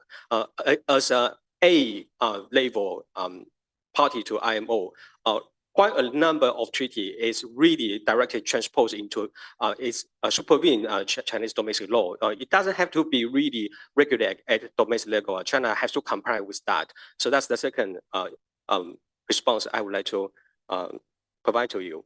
And regarding the private enterprise scientific research ships, it really depends on the purpose of that scientific research, and also depend on the budget for that public enterprise. If the budget is from public authority over 50%, and I would say that activity is really considered as the public authority activity rather than private enterprise activity. So, and the other judgment or the other standard to justify would be the purpose of scientific research. If the scientific research is for the general common good, and I would say that is more or less like the common heritage of mankind, and you don't need to argue with that.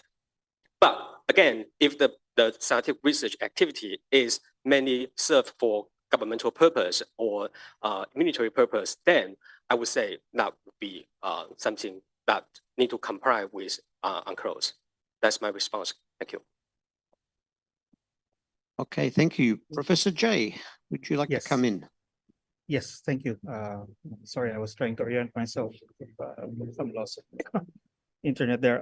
But with respect to the first member of our audience on the issue of domestic laws being contrary to UNCLOS, I agree with Rob and our other panelists. It depends first and foremost on the content of the domestic law and the international law that is alleged to be contravening it.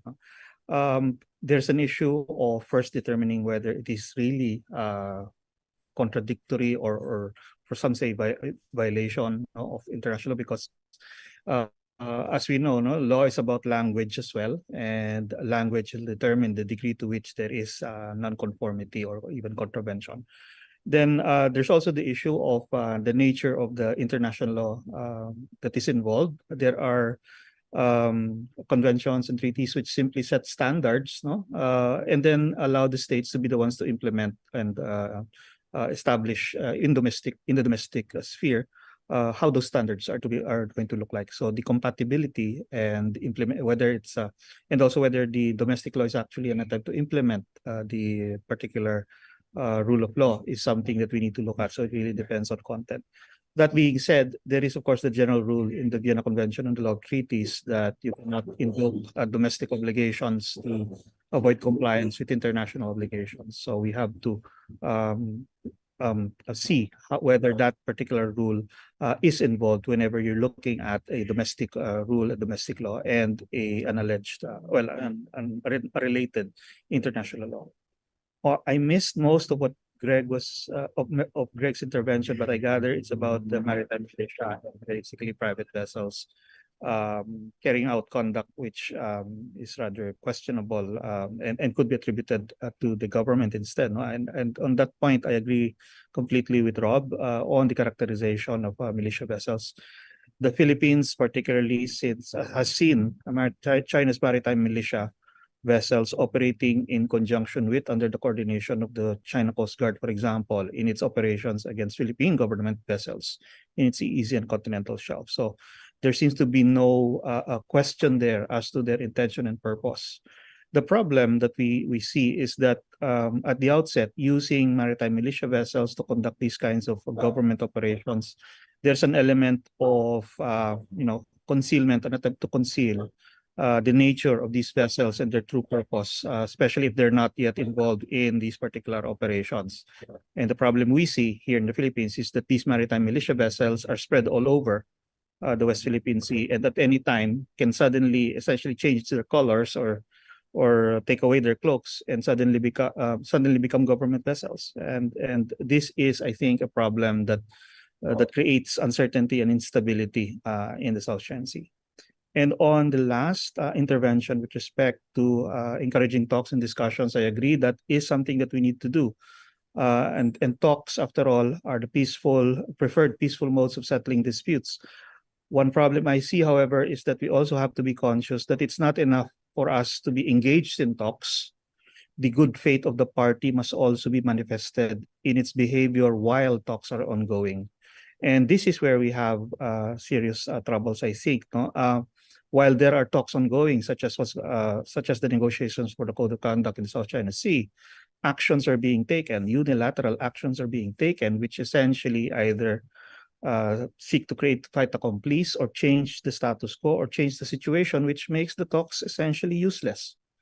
And so good faith there is something that must accompany the talks, and self-restraint. No? While talks are ongoing, there should be no unilateral attempt to introduce changes in the status quo which make these talks irrelevant. Okay, so probably I'll just stop there for now. Thank you. Thank you, Professor. We are now right on the scheduled finish of this session. We have one question online, and to respect the online participants, I will invite the panelists to very briefly respond to it. But before we do that, and I apologize to those who would like to ask a question, I will take one question from the audience, but I will give preference to any woman who would like to ask a question, given that we haven't heard from women in this session yet. I can see you, sir.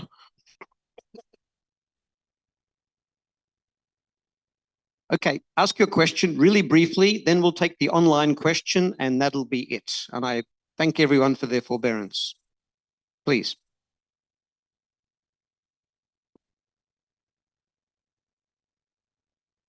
Thank you. Let me make a short comment on the presentation of Professor Yen Chan. And you touch upon the obligation to prevent pollution. I'm from Japan's embassy in Vietnam. My name is Kesuke Nara. Sorry for introducing myself. And from the so Professor Yen Chan touched upon the obligation to prevent pollution in any maritime areas. And in this context, the water, you also touch upon the water from Fukushima. But the discharge water from Fukushima, the Alps treated water, is consistent with international standard and custom. And Japan puts a top priority on safety, processing the water with a really strict criteria. So in addition, according to the Alps review, according to the IAEA review, the radioactive impact of the human and the environment are ignorable. So Japan wants to emphasize that it's not a problem of pollution in maritime areas. It's not appropriate to discuss this issue from this context. And Japan continuously provides information on the Alps treated water in good faith with a high degree of transparency while cooperating with IAEA and international community. Thank you. I understand why you were keen to ask that question. And we have one question also from online, and then I'll give the panelists one last, very hopefully quick chance to respond. Medha Joshi from Kathmandu University asks, maritime areas such as the Arctic, undersea, unmanned vehicles, FNPP, etc., has not had fully developed law and has potential for grey activities. Is it more practical to come up with soft law, South China Sea focused first, while waiting for international law negotiation? So who would like to quickly respond, please? I'll have a quick one and then my colleagues will undoubtedly want something to say. Meta, great question. I would say I don't fully agree that the law is not necessarily fully developed. I think one of the great things about the Law of the Sea Convention is that it has many principles in it which are fundamental and help us to understand how we might deal with things like floating nuclear power plants or unmanned vehicles, for example, uncrewed vehicles, I'm sorry. I think that there is fundamental principles that can help us do that. The second is, I don't think these are particularly suited to grey zone activities more than other tools. I actually think any tool, be it law or not, can be used as a grey zone activity. Third, is soft law useful? Soft law is useful, but I dare say that waiting for international law negotiation might be a problem. It's a fact of life right now that the ability to negotiate hard law, treaty law, is very difficult. And so in that respect, soft law fills a gap. But I guess a warning against soft law is unless there's a path to treaty rule or to evolution to customs, soft law is not necessarily the answer. It's infuriating that I agree with him so much and I can't pick a fight, and I've been trying. First of all, let me just say about the lack of participation by women. I think it's completely our fault, gentlemen, and I mean all gentlemen, because of the title of this, right? A word invented by men for men, lawfare. Just bring all your toxic masculinity into it, even though all we're talking about is the deployment of law for political ends, which is what law has been deployed for since time immemorial. So perhaps that's our fault. We should have called the panel something else. Now, with respect to the question about underdeveloped law, first of all, I agree with Rob in the sense that you can apply a lot of principles by analogy. So is it really underdeveloped? That's one thing. Second, underdeveloped law gives you a potential for gray activities. No, even fully well-developed law will give you the potential for gray activities, as you will find out in the Aegean Sea, where there is very clear law with respect to islands, and yet a lot of it is grayed out. So you don't need, if somebody wants to gray something out, they'll gray it out. That's the whole point. So you can't avoid it. Is it then better to go for soft law, even accepting that this is the case, that there is underdeveloped law and so on and so forth? No, because soft law is not law. I don't understand. It's a contradiction in terms. You either have law or you don't have law. We can disagree about whether we have it or we don't have it. We can disagree about what it says, but what we can all agree on is that if something, you can't agree that something that you agreed on is actually not binding, because what have you done? In Greek, you would say you've done a hole in the water. And I invite you all to try making a hole in the water and see where that takes you. So I have issues with soft law. While we wait for negotiation, should we wait for negotiation? There is no need to wait for the negotiation. Even the graying out is actually conducive to creating the law, right? Law is not only made by negotiation and the adoption of treaties. Law is made by claim and counterclaim through the production of customary law that comes in and fills in whatever gaps the principles may have left, or whatever clarification is needed on the basis of the application of the principles. Now, that may sound a bit anarchic, but we are in a decentralized system, and this is how international law works. I mean, it is essentially the powerful that make the law. I'm sorry to break it to you, but it's exactly the same in the domestic legal order. I'm not sure why we're always shocked that it's like, oh, customary law, it's powerful states that make the law. Well, duh. I mean, it's the powerful dudes that make the law in your domestic parliaments or whatever you have in reality. So I'm not even sure why we're so shocked by something that's pretty obvious, I think. But that doesn't mean that the weaker states cannot get together and sort of present a counterexample and a counterforce, but they do need to work together for that. Ding, ding, ASEAN, thank you. Thank you, Let me quickly- Antonios. Professor Gavin, would you like to add anything? Yes, let me quickly just respond 2 points. Firstly, I was just saying MARPOL is designed to regulate pollution from ships. However, MARPOL does not address the issue of nuclear contaminated water. So we need to pay attention on this issue. That's the first point I would like to respond. Secondly, if like our audience say, Japan is fully compliant with the IAEA international standard, then why don't you keep this water within Japanese territory inland rather than just release it into the Pacific Ocean? So that's the second point I would like to make. Thank you. Jay, would you like to have the final word? Yes, thank you, thank you. Well, on this point about using soft law against gray areas, no, I agree with Rob that it's not that there's any particular activity that's prone to being a gray zone or being subject to gray zone operations. Anything can be subject to these gray operations and become gray areas. All it requires really is the inventiveness of the state that's attempting to exploit a particular loophole or gap in the law where the law isn't clear or there's no particular law that is squarely applicable.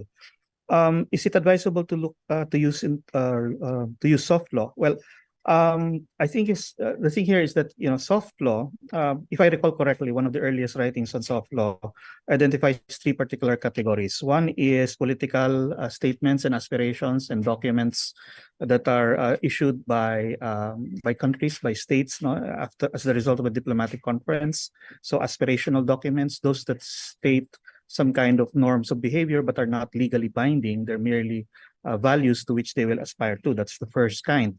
The second is decisions of international organizations that have specific mandates and carry out their decisions in accordance with the agreed procedures. And so even though the decisions are not treaty norms, still the countries, the members of that international organization still comply with them. So that has been seen as another type of soft law. And then the third one is United Nations General Assembly resolutions and statements, given the particular status of the UN. And probably you could say that similar multilateral organizations and conventions with a particular status might be sources as well of soft law. Here within the South China Sea, welcome to the world of ASEAN, where soft law is the bread and butter of practically every meeting. No? And in a way, ASEAN has been preoccupied with the creation of these aspirational documents. And in many instances, they have worked in the sense that what we're doing is engaging in the process of community building through the establishment of norms and rules, that initially they may start off as being aspirational, but eventually they do harden into hard law or traditional treaty law. So maybe there is room for that, for these activities. The challenge really is being able to anticipate essentially particular issue areas where soft law will be needed in order to prevent abuses and disputes. So it's there, it's an option, but it probably requires a lot of thinking on the part of states. And again, also as with any other negotiation, any other activity on the part of states to create norms to live by, it requires a lot of good faith, really, and determination and commitment to act in accordance with those rules of behavior that they develop. Thank you. Thank you, Jay. Will you all please join me in thanking our panelists? And I wish you all a good evening.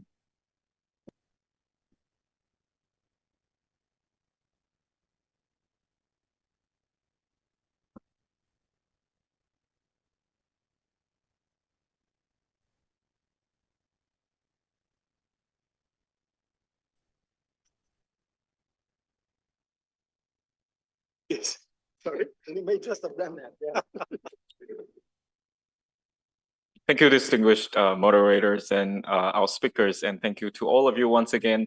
That has been day 1 of the 15th South China Sea Conference.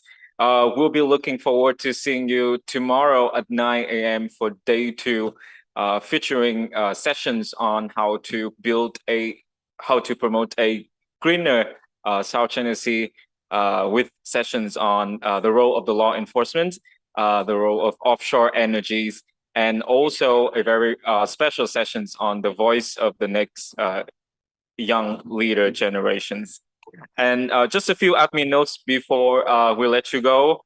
First of all, for those who speak or understand or want to learn Vietnamese, don't forget to catch the live post sessions commentary, which is happening right now, right after this, with Dr. Nguyễn Lan Hương from the East Sea Institute and honorable guest.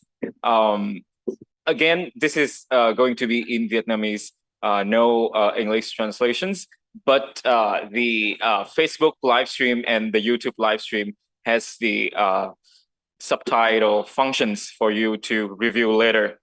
And for our on-site delegations, if you are going to join the dinner, if you have been invited for the dinner tonight, please see our receptions outside for the dinner coupon. And thank you once again, everyone. Thank you all online participants for your comments, your feedback, and especially your questions. Goodbye, everyone.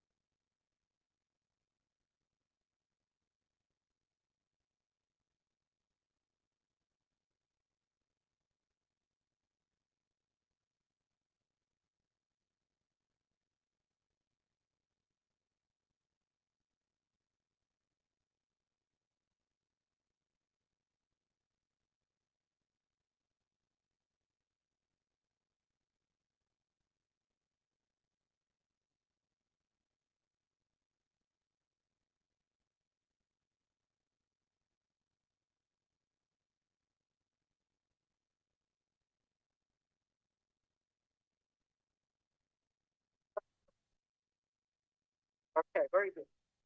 I'm going to take my glasses off. I'm a little bit vain. I think I look slightly more handsome. I need all the help I can get.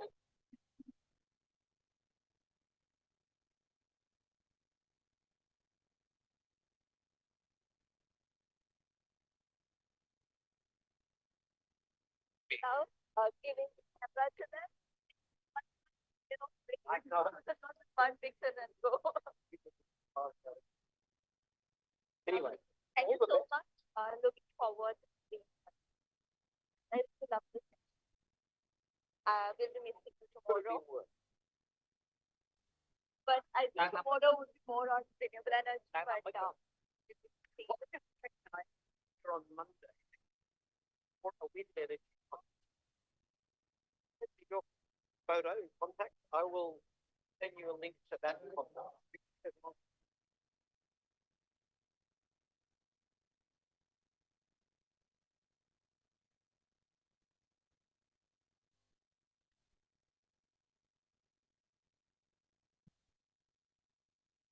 Không. Hồi cuối cho ít.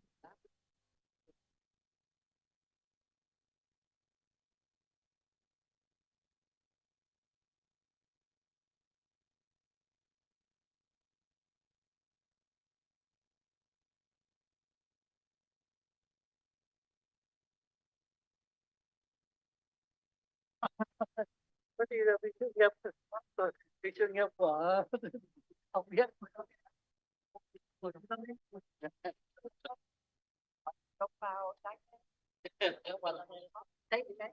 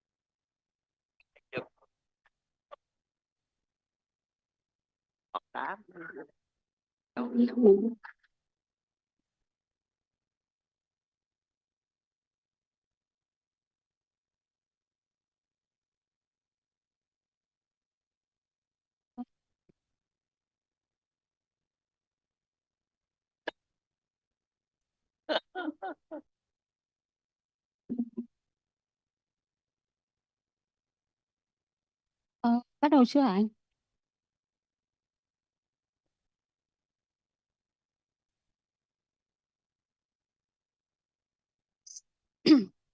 Xin cảm ơn các khách mời đã. Xin kính chào quý vị. Sau đây xin kính mời quý vị tiếp tục theo dõi phiên bình luận chiều sau các phiên chính của Hội thảo khoa học quốc tế về Biển Đông lần thứ 15. Tham dự buổi bình luận phiên chiều nay, tôi xin trân trọng giới thiệu ông Nguyễn Đức Hùng, nguyên đại sứ Việt Nam tại Canada, cố vấn cao cấp của Học viện Ngoại giao. Bà Tôn Nữ Thị Ninh, nguyên đại sứ Việt Nam tại Liên minh châu Âu và Bỉ, Chủ tịch Quỹ Hòa bình và Phát triển Thành phố Hồ Chí Minh. Tiến sĩ Nguyễn Bá Sơn, nguyên Chủ tịch Hội luật quốc tế Việt Nam, nguyên Vụ trưởng Vụ luật và Điều ước quốc tế Bộ Ngoại giao, và tiến sĩ Vũ Hải Đăng, chuyên gia pháp lý tại Viện Biển Đông Học viện Ngoại giao. Xin trân trọng cảm ơn các khách mời đã nhận tham gia vào phiên bình luận này.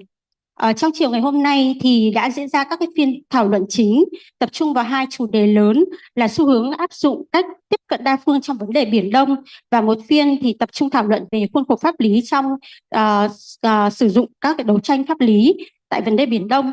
Thì để bắt đầu cái phiên bình luận hôm nay thì tôi xin phép hỏi các chuyên gia câu hỏi đầu tiên liên quan đến chủ nghĩa đa phương.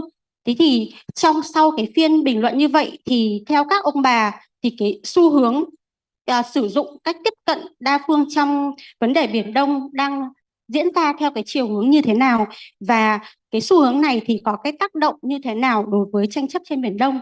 Thì trong câu hỏi này thì xin mời đại sứ Nguyễn Đức Hùng ạ.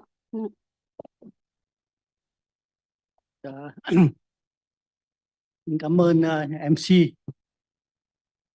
Theo tôi nghĩ thì thế giới đang thay đổi, và cùng với sự thay đổi của thế giới thì tình hình cục diện địa chính trị cũng đang thay đổi mạnh mẽ, cùng với những thách thức rất lớn về an ninh truyền thống và an ninh phi truyền thống. Và trong cái tình hình đó, thì không có một nước nào dù mạnh đến đâu, dù giàu đến đâu cũng có thể giải quyết được một vấn đề tự mình được. Thành thử ra cái lựa chọn của chủ nghĩa đa phương đó, hoặc là cách tiếp cận tập thể đó, thì giải quyết một vấn đề thách thức truyền thống và an ninh phi truyền thống đó, là đòi hỏi tất yếu của tình hình. Và vấn đề Biển Đông cũng như vậy, nằm trong xu thế đó. Thành thử ra cái xu hướng tiếp cận đa phương trong việc xử lý các tranh chấp Biển Đông đã và đang tiếp tục diễn ra, và chắc chắn sẽ còn tiếp tục diễn ra trong thời gian tới. Cảm ơn đại sứ Nguyễn Đức Hùng. Xin mời đại sứ Tôn Nữ Thị Ninh chia sẻ quan điểm của mình.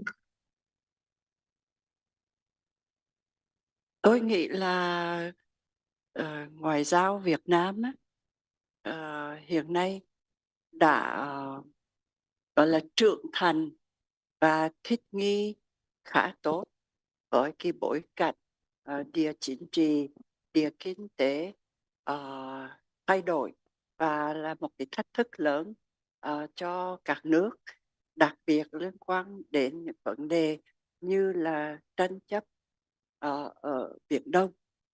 Thì có lẽ ở đây thì cần phải nhắc cái vai trò của ASEAN. Lúc buổi chiều thì chúng ta cũng có nghe là một vài diễn giả có vẻ bi quan về cái tiếng nói, về cái tác động hiệu quả cần có của ASEAN. Thì tôi xin nêu như thế này, cũng như là có ai đó nói quan trọng là cái con đường, cái hành trình hơn là cái đích. Thì như vậy là gì? Phải nhớ rằng ASEAN từ đâu mà ra, từ đâu mà đến, và Việt Nam là đã như vậy là gia nhập ASEAN cũng khá muộn màng, đúng không ạ? cũng phải hơn 30 năm sau khi nó được thành lập. Và trong cái bối cảnh mà chúng ta nhớ là phải nói là xung đột quan điểm ý thức hệ còn nặng nề xung quanh vấn đề Campuchia vân vân. Ngày nay á, Việt Nam là một thành viên tích cực được tín nhiệm và đóng góp hiệu quả cho ASEAN. Thành thử nói rằng nhấn mạnh rằng ASEAN không thể đoàn kết, không có tiếng nói chung, thì tôi là người đã từng là đại sứ bên cạnh Liên minh châu Âu, thì tôi thấy Liên minh châu Âu cũng vật lộn với vấn đề làm sao mà nhất trí, vì cái lợi ích quốc gia mà lại đưa nó vào một cái khuôn khổ đa phương thì không phải là dễ. Thì ASEAN thì cũng thế thôi, nhưng mà phải nhớ như tôi nói là cái con đường đã đi để thấy rằng từ cái lúc mà Việt Nam không được chấp nhận, xin lỗi, tôi còn ngồi ở Liên Hiệp Quốc để nghe các bạn ASEAN thời đó, là các nước ASEAN thời đó công kích Việt Nam như thế nào, thì ngày hôm nay chúng ta mới thấy Việt Nam là một thành viên đáng tin cậy của ASEAN. Thì đối với một vấn đề như Biển Đông là một vấn đề phải nói rất là phức tạp, thì tôi nghĩ ASEAN chung và từng thành viên ASEAN cũng thấy rằng làm thế nào dung hòa là vận dụng được những cái khuôn khổ mà người ta ở đây cũng có nhắc đến là minilateralism, nghĩa là khuôn khổ đa phương nhỏ hoặc là khu vực, với những cái khuôn khổ đa phương toàn cầu thông qua ví dụ vấn đề luật pháp quốc tế, vận dụng cho những vấn đề phức tạp như vấn đề là Biển Đông. Thế thì rõ ràng các nước ASEAN dung hòa những cái khuôn khổ, những cái biện pháp đa phương quy mô khác nhau như vậy, đồng thời vẫn đảm bảo cái lợi ích và quan điểm của từng nước. Tại sao ngày hôm nay Việt Nam vẫn kiên trì và vững vàng có cái chính sách 4-0 về an ninh và quốc phòng, mà lại vẫn rất là chúng ta vừa mới chứng kiến quan hệ là với các nước lớn, cả ở khu vực, cả ngoài khu vực.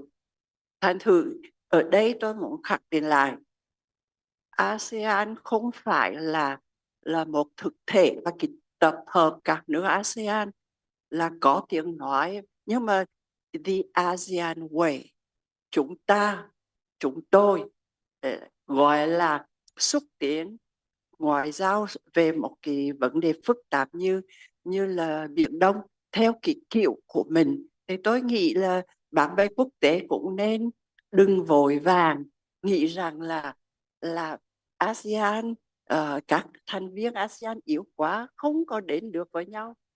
Thật sự đến một phần về một vấn đề như thế này, thì cái phần đến với nhau về lợi ích đa phương và chung của tổ chức, thì còn bên cạnh đó là mỗi nước đều có cái lợi ích quốc gia. EU cũng thế, đúng không ạ? Không cần nêu cụ thể gì cả, nhưng mà EU cũng thế.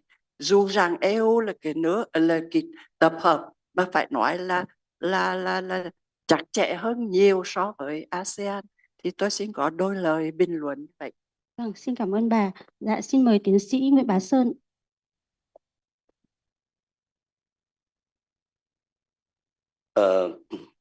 Về câu hỏi về vấn đề này đấy, tôi nghĩ là đại sứ Tô Đức Thị Ninh và đại sứ Ngô Hùng trả lời tôi nghĩ là nhiều, tại vì đấy là những người hoạt động lâu năm có kinh nghiệm trong việc đa phương. Nhưng mà tôi nghĩ là cái vấn đề nó liên quan đến cái hội thảo chúng ta đấy. Rõ ràng là hôm nay cái hội thảo gần như là một cái cuộc tổng kết của 15 năm, một chặng đường đi. Thì so sánh hội thảo này với nhiều hội thảo khác thì ta thấy nó có những cái gì khác nhau, và cái đấy thì tôi nghĩ rằng là nếu như lúc đầu người ta nói nhiều đến những cái nguyên tắc xử lý ở trên Biển Đông, sau đấy chúng ta tiến đến bước nữa, ta nói về những vấn đề kỹ thuật, những vấn đề nọ hợp tác ở Biển Đông, thì tôi cho rằng cái câu hỏi đặt ra vào đó rất chính xác đấy, ở chỗ là cái hội thảo này tôi thấy lần đầu tiên nói về hoạt động các nước như thế nào trên Biển Đông. Tôi cảm thấy là so với các cái hội thảo trước hội thảo lần này nói rõ hơn và chia ra các cái đối tượng khác nhau để chúng ta nói trong một cái khuôn khổ đa phương như vậy, không ạ?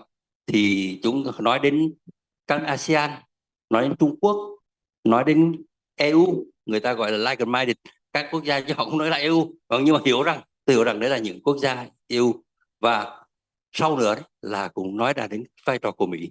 Và như vậy thì đặt ra như vậy thì có thể chúng ta tập trung về cái vấn đề của cái hội thảo chúng ta. Thì tôi cho rằng cái điều mà Thứ trưởng Hùng Việt nói sáng nay đấy là trung tâm thế giới đã chuyển về Ấn Độ Dương, Thái Bình Dương, trung tâm của nhiều vấn đề nó chuyển đấy. Tôi nghĩ đấy là một cái sự chỉ dẫn. Và tiếp theo đó đấy thì tôi nghĩ rằng là cái người mà lâu nay luôn luôn không thích là quốc tế hóa vấn đề Biển Đông đấy thì chính là giáo sư Ngô Sĩ Tồn cũng công nhận rằng Biển Đông đã trở thành thực sự đã trở thành vấn đề quốc tế. Cái đấy là một cái thực tế. Và tôi nghĩ rằng là như là tiến sĩ Nguyễn Sơn nói đấy, thì không ai muốn quốc tế hóa Biển Đông cả, nhưng mà những cái vấn đề của Biển Đông nó sẽ ảnh hưởng đến cái tình hình quốc tế và đến tất cả những khu vực đấy. Thì từ đấy tôi nghĩ gì những cái nói như vậy đấy thì tôi nghĩ rằng là với cái bối cảnh như vậy thì nó cần phải có một sự điều chỉnh trong khu vực này về pháp lý, mà tôi nghĩ rằng trước khi nói về cái phiên 4 ấy, thì tôi nghĩ là những cái guideline, những cái hướng ở trong cái phiên đầu tiên ấy nó có rất là nó có những chỉ dẫn. Thì tôi nghĩ rằng có hai cái mà tôi thấy là trong cái phiên đầu mà nói để nói lên cái tính đa phương ấy, thì tôi nghĩ rằng là cái chị Ninh có nhắc đến cái ý kiến của giáo sư Cartier. Ông nói rằng là con đường đi đấy thì quan trọng hơn là cái đích đến. Con đường, và cái tôi nghĩ cái thứ hai đấy là của giáo sư Beckman nói rằng với cái quyết định của cái tòa trọng tài VC 2016 đấy thì nó đã làm rõ hơn tất cả những pháp lý để áp dụng ở khu vực này. Thì tôi có lẽ là nếu mà hỏi về vấn đề đa phương ấy, thì tôi nghĩ bây giờ bây giờ trước kia có ai còn muốn tranh luận cái gì khác, nhưng bây giờ thực sự tất cả mọi người công nhận rằng đây nó đã là một vấn đề của đa phương và nó cần có một cái sự điều chỉnh pháp lý, điều chỉnh về hành vi của tất cả các cái đối tượng tham gia vào trong cái hoạt động ở trên Biển Đông. Xin cảm ơn. Xin cảm ơn tiến sĩ Nguyễn Bá Sơn. Xin mời tiến sĩ Vũ Hải Đăng. Xin cảm ơn tiến sĩ Nguyễn Thị Lan Hương. Huấn luyện viên huyền thoại của đội Manchester United đã nói phong độ chỉ là nhất thời, đẳng cấp mới là mãi mãi. Chủ nghĩa đa phương gần đây thì do nhiều cái biểu hiện, ví dụ như là việc WTO không hoạt động, hay là việc Tổng thống Trump rút Mỹ ra khỏi cái hiệp định về biến đổi khí hậu, thì nhiều người lại cho rằng chủ nghĩa đa phương đang đi xuống, hoặc thậm chí nhiều người cho rằng chủ nghĩa đa phương đang chết dần. Tuy nhiên, có những vấn đề quốc tế, có những vấn đề toàn cầu mà chỉ có thể được giải quyết ở tầm đa phương. Ví dụ như vấn đề nước biển dâng, ví dụ như vấn đề biến đổi khí hậu, hay là ví dụ như vấn đề ô nhiễm môi trường biển. Những vấn đề đấy không thể nào giải quyết được ở bất cứ một cấp độ nào khác ngoài cấp độ đa phương. Chính vì thế ta thể khẳng định rằng cho dù chủ nghĩa đa phương có thể yếu lúc này, mạnh lúc khác, nhưng chủ nghĩa đa phương sẽ luôn luôn tồn tại, và chúng ta, các quốc gia thế giới sẽ luôn luôn cần những cái cuộc đàm phán đa phương để giải quyết những vấn đề mang tính toàn cầu, mang tính trọng đại. Và đấy là ở những gì diễn ra ở tầm toàn cầu và thế giới. Tuy nhiên những gì diễn ra ở Biển Đông thì đang dường như đi theo hướng ngược lại. Nếu mà cách đây khoảng 20 năm chẳng ai nói đến chuyện là sử dụng chủ nghĩa đa phương để giải quyết vấn đề Biển Đông, thì cách đây 10 năm người ta nói đến việc sử dụng cả song phương lẫn đa phương để giải quyết vấn đề Biển Đông. Song phương để giải quyết những vấn đề liên quan đến chủ quyền, đến quyền chủ quyền, đến phân định lãnh thổ, đến phân định lãnh hải, lãnh thổ. Còn đa phương là để nhắc đến việc gìn giữ an ninh quốc tế. Và gần đây, trong vòng khoảng 5 năm lại đây, thì chúng ta nhìn thấy có sự phát triển vượt bậc của tất cả những cơ chế đa phương và tiểu đa phương ở khu vực Biển Đông. Để cho thấy nói là cái chủ nghĩa đa phương nó vẫn còn có sức sống, hết sức mạnh mẽ, đặc biệt là khu vực Biển Đông. Và khi mà người ta cảm thấy rằng là những cái thỏa thuận song phương hay là những thỏa thuận mang tính tam phương hay là tiểu đa phương không còn có thể giải quyết được vấn đề nữa, thì người ta lại sẽ sử dụng rất nhiều những cái thỏa thuận mang tính đa phương. Và ở đây cũng phải xin nói thêm là có thể là khi mà chúng ta sử dụng cái biện pháp tiếp cận song phương thì chúng ta sẽ đi nhanh hơn, nhưng mà cũng sẽ nguy hiểm hơn khi mà cái đối tác của chúng ta là một quốc gia, là một siêu cường, một quốc gia rất là mạnh và có nhiều cái cơ địa để mà đàm phán, có nhiều cái cách để mà họ có thể gây áp lực lên ta, thì chủ nghĩa đa phương sẽ là nơi mà chúng ta, cái nước nhỏ, có thể sử dụng để mà có cái sức mạnh ngược lại để mà cân bằng với một quốc gia lớn hơn. Đây thì tôi xin nhắc đến một câu nữa liên quan đến ASEAN, là nếu mà chúng ta muốn đi nhanh thì chúng ta đi đơn phương hoặc song phương, còn nếu mà chúng ta đi xa thì nên sử dụng chủ nghĩa đa phương. Xin hết ạ. Vâng ạ, xin cảm ơn những chia sẻ của các diễn giả về vai trò của chủ nghĩa đa phương đối với giải quyết các vấn đề tranh chấp Biển Đông. Thế nhưng mà trong theo dõi của phiên 3 thì tôi thấy có một cái nhận xét của một học giả Nga, thì có nói là chủ nghĩa đa phương đúng là đóng một vai trò quan trọng trong các vấn đề mà đòi hỏi những cái nỗ lực quốc tế. Thế tuy nhiên thì cũng không thể nào mà phủ nhận được là cái hệ thống quốc tế nó đang có cái sự phân mảnh. Chủ nghĩa đa phương cũng thể hiện những cái phân mảnh, và bà ấy có và vì thế thì nó liên quan đến một cái bình luận của đại sứ Ninh, đấy là liên quan đến cái hợp tác tiểu đa phương. Thì có những cái chiều nhận định cho rằng là cái xu hướng mà xuất hiện các cái mô hình hợp tác tiểu đa phương ngay song song cùng với các cái chủ nghĩa đa phương thì nó đang thể hiện một cái sự mất lòng tin ở cấp độ toàn cầu. Thế thì theo ông bà thì ông bà có đồng ý với cái khía cạnh này không? Có thực sự là chủ nghĩa đa phương đang phân mảnh và cái xu hướng hợp tác tiểu đa phương nó sẽ dần dần và có thể thay thế chủ nghĩa đa phương trong tương lai hay không? Xin cảm ơn. Xin mời các khách mời. Xin mời anh Đăng. Cảm ơn tiến sĩ Nguyễn Thị Lan Hương. Đây là một nhận định rất là hay. Tuy nhiên thì tôi lại có một quan điểm khác. Đấy là các quốc gia thì thường họ sẽ làm tất cả mọi thứ để đạt được mục đích của mình. Họ có thể dùng đơn phương, có thể dùng song phương, tiểu đa phương hay đa phương. Và khi mà họ thấy dùng vũ khí nào, biện pháp nào có hiệu quả hơn thì họ dùng thôi. Nếu mà họ thấy dùng đa phương mà họ đạt được mục đích của mình thì họ sẽ dùng đa phương. Và nếu mà họ thấy dùng tiểu đa phương mà nó dễ hơn, nó đạt được hiệu quả cao hơn thì họ sẽ dùng tiểu đa phương. Điều đó không có nghĩa là họ mất niềm tin vào đa phương, mà chỉ có nghĩa là các quốc gia thấy rằng dùng tiểu đa phương trong trường hợp đó thì có tác dụng lớn hơn nên họ sẽ sử dụng. Ví dụ như trong khu vực Biển Đông của chúng ta chẳng hạn, các quốc gia Đông Nam Á cũng sử dụng rất nhiều tiểu đa phương để mà đối phó với những cái thách thức đến từ những vấn đề mà họ có thể giải quyết được bằng cái hợp tác tiểu đa phương, ví dụ như là chống lại cướp biển, ví dụ như là chống lại ô nhiễm biển. Tuy nhiên có những vấn đề thì họ vẫn đưa ra các diễn đàn đa phương như là ASEAN để mà giải quyết, ví dụ như vấn đề Biển Đông của chúng ta chẳng hạn, thì họ vẫn sử dụng cái diễn đàn ASEAN. Chính vì thế cho nên là tôi nghĩ rằng cả đa phương lẫn tiểu đa phương đều là những xu hướng cần phải sử dụng và cần phải sử dụng đúng chỗ, đúng vị trí của nó để đạt được mục đích của mình. Xin hết ạ. Vâng ạ. Xin cảm ơn tiến sĩ Đăng. Xin mời đại sứ Tôn Nữ Thị Ninh ạ. Về vấn đề cái giá trị được gọi là nhìn nhận của chủ nghĩa đa phương ngày nay trong bối cảnh quốc tế và khu vực chung thì nhìn chung thì các siêu cường, các nước lớn trên thực tế họ vẫn thích giải quyết song phương. Tại sao? Tại vì họ với một nước liên quan thì cái tương quan hắn sẽ như thế nào? Hắn sẽ rất là khó cho cái nước nhỏ hơn. Thành thử đây là không phân biệt siêu cường nào, cứ là siêu cường thì rất thích song phương. Cái thứ hai tôi xin nói là như thế này, nói gì nói Liên Hiệp Quốc cũng đang là khủng hoảng. Cho nên khi nói là đa phương, chủ nghĩa đa phương, thì khuôn khổ đa phương thì tôi cho rằng ngày nay người ta sẽ tìm một cái khuôn khổ đa phương điều chỉnh phù hợp với cái vấn đề và những cái nước liên quan và cái tương quan. Vì vậy cái gọi là hiện giờ chúng ta gọi là minilateralism, là chủ nghĩa đa phương, là thu nhỏ hoặc là nhỏ hơn đó, thì rõ ràng là nó có khả năng thực tế hơn. Nhưng mà tôi thấy là chúng ta nên thử nhớ tôi có là cơ hội dự 2 hội nghị giải quyết vấn đề Campuchia là năm xưa, rất là xưa. Nhưng mà lúc đó các bạn hãy xem các sổ sách đi, rất là sáng tạo, rất sáng tạo về thành phần.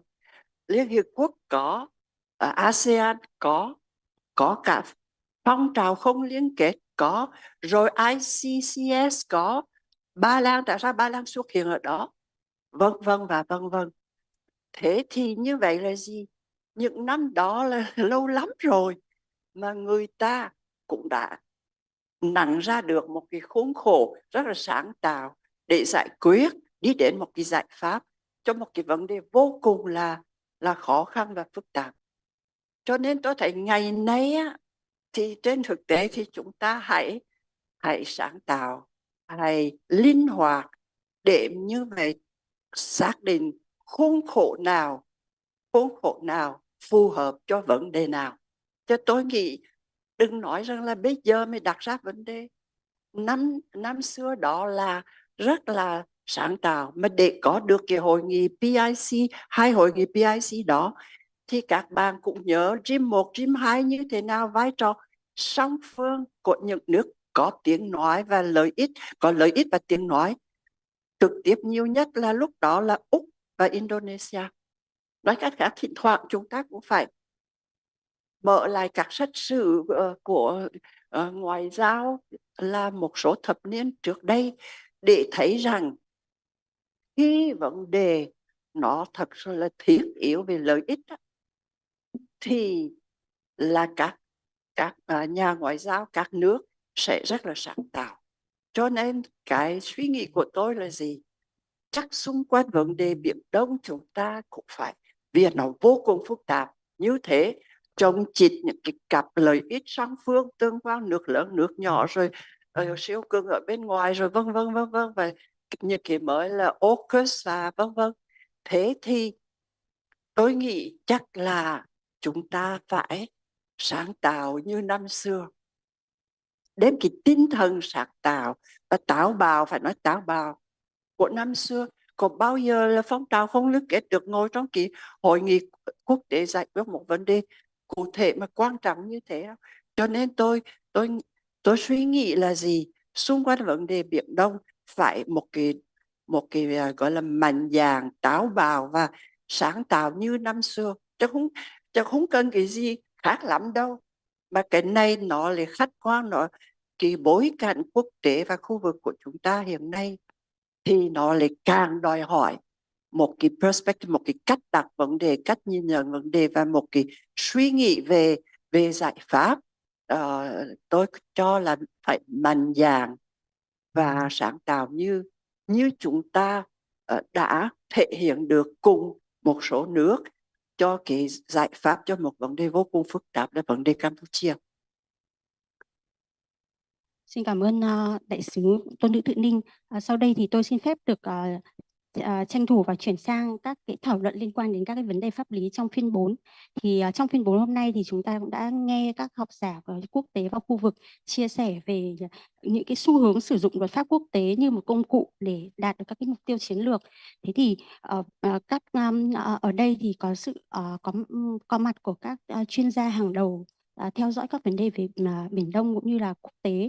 Thì và đặc biệt là trong bối cảnh năm nay là hội thảo trong diễn ra kỷ niệm 15 năm thì các chuyên gia có thể chia sẻ và nhìn nhận từ cái góc độ quan sát kinh nghiệm của mình, có thể cho biết là cái xu hướng sử dụng cái công cụ pháp lý hiện nay so với 15 năm trước đây tại không gian Biển Đông nó có những cái điểm gì mới và những cái điểm gì nó vẫn còn nguyên cái xu hướng như trước đây. Thì trong liên quan đến câu hỏi này, tôi rất là mong muốn mời tiến sĩ Nguyễn Bá Sơn là một chuyên gia pháp lý hàng đầu của Việt Nam chia sẻ. Xin cảm ơn câu hỏi. Tôi nói câu hỏi này rất hay và rất khó. Ngày hôm nay đấy chúng ta trao đổi đây mà các chuyên gia hàng đầu rồi trên diễn đàn này họ đã nói, tôi thấy là ý kiến rất là khác nhau chứ không phải cùng gần như là cái sự nhất trí rất ít. Thì điều đấy nói lên cái gì?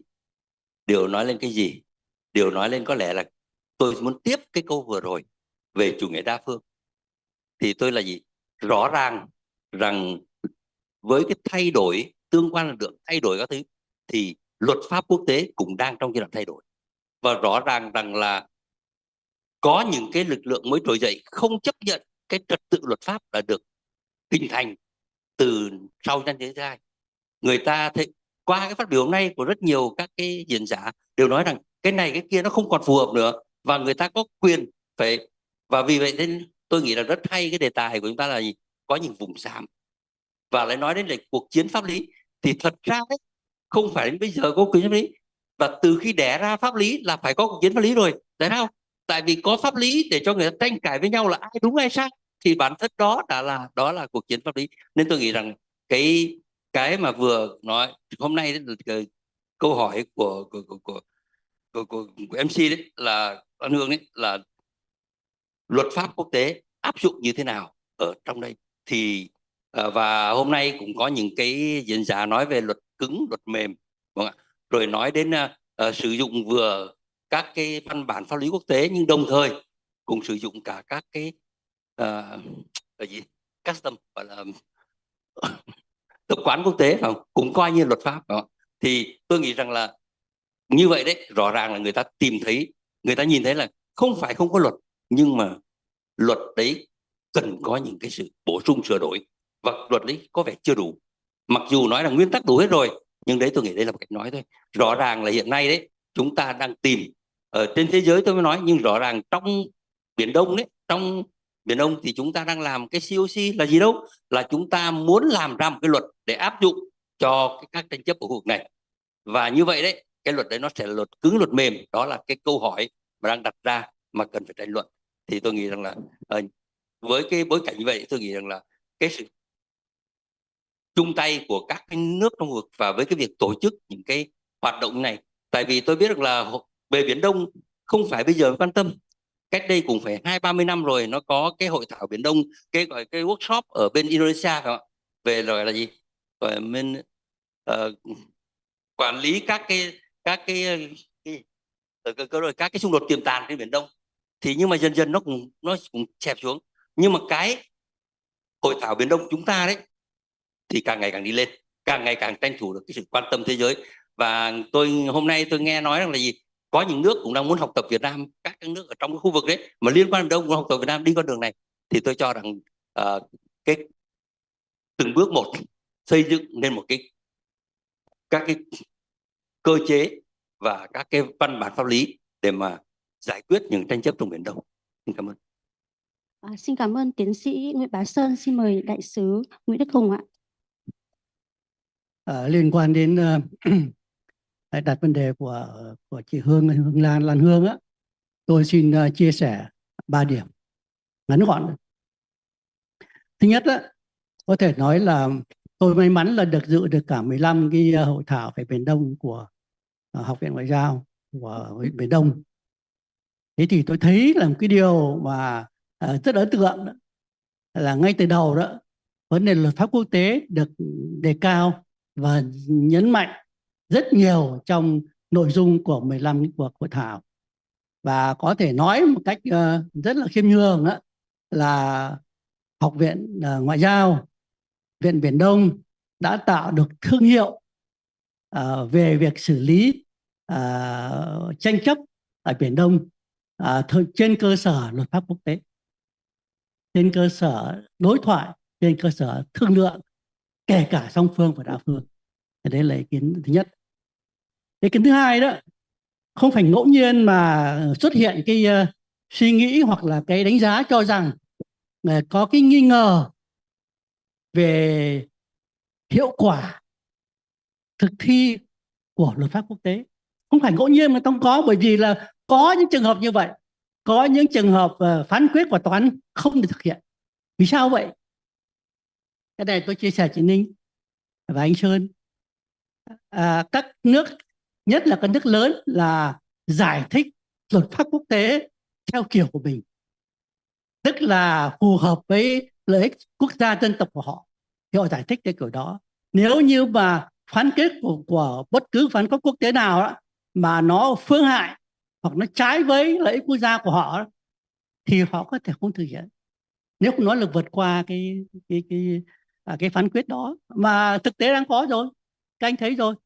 Nhưng mà đối với các nước nhỏ và vừa đó thì luật pháp quốc tế phải là vũ khí giúp họ bảo vệ chủ quyền và những lợi ích quốc gia dân tộc của họ. Thế thì cho nên trong rất nhiều cái lựa chọn đó thì không phải là các nước lớn hoặc các nước khác không lựa chọn cái luật pháp quốc tế đâu, mà họ lựa chọn tùy từng hoàn cảnh khác nhau và tùy từng vấn đề khác nhau là mà họ lựa chọn. Hay thành thử ra là luật pháp quốc tế đa phương á, thì vẫn là cái điều cần thiết không thể thiếu được. Tôi lấy ví dụ chị Đinh có nói về cái chuyện ở Campuchia, nó ngắn gọn nhé. Lúc bây giờ thì chị Đinh tôi đang ở Liên Hợp Quốc, thì lúc bây giờ có một câu chuyện có cần Liên Hợp Quốc hay không, UNCTAD có cần hay không, nên nhớ cái điều đó. Thế thì tôi được cho nhiệm vụ là ông phải tìm cho tôi bằng được là có thể không cần Liên Hợp Quốc không.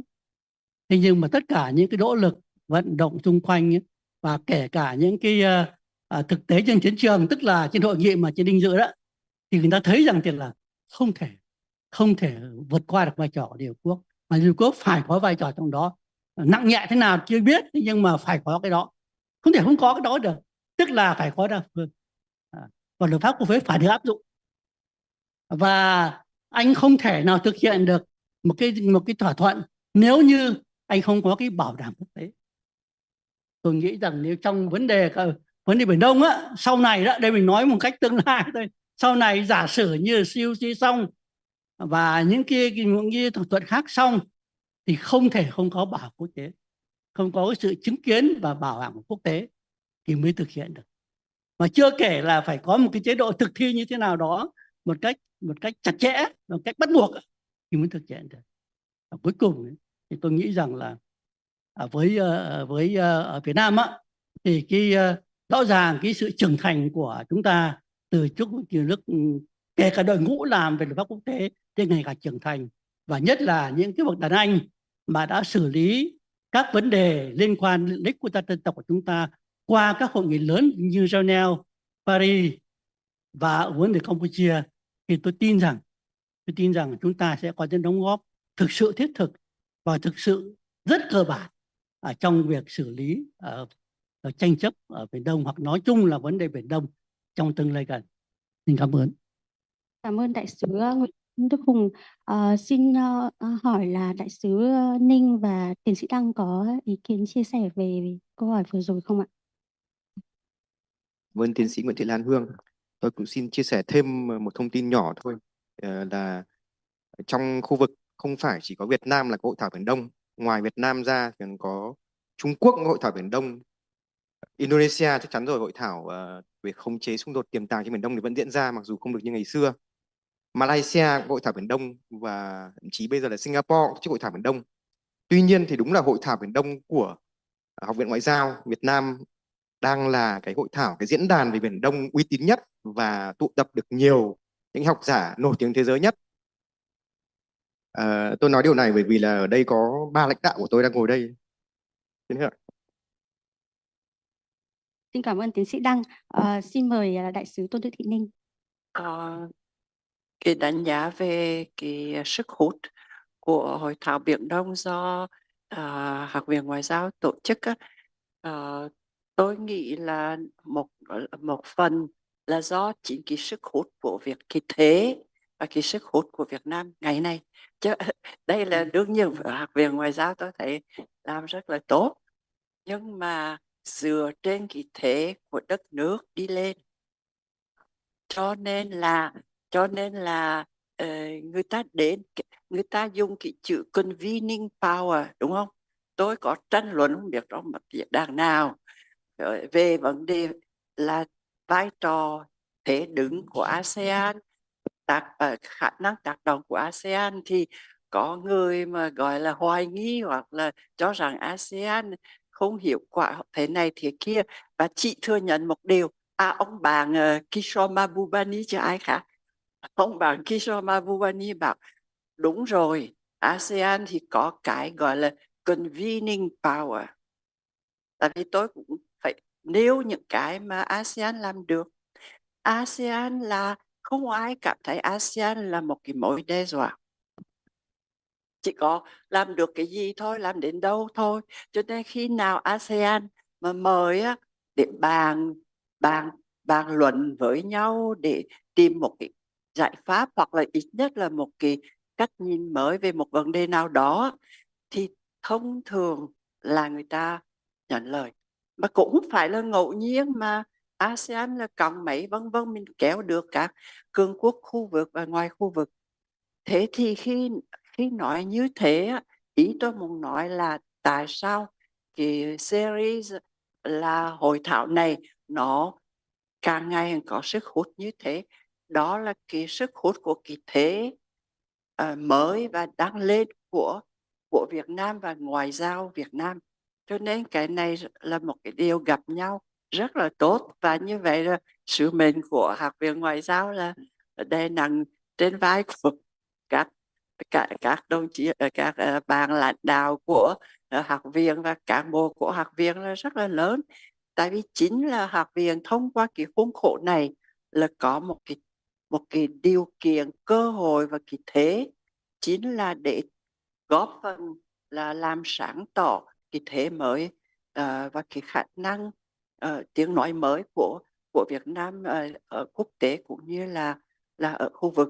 Cho nên tôi nghĩ là thôi thì chúc Học viện Ngoại giao tiếp tục phát huy cái tiếng nói và cái đóng góp của mình, ít nhất là trong cái khuôn khổ của là, vì như chúng ta nói, còn bàn luận với nhau thì khỏi phải đánh nhau. Đó, nói cách khác là as long as we talk, we're not fighting. Dạ, Xin cảm ơn. Xin cảm ơn đại sứ Tôn Nữ Thị Ninh.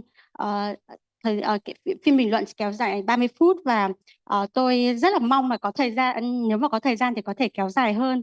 Tuy nhiên thì tôi một lần nữa thì tôi xin cảm ơn sự tham gia của các chuyên gia đã đưa ra những bình luận thẳng thắn và sâu sắc và củng cố thêm niềm tin đối với vai trò của luật pháp quốc tế và chủ nghĩa đa phương trong giải quyết các vấn đề toàn cầu, khu vực, trong đó có vấn đề Biển Đông.